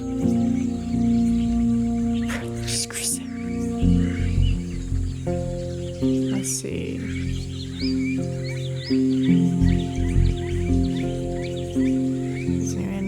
New ending. ending. Wait, there's multiple endings? Wait, the traitor gave up on their mission. Wait, when you talk to Tulia at Pelt Inn to end your adventure, you can choose to stay behind and abandon your obligation to the city.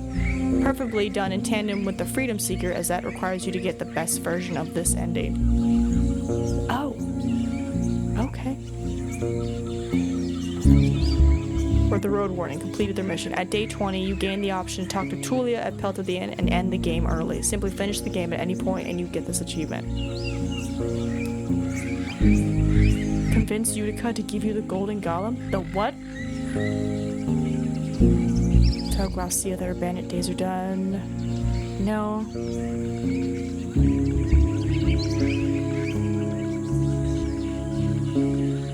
No. Take that. I get to kill people? What? I'm just trying to find this specific spot. See. Where is it? Is it an achievement?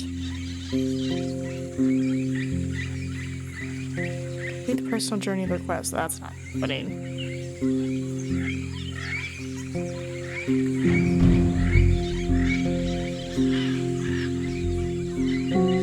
Copper vein. Coast. Shortcut. Just above Howler's Den. Library. Hidden Village. Lucia's Bandit Camp. I think this is what I'm finding. What up, friend? I'm just looking at a guide because I'm not smart. So, web tree ground. Let's try that. Web tree ground. If I type bandit camp. Nope. Let's see. I guess we'll try movement.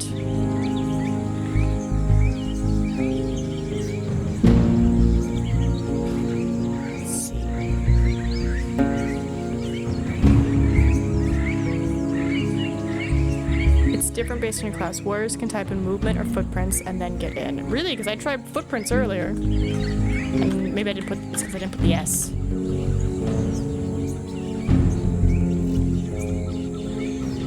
Hold on. Footprints? Combat. Alright, let me try combat. Spider. It's not a real spider. Like, that's what I'm getting. It's not a real spider. Type in legs. All of them tremble at once. Beast. Fake spider. Alright, let me see. Find Lucia's. Well, I don't know how to spell Glaucia's camp. Alright. Glaucia.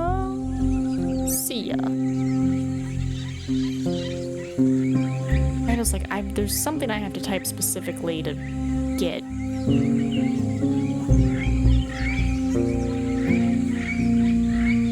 We'll find a spider. That's all I would say. It's a random encounter. I've looked everywhere. Can't find anything. Plenty of help from my character about where to find. So talk to that guy. Talking with more people.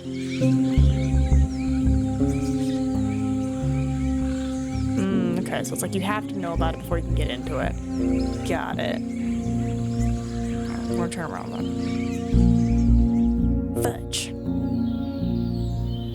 I was hoping that would settle that.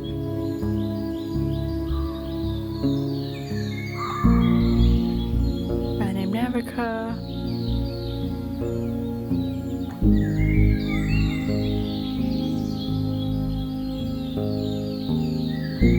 Gather a crew. Alright. Oh, I guess I should find out about Asterion. There's so much. gonna make myself a little second paper for Asterion. Just so I can be like, follow these steps, Nina. Make your life easy. Alright. Obviously, ask everyone about Asterion. Maybe I should start putting his name in. Alright, Old Watchtower. We got his tablet. We got translated. We went to Navica. We talked to her at Gale Rocks. She told us about the boat. Eventually you'll get a prompt on screen to ask about a high island. Alright, I'm gonna be like, high island. I'm gonna ask Foggy about it. Foggy. Do a loop around. The forest speaker, the monastery, or the tribe will tell you a ton instantly. Afterwards, you get a prompt on screen saying, gather a crew.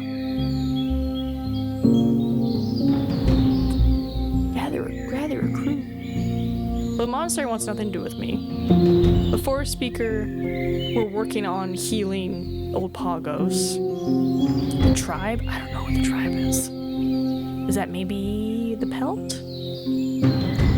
I'm just gonna put forest speaker, monastery, the tribe. I'm definitely gonna need like another day or two on this game. And then we gotta get a boat from Navica. I figured, how much does it need? It's expensive. Oh, I should have picked the boat. Should have picked the boat. Or fishing hamlet. That's right, we gotta go there.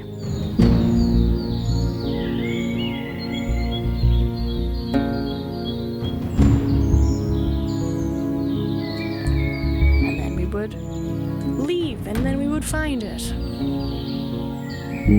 Alright, meadow in the south. Look for the flower for you to cut. After a few minutes among the grasses, you move uphill to get a better view, and it just happens to be the spot where the orange tulips grow. They don't resist your knife. Alright.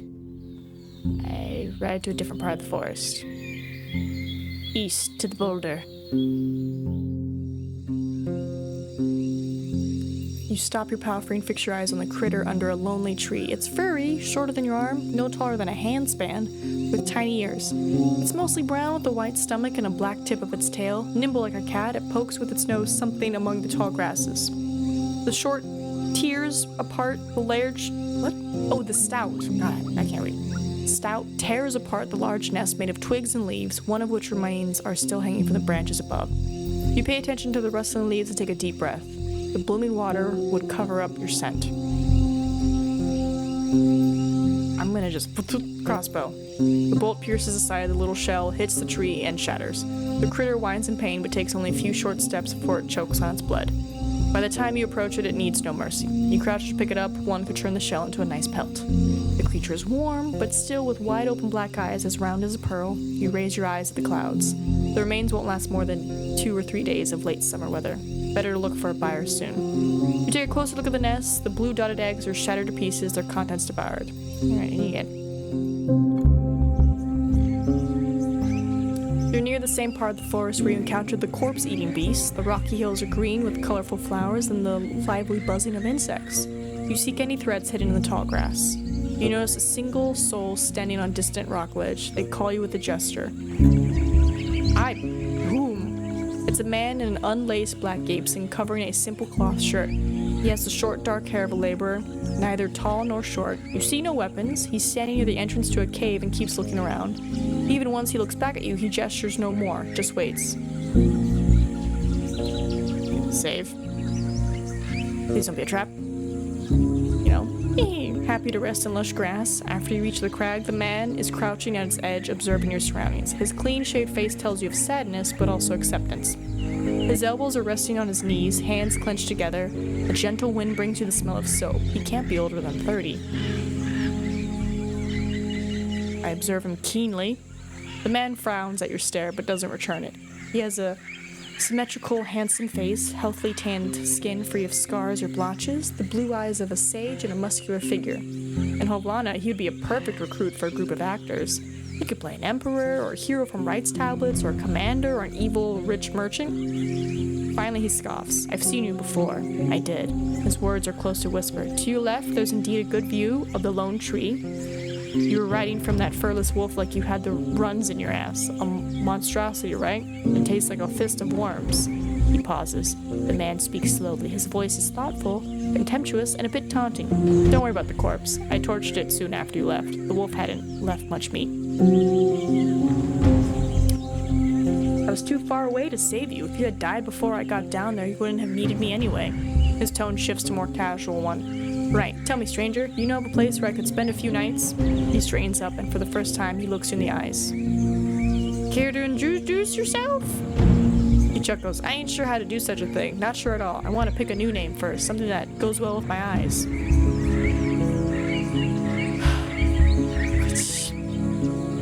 Wonder who that was. Well, I may know a little something about them. He smirks. Help me find new shelter, maybe I'll tell you a thing or two about what I saw. Are you hiding from someone? Ain't we all, stranger? Mostly wolves and dragonlings. What are you doing here? Planning, mostly. Catching birds. Resting. Beasts have nothing to look for in this cave. It's small. Have a shelter? I'm all ears. About the chapel? You sound like you're from Gale Rocks. He doesn't answer you first, looking at you keenly. No. How about the chapel? I've been there before. It's had a door, I think, sometime in the past, but not anymore. It's too close to the ground. Even this cave is better. You reach a wooden cabin. But is it safe? Last time I was there, the entrance was closed. It was. Smirk turns a breast about. Cheers, stranger. Look for me there in a day or so. I have something to say that you'll want to hear. Right, he eagerly nods, but keep our meeting between the two of us, won't you? There are those who like to hunt down lonely drifters and take every scrap of silver they have. I don't need any of that. Cheers, strangers. As you walk away, you're more than sure he's observing each step of yours. You're standing at the floor, the deepest holes of which are now filled by your rocks. Here it is. The water is clean and cold, allowing your palfrey to quench its thirst. It's too late to begin hard labor in the wilderness, but I'm not going to bother with this place any longer. I'll ignore it from now on. For now, I ignore it. Apparently, I have to fill it up with rocks. The rocky hills give way to meadows and tree roots. The saplings wake up beneath the remains of the burnt forest, competing with young grasses and ivies. At first, the nearby howls make you think of humans, not beasts, but the numerous throats make you reach for your axe. The creatures, not even waist high, come out from the taller grasses and the sparse bushes, surrounding you quickly. Despite their wolf-like heads, their front paws would fit a monkey. Their furs are mostly brown and short, but carry scars left by all sorts of cuts and scratches. Almost every knoll lacks a part of its shell, a limb, an ear, a nose, an eye. Some of them move on all fours and sit down on their rears, while others walk around on their hind legs alone, though with varying levels of competence. A few have the grace of a determined robber, many more resemble the harbor drunkards. While you may be able to take a few of them down, they will surely bite into Russell's legs. You won't keep both of you alive. You could follow one of the old tales, according to which the beast folk can be bribed with the gift of food. For now, the beasts are keeping their distance, baring their teeth between their grunts. Sitting in the saddle, you are 4 times taller than they are. I throw the dead stout.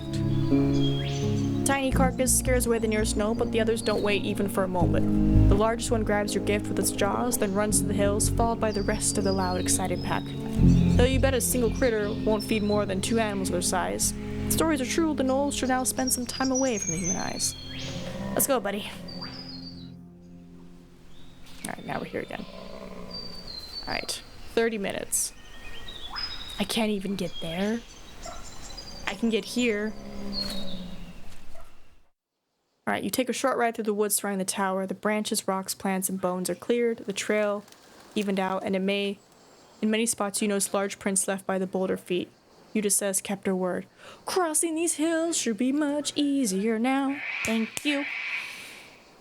Hopefully, those golems can just go everywhere and clear everything out. Alright, tower's good. Alright, we're gonna sleep here.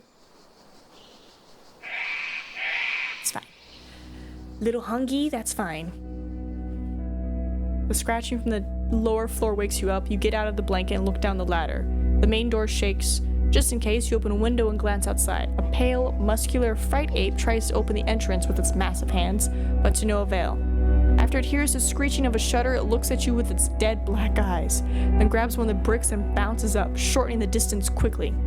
You lock the window with every bolt and bar it has, just in time to keep the shouting monster away. The ape punches the planks fiercely, then climbs even higher, looking for another entrance, but it's incapable of recognizing the trapdoor, and after another few minutes, you think it gave up. Yeah, just to be sure, I check everything. I'm like, You wake up in silence, barely hearing the wind outside of the tower. You gather your things and climb down. Russell is napping. You push away all the furniture that you used to barricade the door and finally walk your mount outside. You allow it to graze on the grass for half an hour and you place all your writing equipment on it. Then check your belongings. Thankfully, you find no sign of bugs. Alright, let's go tell her that they're dead, and then we're gonna head back here and try to fix the ford. Hey, buddy. A new spiderweb is strung between the wall of the gargoyle's head. You touch the cold shell, they grow red. Go inside, I'll be with you soon. You left Old Pagos during the same time when the village in the south collapsed. What happened? Here, I brought you flowers. Her eyes widen and she moves closer to you, and I've got your dragons here. They aren't good for you, you know. You've got no reason to worry. We had a deal, Lavanas. Her bottom lip is shaking. The hunger in her gray eyes makes you lean away. So be it. Here you go, just as we agreed. How about 8? I'm not gonna sell them to you. I'm sorry, but I can't. I'm not gonna hurt you for coin. How about 8? Her eyes are piercing through your skull. Forget it. Here, take them. Fine job. You seem to be afraid of the bandits, Utica. She glances at the gate. I'm not afraid. Glaucia is terrifying. She's a little tip. Here's a little tip, and engrave it on your soul. She can't be reasoned with. If you're strong, threaten her. If you're weak, ask her for mercy, I guess. She wanted to work with me, but I need no right to know her soul is wicked. She takes a step toward you. I think they're somewhere in the deep woods, but I don't know much about these lands. I've got other stuff to worry about. There's only one place that I know of that could keep an entire band. An old lumberjack camp. But you won't reach it through any of the main roads, so there's that. Do I just need to put lumberjack camp? Maybe. Now that I know about it. Trading? Yeah, no, she just has the spirit box. I bring news of your parents. She takes a deep breath. Tell me. I'm so sorry. She closes her eyes. Back to trade then. I'm gonna lower the price of my spirit rocks for you by 2 dragons. I think that's fair. She opens her gray eyes and you notice the tears. Her voice is shaking. I need a moment. I'll brush my horse. Once you're alone, you have an opportunity to take a closer look at the nearby golem. It seems dead, inactive as city's folk would call it, but the pneuma still makes its chunks float less than an inch away from one another. It doesn't react to your presence. Unlike the gatekeeper, it bears engraved signs on its larger rocks. Their meanings is unclear to you, and you can't tell if they're a decoration or carriers of a spell. You use this hour to rest from riding. You exercise for a bit, practice combat stances with your axe, then brush Russell, which then gladly takes a nap. When Eudocia leaves her house, she crouches by a bucket of water and washes her face. Once she straightens up and turns toward you, there's a shadow of a smile on her lips. I'm glad you stayed around, but I'll be fine. Is there aught I can do for you? I'm looking for a Styrian. She looks in the distance, holding one arm close to her stomach and twirling her hair with the other. I should smoke aught, or at least gather wood. The summer's almost over. I could help you with that. She glances at you, but it takes her a few breaths to answer. We've no time for it, do we now? Wardens never do. Neither do enchanters. She lets out a long exhale. You're someone who puts actions first. The Styrian was the same. If aught happened to him, don't let yourself fall too. Her description of his appearance matches what you heard from Tulia. Don't be deceived by his height, she adds. He brought me herbs guarded by a bear folk. Not many could match his spear and bow. In return for his various favors, I moved pneuma into his cloak, making it as warm and soft as the pelt of a white wolf. Best sleep of my life. She raises her daydreaming eyes. Her voice grows more confident. If Styrian is still here, I'm sure he still has the cloak. It's green and has a light hood and embroidered leaves. When was the last time you saw him? Soon before he vanished, he was anxious, tired, unkind, but from a heavy heart. He didn't explain. I didn't ask. He rested at her place for a few hours, healed himself with magic, and prepared his equipment. She shows a surprising memory for details, but not especially useful ones. He told me he was going to start a great journey and that he'd bring back many stories, but he was afraid. I know he was. Did he ask for anything before he left? She scratches the sand with her foot. Yes, actually, he wanted to borrow a golem of mine. She seems to finish her tale, but after seeing your look, she clears her throat. Oh, that's not an option. I'm no way to stay in touch with the sentinels that are far away from here. Do you have any messages? Message? Just tell him he still owes me for the cloak. He knows we're not even. It's a damn treasure. She puts on a smile, but her eyes betray her melancholy.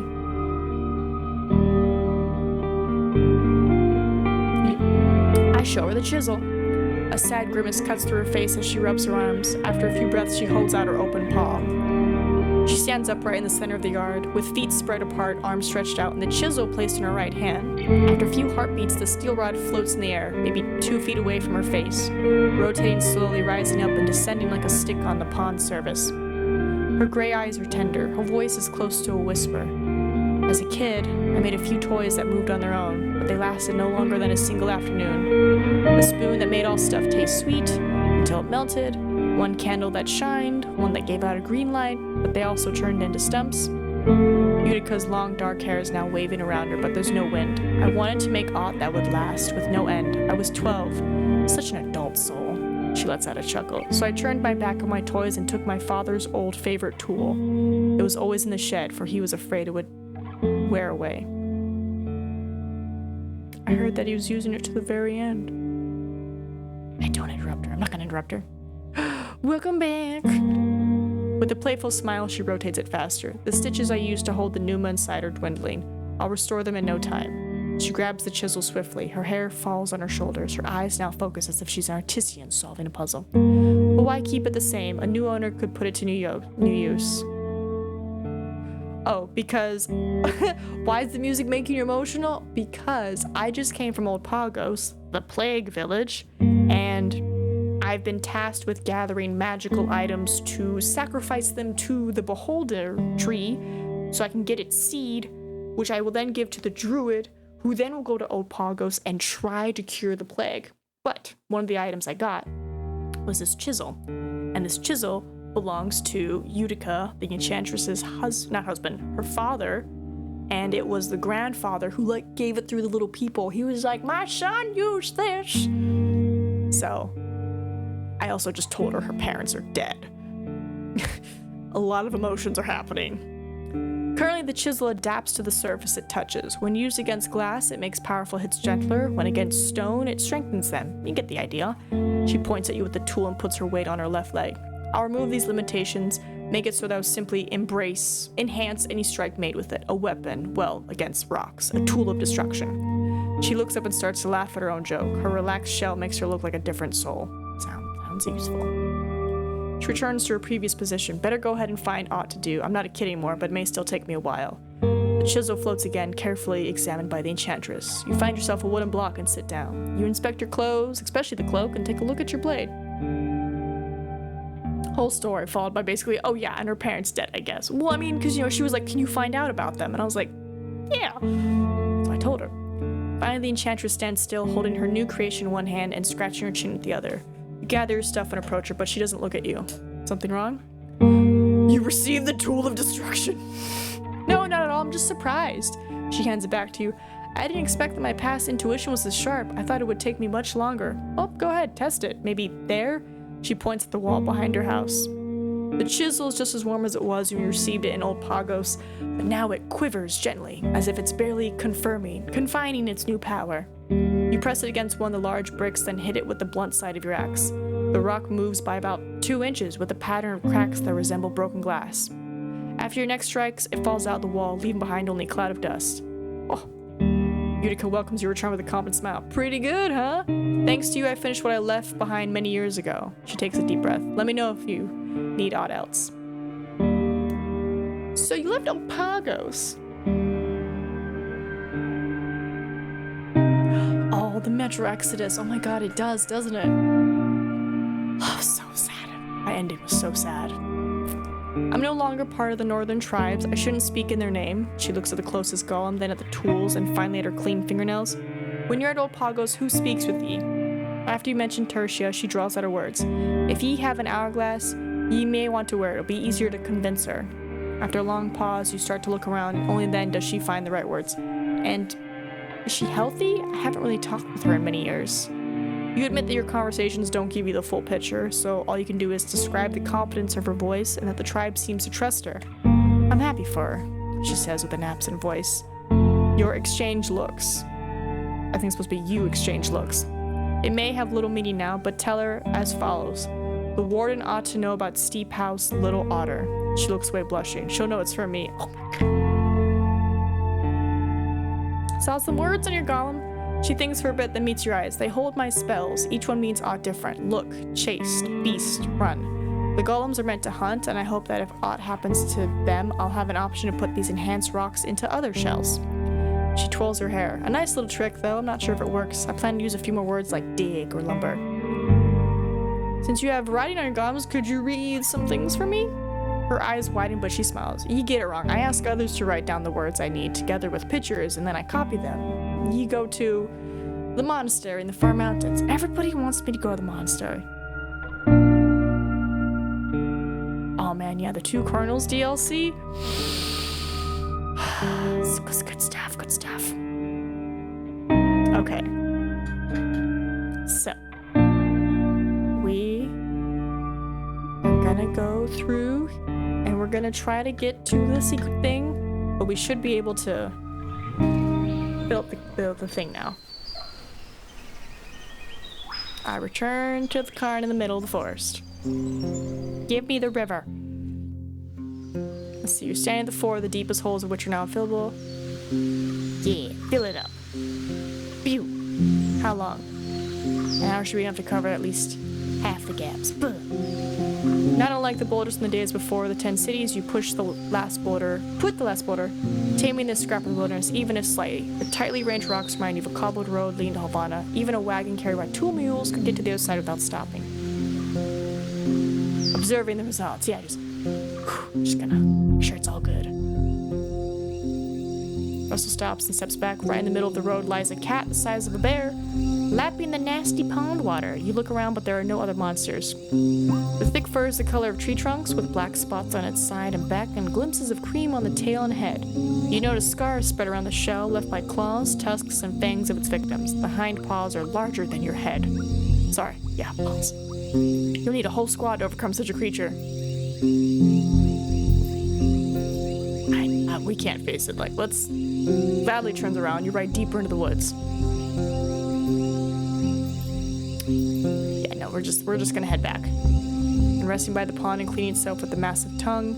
A few other animals show up, avoid both you and the predator. Oh, did I click wait as long as possible? I meant to go away. Oh well. You lose track of it soon after it matches the colors of the forest. Alright, well, off we go. Clip clop. Alright, follow the tracks. So far, the spider hasn't moved an inch. I poke it with a stick. You step slowly, picking up a long branch resting at the side of the trail. Once you tap the abdomen, you let out a relieved sigh. You observe the spider's dried out shell. In such a humid place, you're expected to rot. Alright, Russell, it's chill.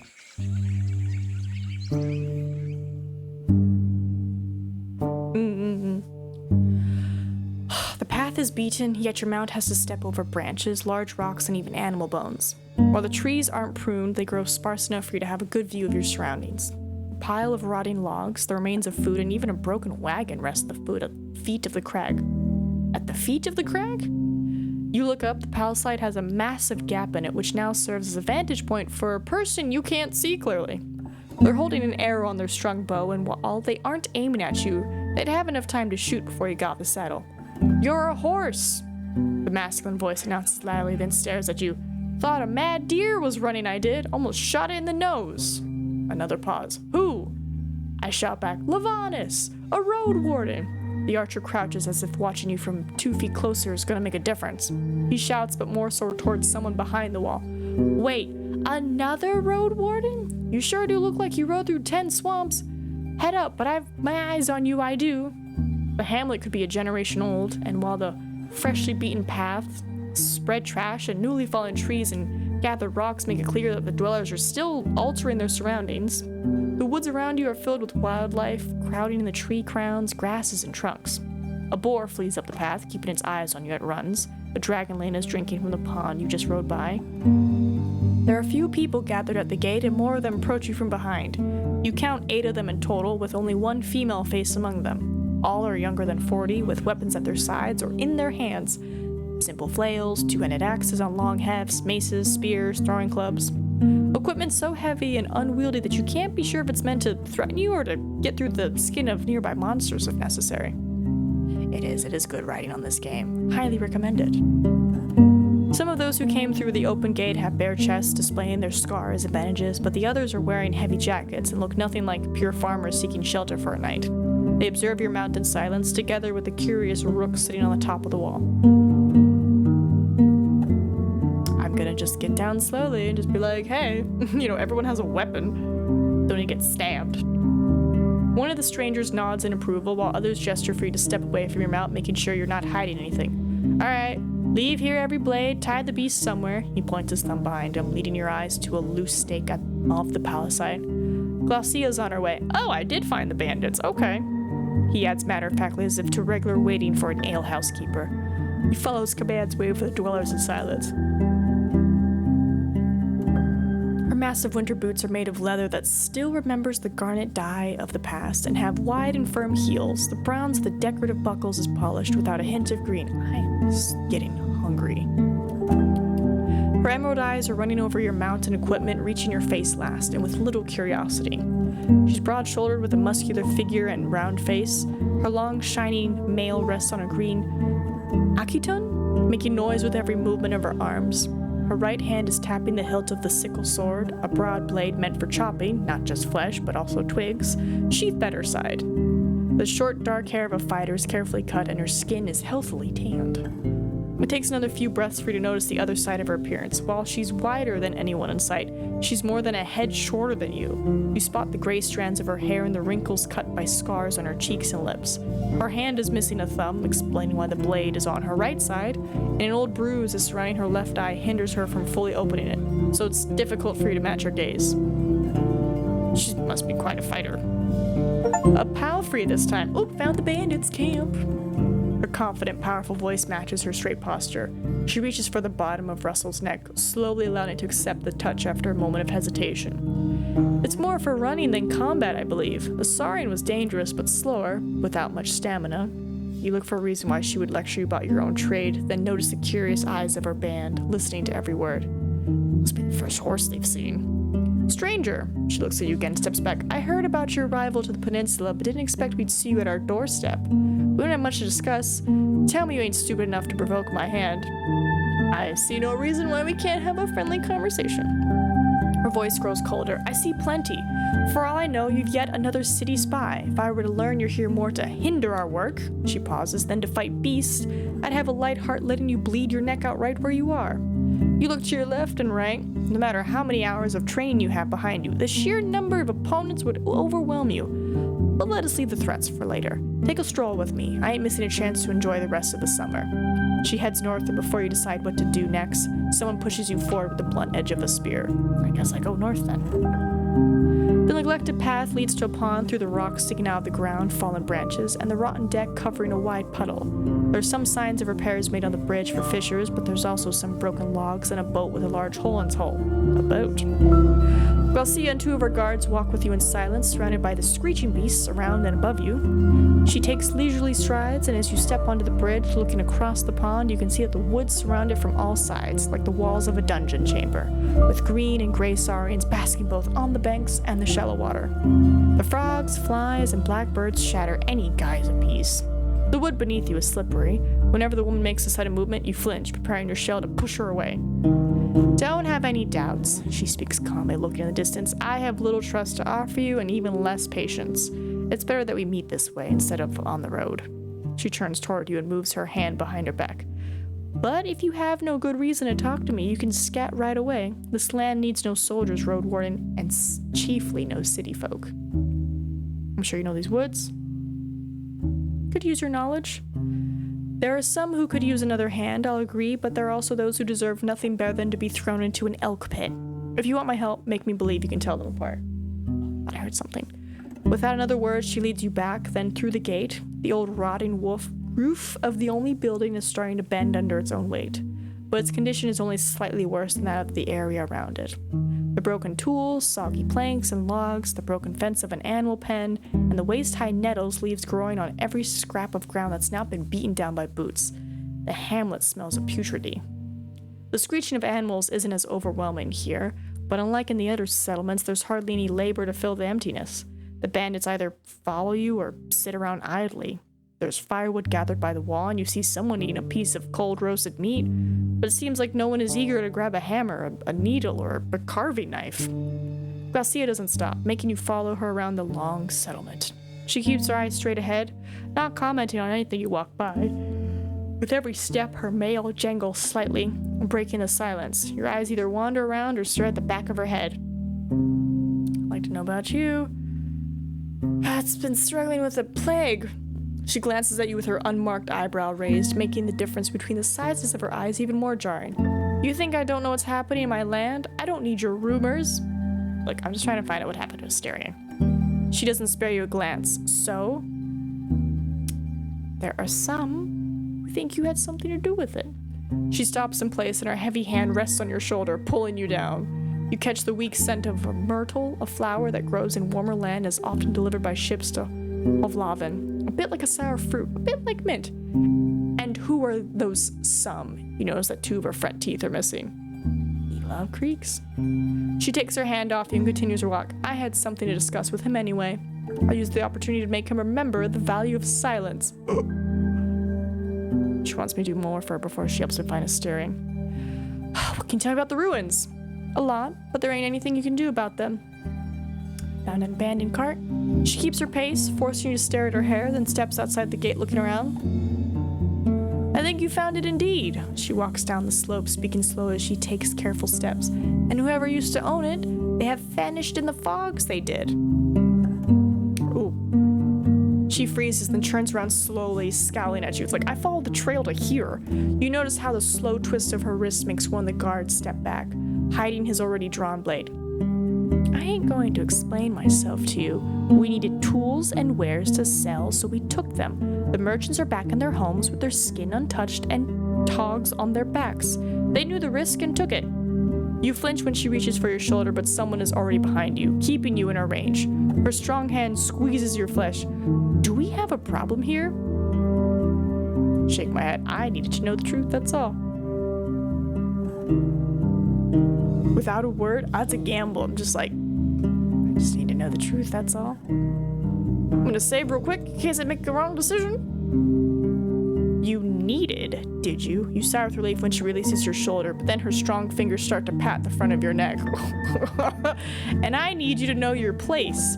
Her hand forms a fist and hits your chest gently. Don't be a kid. Some questions are better left unanswered. Can you tell me anything about the undead in the north? Her armor clinks so loudly that a nearby rook flutters its wings, dashing to the wall. They are around. She meets your eyes, tapping the hilt of her sword. Why do you ask? I'd just be prepared for anything. She stares at you, then turns away slowly, carrying on with her walk. There are some undead in the darkest thickets and caves, but they ain't anything more than a gentle rash on a shell filled with poison. White marshes, with their dark guards and crazy warlocks, are the real danger, and a part of our work is taking away any bone we can get from them. I probably shouldn't tell her that I tried to give her bones from the cave. You ask her to say something more and she slows down. They ain't merely using their own dead, outsider. They seek the shells in the woods. They scavenge for them like... She waves at one of the rooks, which opens its mouth in objection. Shame on the villages that let them do so. May the right drown them all. Maid Lawson quite worried. She slows down. The two of you approach the old animal pen, though right now it's inhabited only by rooks and worms. She leans against the soggy fence, which moans in protest. Is it just... Her emerald eyes don't hide her surprise or perfectly imitate it. I suppose I should have expected Lawson's boar eyes on me, but what does he want to get from me exactly? Yeah, he's worried. It takes her unusually long to answer. All right, tell him this, stranger. Don't sweat. The right leads my blade and dreams against the necromancers of Whitemarsh. Also, bed with an Ebix. Why do you target them? And why don't you? She turns her head, giving you an annoyed glance. What good is a road warden if there are armies of awoken shells right under their nose? The necromancers really just need to find a way. They aren't hurting anyone. Feels like they're not hurting anyone. She stops in place, lowers her head for a moment, and once your eyes meet again, her disgust flows through your veins. Lazy piece of more proof of what city folk are good for. They take what's not theirs, they put all their lives at risk, they build walls from our skulls, even if they are to collect them later. She ambles forward without looking at you. I have nothing to gain from telling you some stories. Fight for what's right or fall with all the others. Do you need any assistance? She stops in place, then gestures at a soggy bench. Both of you sit down, but your eyes don't meet. Instead, you observe the dark birds that are pushing and pecking each other over an old gruel spread among the nettles. And why would a road warden want to help me? Oh, we all need friends, don't we? Run away? Shakes a few heartbeats to respond. No, what I have is a family. She glances at the men who observe you from a distance, and I trust them more than I would any stranger. She leans back and looks at clouds. But you can do one small thing for me and not for free. One of my lads has abandoned his post and has taken something very valuable to me. He wants to start his life anew, so he won't use his name, but you'll recognize him. Speaks like someone from my village, he does. While her tone is sarcastic, her eyes remain serious. Young, strong, with the pretty face and blue eyes of a beaten cub. Shaves often. The last tog he had on his back was our black Gapson, matching his short hair. But if he has any wits, he sold it somewhere already. He's at the tower. No, he's at the dolmen, I think. When she crosses her legs, one with the other, her mail clinks so loudly it makes you flinch. She reaches for her boot, adjusting it with her broad fingers. He doesn't want to be found, but he may need a road warden's help. If so, merely tell me where he hides, and I will find him, all right? She straightens up and rises to her feet as if the conversation reaches conclusion. I'll drop you a few coins for trouble. 4, maybe? Or I can give you a handful of arrows for a crossbow. I don't need them. What did he take from you? A small supply of black powder I was saving for a special occasion. For one thing, I'd be ready to forgive him, but betraying my trust and taking our secrets outside is beyond excuses. Why did you leave your band? She thinks about it for a few heartbeats. He's weak, she states, but after seeing your frown, she puts hands behind her back. He joined us not that long ago. He didn't have any drive, was merely bored with his old life, but was good enough with his knives to impress me. Turns out he wasn't ready for the change he took upon himself, and he left before he paid his debt to me. What are you gonna do to him? She frowns, narrowing her healthy eyes as if it's too obvious to be worthy of an answer. What he deserves. Oh, he's gonna die. Oh, he's gonna die. You've nothing to gain. You could just let him walk. She rests her head on her weapon. Stop trying to anger me, outsider. Whatever you think of me, I ain't a hothead. When I draw my blade, she pauses, rubbing the hilt with her finger, I do so with conviction. Any tips? If I knew how to answer that, I'd gone after him already. He was cautious, left our hunting group to take a leak, then sneaked away. The band assumed he got caught by a cat, but I told him to search our supplies. I doubt he took them for a walk, all right? What if I can't find him? Why, he's most likely dead already. Killing lone travelers is what the woods are best for. If you can't find him, let me know. No answers, no pay, but also no hard feelings. I found him. She steps toward you and pats your shoulder, a bit too roughly. The smirk of her scarred lips is brief but telling. All right, we may still have time to get to him. What do you want, coins or arrows? I'll take the arrows. Don't make us wait, she orders a guard who heads to the building's entrance. For the next minute or two, you wander forward, and even after the boar skin quivers past you, Glacia says nothing. Her steps are light and not as loud. What do you want me to do? Ooh, spy. She gestures for you to sit down on a bench, though its age makes it more like a rotten log. With hands on her side, she looks across the hamlet. This will be easier for you, though. It will take you into a fetid place. Those cowards from White Marshes won't let us in. Not that I blame them, but they may welcome you if you have any charm at all.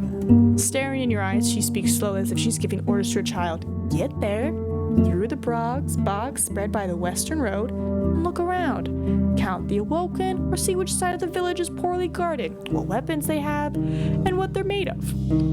She sits down next to you and her arms burdens your shoulders. She pulls you closer to her and you lean down. The delightful scent of myrtle doesn't make you any more comfortable. I don't care about your trade. I need you as a spy, Lavanus. Someone who can shut their lips when they speak to my enemies. She springs up, her mail jingling. I'll have a small pouch ready for your return. Or 2 healing potions, always useful. She sizes you up. To a traveler. Alright, she's not willing to tell me the truth. Any advice I can get on their good side? She rests her hands on her knees, looking ahead in silence. Right. They're a harsh tribe with hardship and hungry years behind them. They'll only listen to the strong and the gritty unless... She once again hesitates and carries on if she's surprised her own voice. Not all of them agree with the necromancer, or in Titus, their warlock. Cyrus lives in the peat field, divided with his people, with a soul as firm as a shield. No threat nor begging will move but an inch. I'll get it done. I'm gonna lie. I'll get it done. So about the spine. Okay.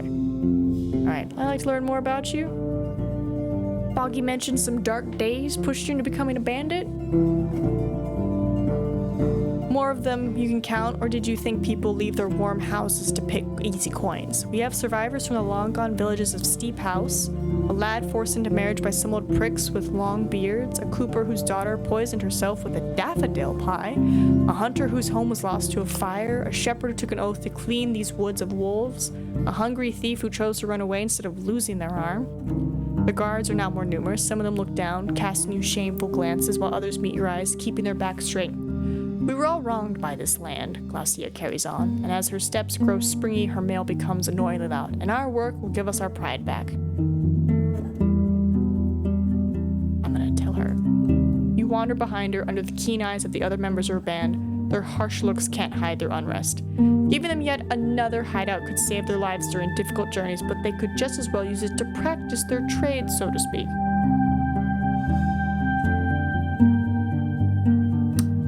I just need all the help I can get. Their leader doesn't interrupt you, nor slows down her pace. After you're done, she says without a hint of emotion, but you notice the unnatural pause. Of course, she tries to maintain her composure, but if you're trying to impress me, you need to try harder. You look at the surprised glances of the others and try to hide your smile. You got them.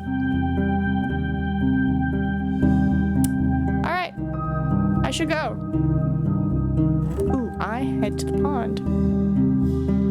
Where do you think you're going? We need no spies around here. Oh, okay, my bad. I'll head to the hamlet. We're back here. Alright, I'm gonna head back to the car. Bye-bye. Alright, I need to leave.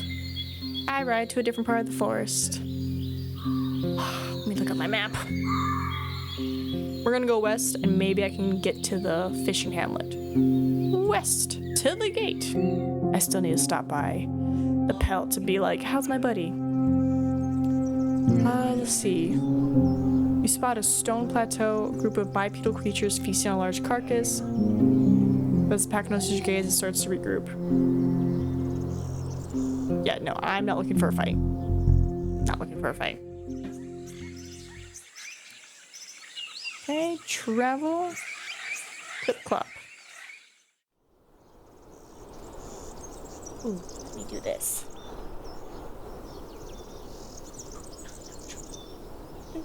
Okay.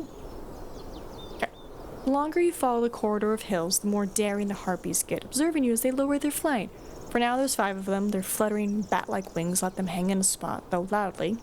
The creatures are smaller than goblins, with ape-like features. Okay, you could try to get through them, but you have to scare them off for good, otherwise you won't be able to go right back east uphill. I have some arrows. Inventory. I have num-nums. Oh, I can't use my inventory right now. I face them. You keep riding forward and unpack every piece of equipment that could be of use here. It'd be better to weaken the beast before you clash with them. Use my crossbow.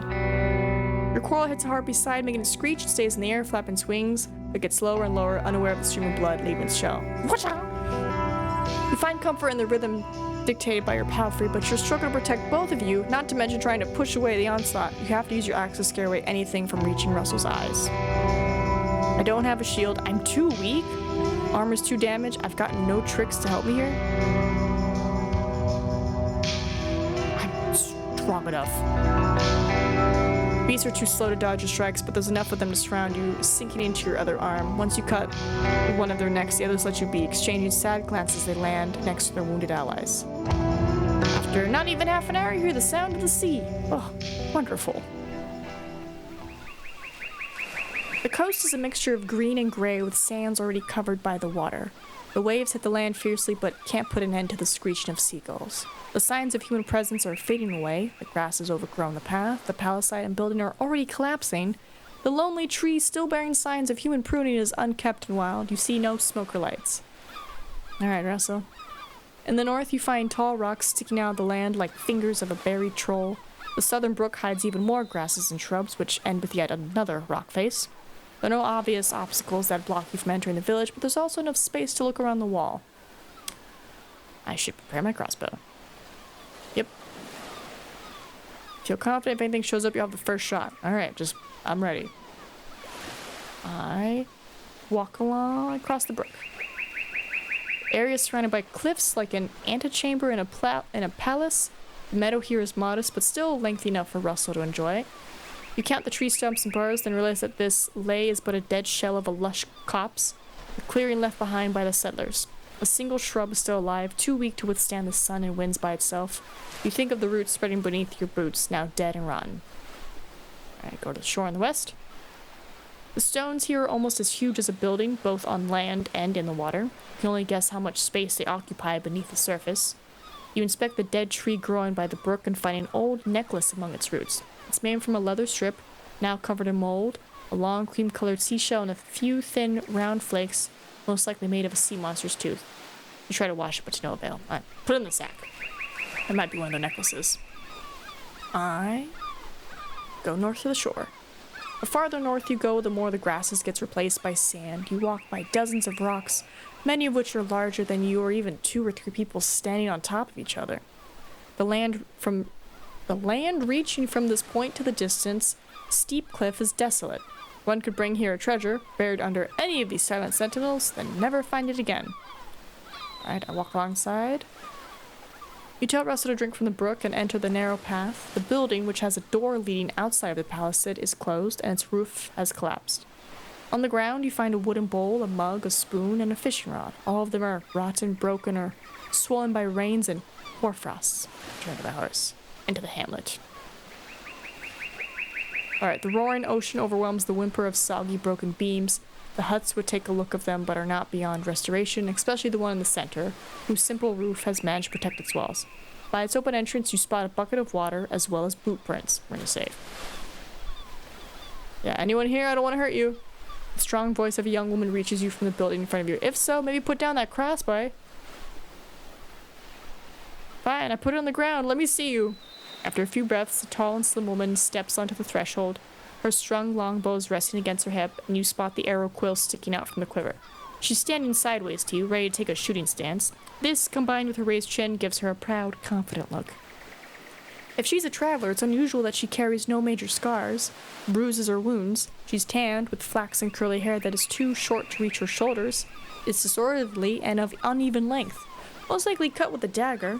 Her upper lip is unusually large. Maybe she's a big game hunter. Her worn baggy tunic has no sleeves, and her legs are uncovered, showing how impeccably clean her skin is. She observes you keenly, but her sparkling, curious hazel eyes carry no anger. Sorry. She bites her lower lip and glances at Russell. About what? You think I came here to find new neighbors? I'm Lavanus, the Roadwarden. She clicks her tongue and looks away, observing the sand dancing in the wind. So there's a new one already. But there's ain't much for you to find here. There are ever ghosts here. Trying to find a Styrian? She huffs loudly, then spreads out her arms as if to show there's no one here. I need to speak with him myself. Tell him that if you ever find him. Is this your necklace? She doesn't reach for it, instead lowers her head to your open palm. Hey, 'tis ugly. You found it here? Must be old from before my time. Who are you? Just a friendly recluse? She draws the bowstring gently. Though, me very patient one, better tell me what brought you here. People? Nah, let's troll one another. What does Thias want? Coming from her mouth, the mayor's name is like a toothache. Why do you think it's her? Everyone else has given up on this place, only she still brings it up. If your horse is here, someone helps you with the rocks, and no farmer would come here without an order. Blood on all of it. She looks at the gate, lets out a huff, then straightens up and meets your eyes. She must know what you've seen. She points you with the tip of her bow. Do need tell her I'm here, or better yet, do need tell her this place is still standing. You're her daughter, the one slaughtered by goblins. Aye, that's my story, and I need to stay this way. The Styrian helped me. Tears well up in her eyes and her brown cheeks blush. Her voice fills up with spite. Thias takes whatever fits in her talons. She was pushing me into marriage out of spite, to punish me, but I will nae be chained, nae by her, nae by others. I'm a master of the bow, the hunt, and spells of mine. I'll come back as my own soul, as a Gydia, the archeress, nae a mayor's daughter, and shall have nae power over me. Alright. She pulls the string on her bow. I'm nae a bard, words escape me, and my pain shall die with me, but Elpis, a forest speaker, also knows the real mayor. She wants others to see her as strong at all costs. She swings the bow like a staff right above the ground, as if to hit invisible legs. She punishes those who stand against her, and I did the worst crime of them all. She makes a dramatic pause. I doubted her. Okay. She puts a hand on the tip of her bow and starts to stroke it with her fingers. I hope howlers will prosper, I do, but they already have more than they can eat. I'll meet with the forest speakers after the first thaw and show them I can handle this place. I'll be its guardian, live here with my friends, and nae the mayor's eye. She steps closer to you. The corners of her eyes are turning red. I need it more than I need some fish. That's fair. That is totally fair. I've seen your mom. She's, yeah. You assume a lot you can't expect. Ooh, what's in it for me? She chews on her lower lip and straightens up. A favor for a favor. She looks in your eyes. Keep my secret and one day I'll help you back. In the wilderness, my talents are of great value. She raises her bow slightly. One that's been able to stay alive all by herself for half a year. Let's see. You assume a lot you can't expect all your plans to succeed. Let's see.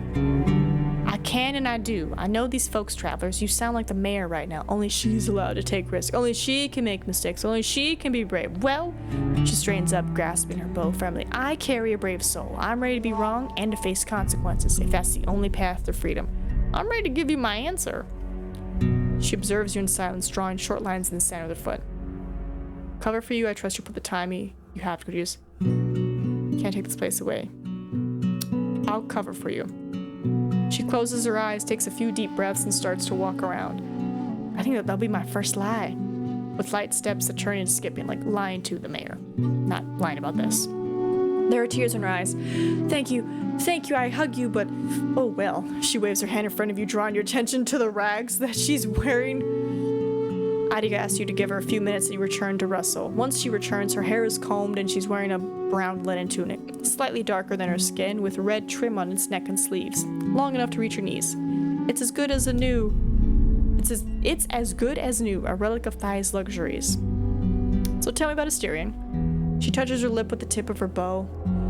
Well, I do need to know where he is. I spent little time with him, but he's a stranger with a pure heart like it's made of iron. She glances at you. He does nae talk much. Must be a warden thing, aye?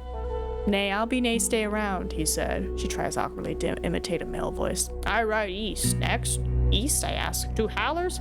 Farther, he said. To the Enchantress, maybe? Ever farther than that. His own words. She looks at you triumphantly. What? Oh, he means the tribe of the Green Mountain, I'm sure. That's where they live, away from any road, and I'm nae ever sure how to find them. Maybe one of the forest speakers could guide you. Oh, there's so much to talk about. Have you been in the Heart?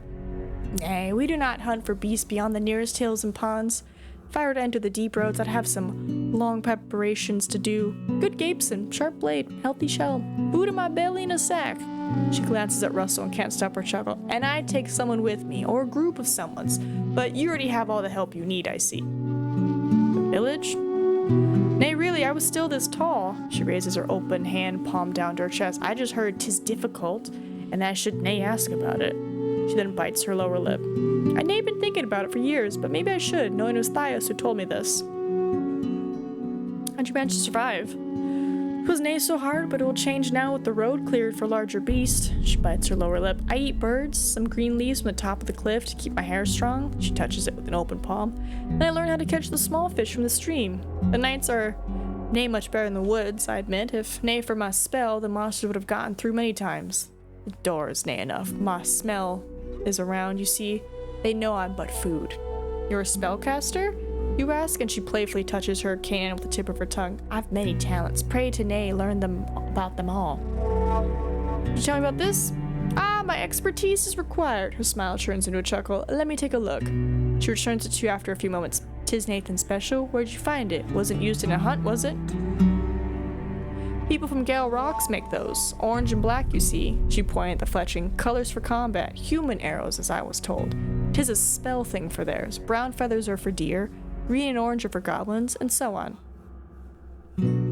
She gives the arrow back. How can one tell? They say it works. Maybe there's a ritual or something, like a secret? A Fletcher may know it. She points her bow at the broken palisade.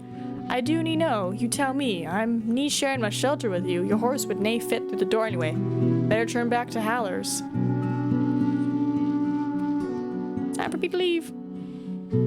Turn to the harbor. Boom. You walk by the small garden that carries a few bean plants and not many weeds. You leave Russell behind and take a walk on the wooden logs of the massive bridge. They're in much better shape than the other structures here, and the boat is almost new, still shining proudly from varnish.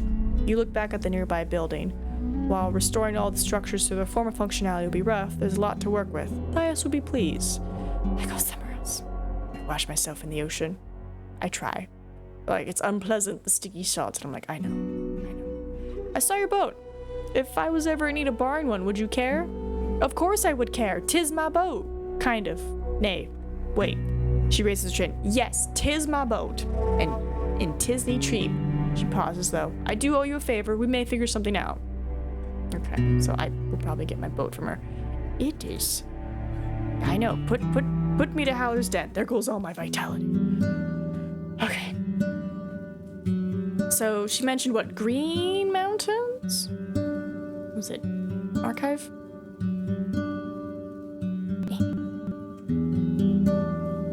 Gale Rocks. There.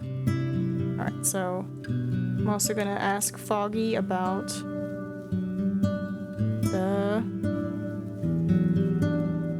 tribe of Green Mountain. Okay, we're doing the save. Head to the stables. I'm broke. Alright, Opus. Ooh, I met her. When she responds to your brief tale, you can't tell if her whisper is filled with reprimand or apprehension or appreciation. It does nae fit to put one soul above another. 'Tis true that the mayor pushes the village into a time of struggle, but nae because of bad will. That's what she was taught and what saves her from her own past. Aye, she pursues power, and aye, that there's weakness in it. I do think she needs to change for everyone's sake, but each one of us struggles to bloom, nae just her. Okay, main square. The innkeeper? How am I on food? I'm good on food. I probably will take a bath. Thanks. Mayor? Alright. You seen such a trinket? She reaches for it but doesn't touch it. In her green eyes, you know disgust. Let me think. No, I can't say I have. An ugly little thing, but tells me something. Bring other news?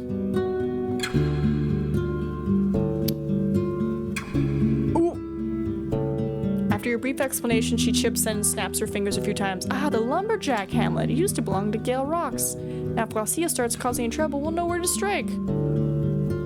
Her face is a perfect mask of indifference, yet she squeezes her deer-shaped buckle. She doesn't say a thing. She scornfully twists her lips, and I thought it more of a fighter's thing, that herb. Maybe we'll be able to generously help her with supplies.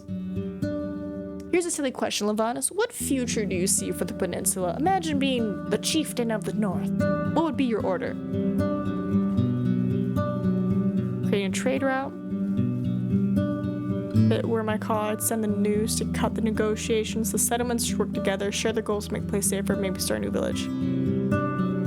Ooh. You find sadness in her eyes. I had similar hopes, but there's too much bad blood between us. It makes us weak. She looks toward the creek. But it would take a soul of great charisma to bury our discords. What can you tell me about the Green Mountain? She opens her mouth, but needs a few breaths to respond. I compliment you for finding out about their existence at all. She rubs the back of her neck. I can't tell you much about them. To be honest, I wouldn't be allowed to, even if I wanted to. Ma! Hearing the call of the little girl, Thias flinches. It turns out the child is demanding a change of shirt. She points at a large stain on her stomach. What happened here? The mayor asks as she turns away from you to help the girl change, but doesn't wait for her to respond. I haven't spoken with the tribe in 10 years or so. As a child, I was told that one should never seek their home. Okay, so they're the tribe. She takes a look at her daughter. The new shirt is as worn and dull as the old one. It's an old garment for adults. On her small frame, it looks like a baggy tunic. Very nice, go play. She concludes absently and looks back at you, sighing with annoyance. My sister used to brag that she saw them once in the woods during their hunt. They were wearing the faces of animals, looking like beast folk. She tried to make a mask of her own, but the druids told her to stop fooling around. Kids are liars, my father said. She lets out a quiet titter. I'm afraid she's with the forest now. Bolts of lightning hit her right in the head. Not the fishing hamlet. I've been to it. Careful, Nina. As she puts on a wide, expectant smile, you notice a few more wrinkles around her eyes. According to your tale,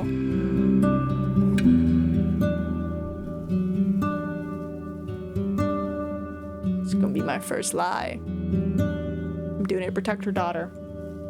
You betray the demolished, rotten cabins, harpy nests, and the collapsed grounds. Thaya's eyes lose their spark, but she keeps her composure and even asks for more details. After you finish, she leans forward and rests her cheek on her head. You don't even notice where the pouch in her hand came from. Well, at least the harpies left her eyes alone. Did they bother you? She slowly counts down 3 dragon bones, places them on the table loudly. You wouldn't believe the scent of their blood. She adds another 3 bones. I hear you. No trophies from those freaks. Here's your compensation. She observes her pale fingers without a word, then asks you to give her a minute. After she returns from the inn, her lips are covered with a new layer of rouge, darker than usual. One of her sons carries a large bag made of leather, and after you peek inside, you find a sheet of parchment rolled onto 2 wooden handles. The scroll is new, heavy, tied with a tight linen cord, sealed with wax. You've proven yourself trustworthy, both to me and to my neighbors, says the mayor. Take this letter to the masters of the guild. May the negotiations begin. With a smile, she reaches out her hand. It's a pleasure. Oh.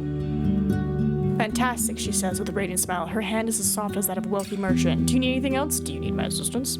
She licks her lips. Let me think about it, won't you? In the meantime, you could bring more delightful rumors. Did I do it? Did I do my main things? I mean, I'm not becoming rich. I still don't know where he is, but like... maybe. Hold on. Bronze bird, check. Escort, fetching food, flowers, matchmaking, merchants. Okay, so in theory, I could. I'm good. I got at least one of the main quests done, where it's like, look, I have the negotiations, but I need to find out what happened to the old warden. Ow. I need to get to Foggy, but I don't think I can get to her.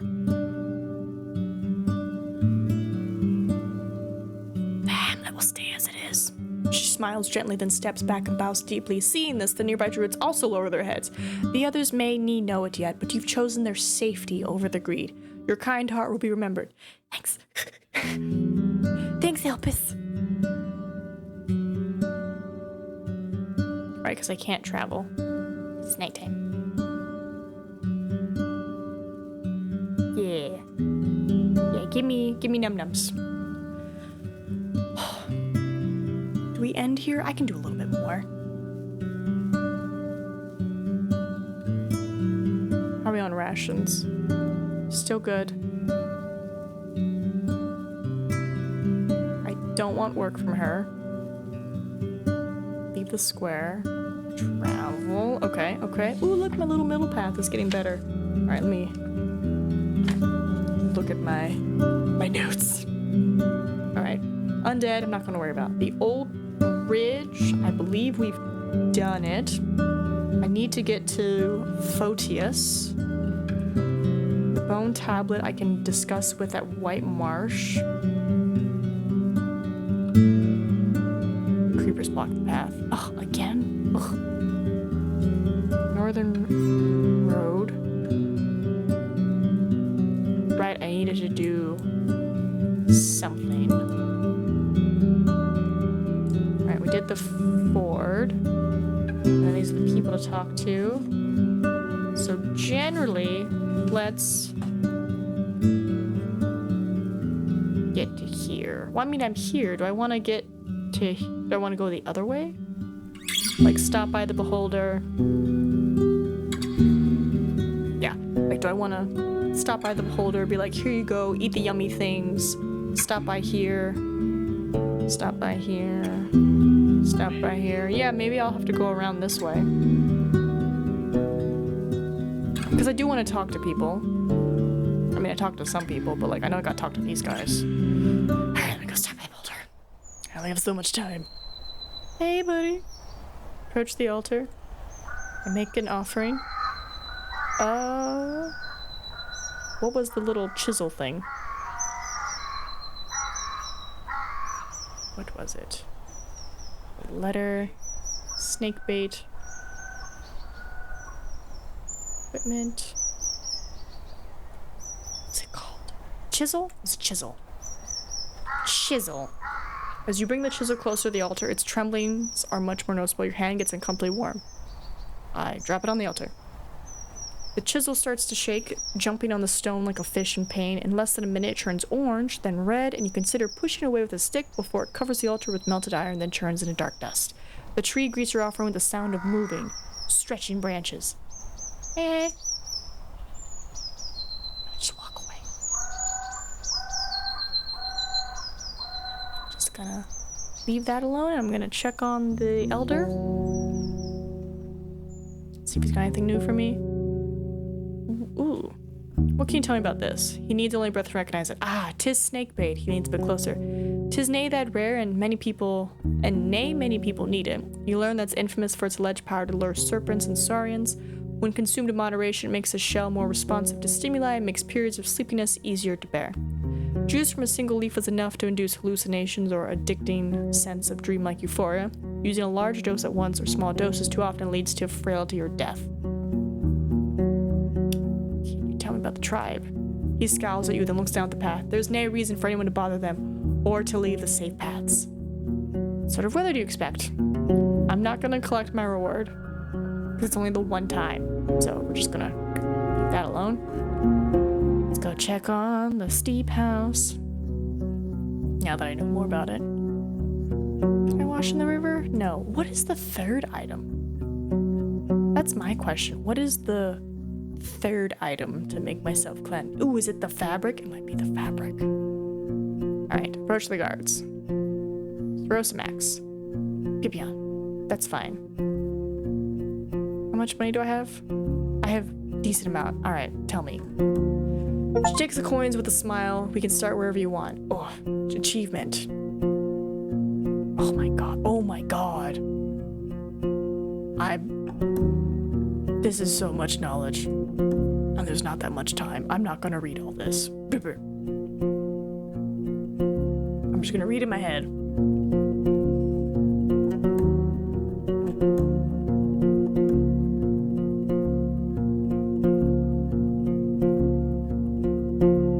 Local apes.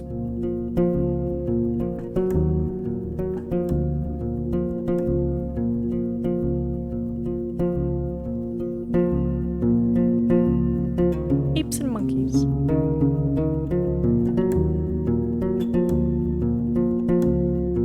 Okay, we've already been through that. Alright, mini beast folk.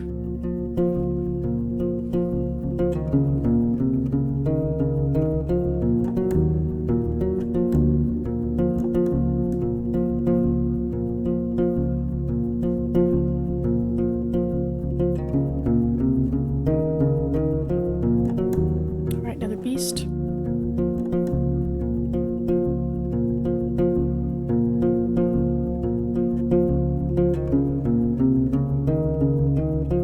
Dragon.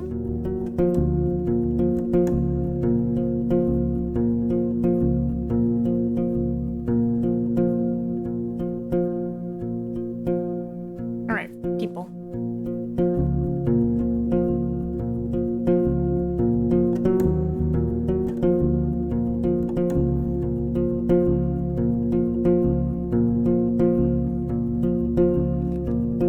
Alright, weird critters.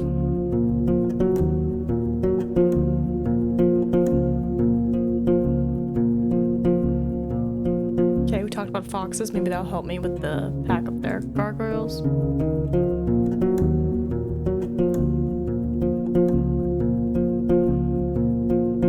Goblin packs.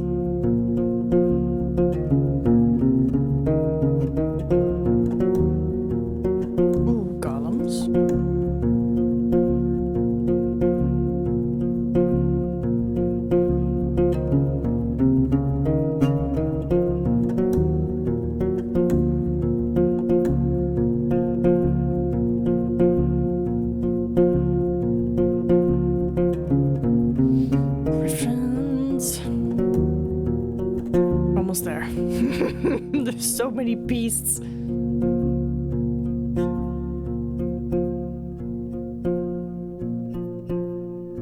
Howlers.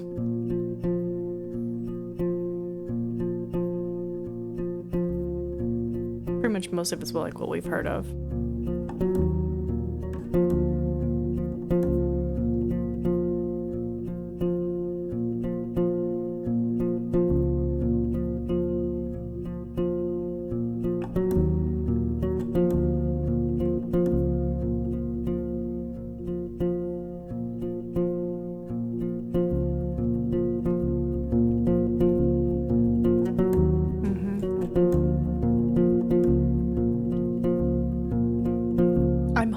With all this knowledge that any beast I come across, I'm just like, I have the knowledge. I know how to fight you. I know exactly what to do.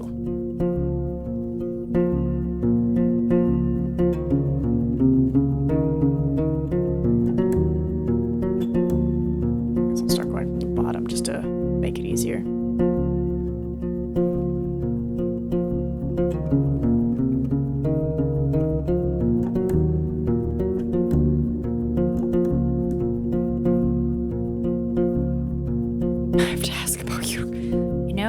About unicorns. Do you get them?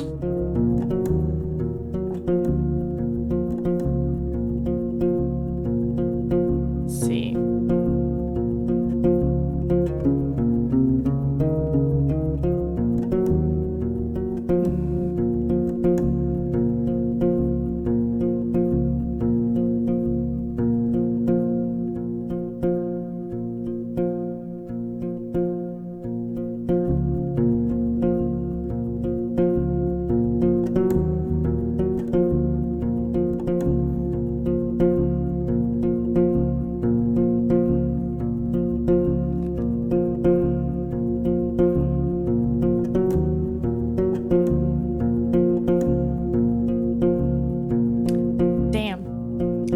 Trust me, it sounds weird, but play dead, and once you're in its mouth, stab it.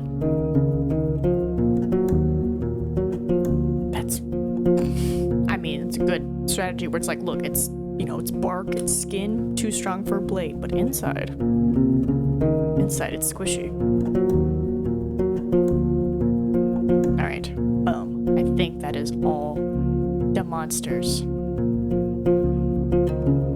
Dear God, that's all I need to know.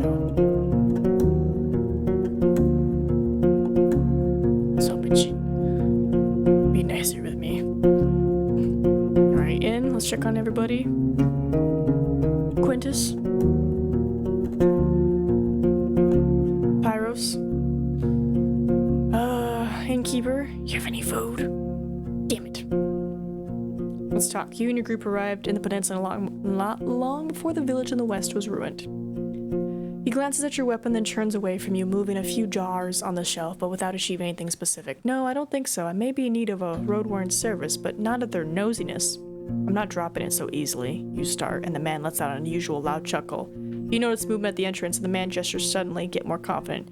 Is that so? Why can't you figure out what happened to that place by yourself? It was destroyed during the Wrath of Raids, was pillaged by humans, then destroyed by monsters, was attacked by beasts, then finished up humans. Humans use monsters. I'm hoping, because everyone says it's the Wraths. But, like, was it? I mean, it definitely got pillaged, so, boop. He makes a annoyed click with his tongue. That's one way to put it. He takes a deep breath, getting even larger. Fine, I'll give you that. But I have no interest in changing things as they are, and helping you now may cut a branch on which I sit. You ask him what he wants in return, and he runs his fingers through his blue hair. Oh, nothing fancy, just pay me 22 coins. Oh. Let's agree to disagree. I want to learn. Let's talk the price. 22? Classiest band. As sent me to other villages, the bandits are now focused, so she's not interested in your deal. Without a word, he puts your payment on the counter, then glances at your nose. I appreciate that you've been so thorough. You've already done more than I've asked for. I still have the crossbow to sell, so let's say we'll lower its price. Just for you. Keep up the good work. He walks toward the window, opens it, looks outside. I was afraid it might be like that. Times will get tough, yet there may never be a threat large enough to unite this bunch of anarchists.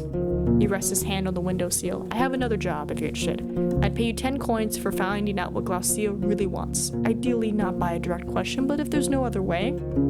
He turns back to you and for a few words looks into your eyes, and better act before she marks you as her next prey. Being a lonely traveler and all. Work with me and I'll do my best to keep you safe if you ever decide to hide behind our walls. I'm bringing good news, I guess. Glacia has only one target right for now. It's the necromancers. You have nothing to worry about, at least when it comes to her. He frowns in disbelief, asking you a few questions about what you've seen in her hideout. Before you finish with the last answer, he empties an already prepared pouch. His gestures are impatient, but the amount of dragon bones matches his promise. You did what I asked for. These are yours now. We'll try to hunt in the north before fall. See if you're correct. What? He observes the floor for a bit, but finally waves your question off. Their camp sounds like a well-protected place and hidden in a dangerous spot. If you're wrong, we won't go to them easily, but that's just a thought of mine. Ugh, I need to wrap up these questions. How much money do we have? I'm still short. Anything you'd like to buy? Ooh, who is the cider for? Who was the cider for? Cider, cider, cider. White marshes. White marshes. Did I write it down? I thought I did. Just gonna write cider.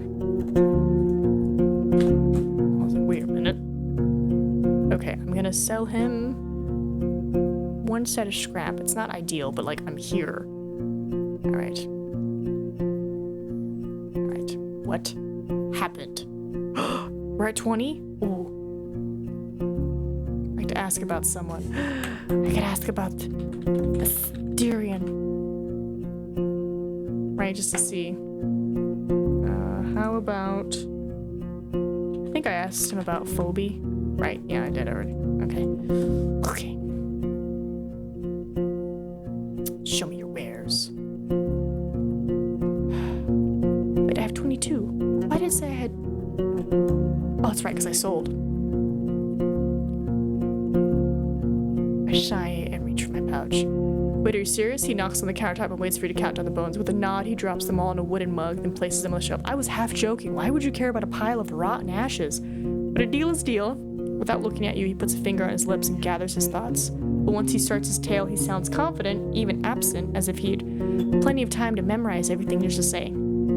After we'd cleared this building of ooze, rats, and spiders, we needed some quick supplies as well as timber and stone. We knew a bit about Steep House, that's the ruins now, and Howler's Den, but Thias was more willing to open her people's storehouse for us. And she was willing to do so for no dragons, just one evening of work. He clears his throat, preparing to tread through his words carefully. Her plan was to unite the tribes of the peninsula under her command, taxes for protection. Some hesitated, but only one said no. Maybe she wouldn't punish any other villagers as roughly as she did Steep House, but you see, they were of the same tribe, and she was making it clear to everyone what it means to betray her. He glances at the entrance, making sure his crew is at hand. She raided them, like in the old days, not to destroy, just to weaken them. But her people were a bit too eager. Some bad old blood between them, I don't know. He pauses. My people and I were keeping watch at the southern pastures. We took the animals and were meant to turn the refugees back so they wouldn't regroup. But we didn't have much work to do. Still, that ain't how the village fell. Have you noticed all the tree stumps next to it? It used to be their forest garden, but they had to cut it all almost at once and get to repairing their walls and houses and gather all the food from nearby branches and shrubs. Animals did not like it, and the village wasn't ready for their wrath. He takes a sip from his mug, and that's the whole story. Not one that would make me proud, but you know how it goes. Every year brings down another village. That's how things go. Oh my god. He meets your eyes. I'm responsible for the stolen mouflons and for keeping a few kids from getting to the edge of the forest. I saved them, Roadwarden. Did I do so intentionally? No. But did I intend to burn their griffin homes? No. Don't. He shouts at the door where you see a few people reaching for their weapons. Oh, he's yelling at them. The Roadwarden won't hurt us, not even with the army's help. There's a victorious smile hiding the edge of his lips. Without us and our pelt, the peninsula's as good as gone. We can't be touched. His hunters step away, but you know he might be right. You've made me richer today, Levanus. Now tell me if you need anything, or go out there and bring me something worth buying. As you look into his contemplatus eyes, you find out a hint of the shy, straightforward man you met at the beginning of your journey. You son of a... You son of a bitch. Hold on, I'm gonna save real quick. I don't want to join her. I just want to talk to her real quick. I've been to your camp. It's good as gone. You explain that the broken entrance is in worse shape than she remembers, and the scavengers are gonna have a feast for a few days, if not more. She rubs the top of her head with her entire palm, glancing at 2 hunters who just entered the room. No longer my problem, she says. Quite a monster we knocked down, wasn't it? I'm going to do a big, fancy save here. I wish I could, like, write a thing like, hey, blah, blah, blah, blah. Because I'm curious what this is, but I'm not going to do that today. I'll do that later. Alright. Having discovered the truth, you could force the people of Howler's Den to confront their past, though they may not take kindly to your threats and requests. The more you learn about their deeds and conflicts, the more tools you have to use against them. Are you telling me I could be like, girl, did you burn down your old village? Leave the shed. Approach the guards. Nothing. I'm at 10 hours. I was gonna go over here, but now I'm like, I kind of want to go back and talk to her and be like, you won't believe what I heard.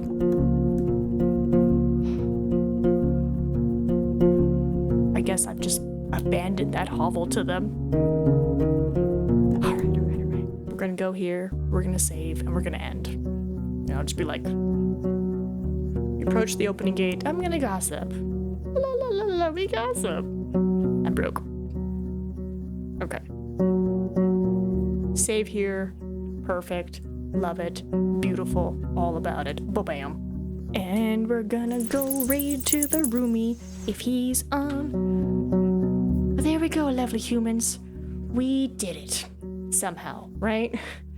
I think I have to do another day or two of this. I miscalculated, but you know, I was using the internet to figure out how long this was. So clearly, I don't read as fast as some people, but that's okay. Thank you everyone for sticking around, and I will see you tomorrow for more Roadwarden. Suzu is Massey. Bye-bye.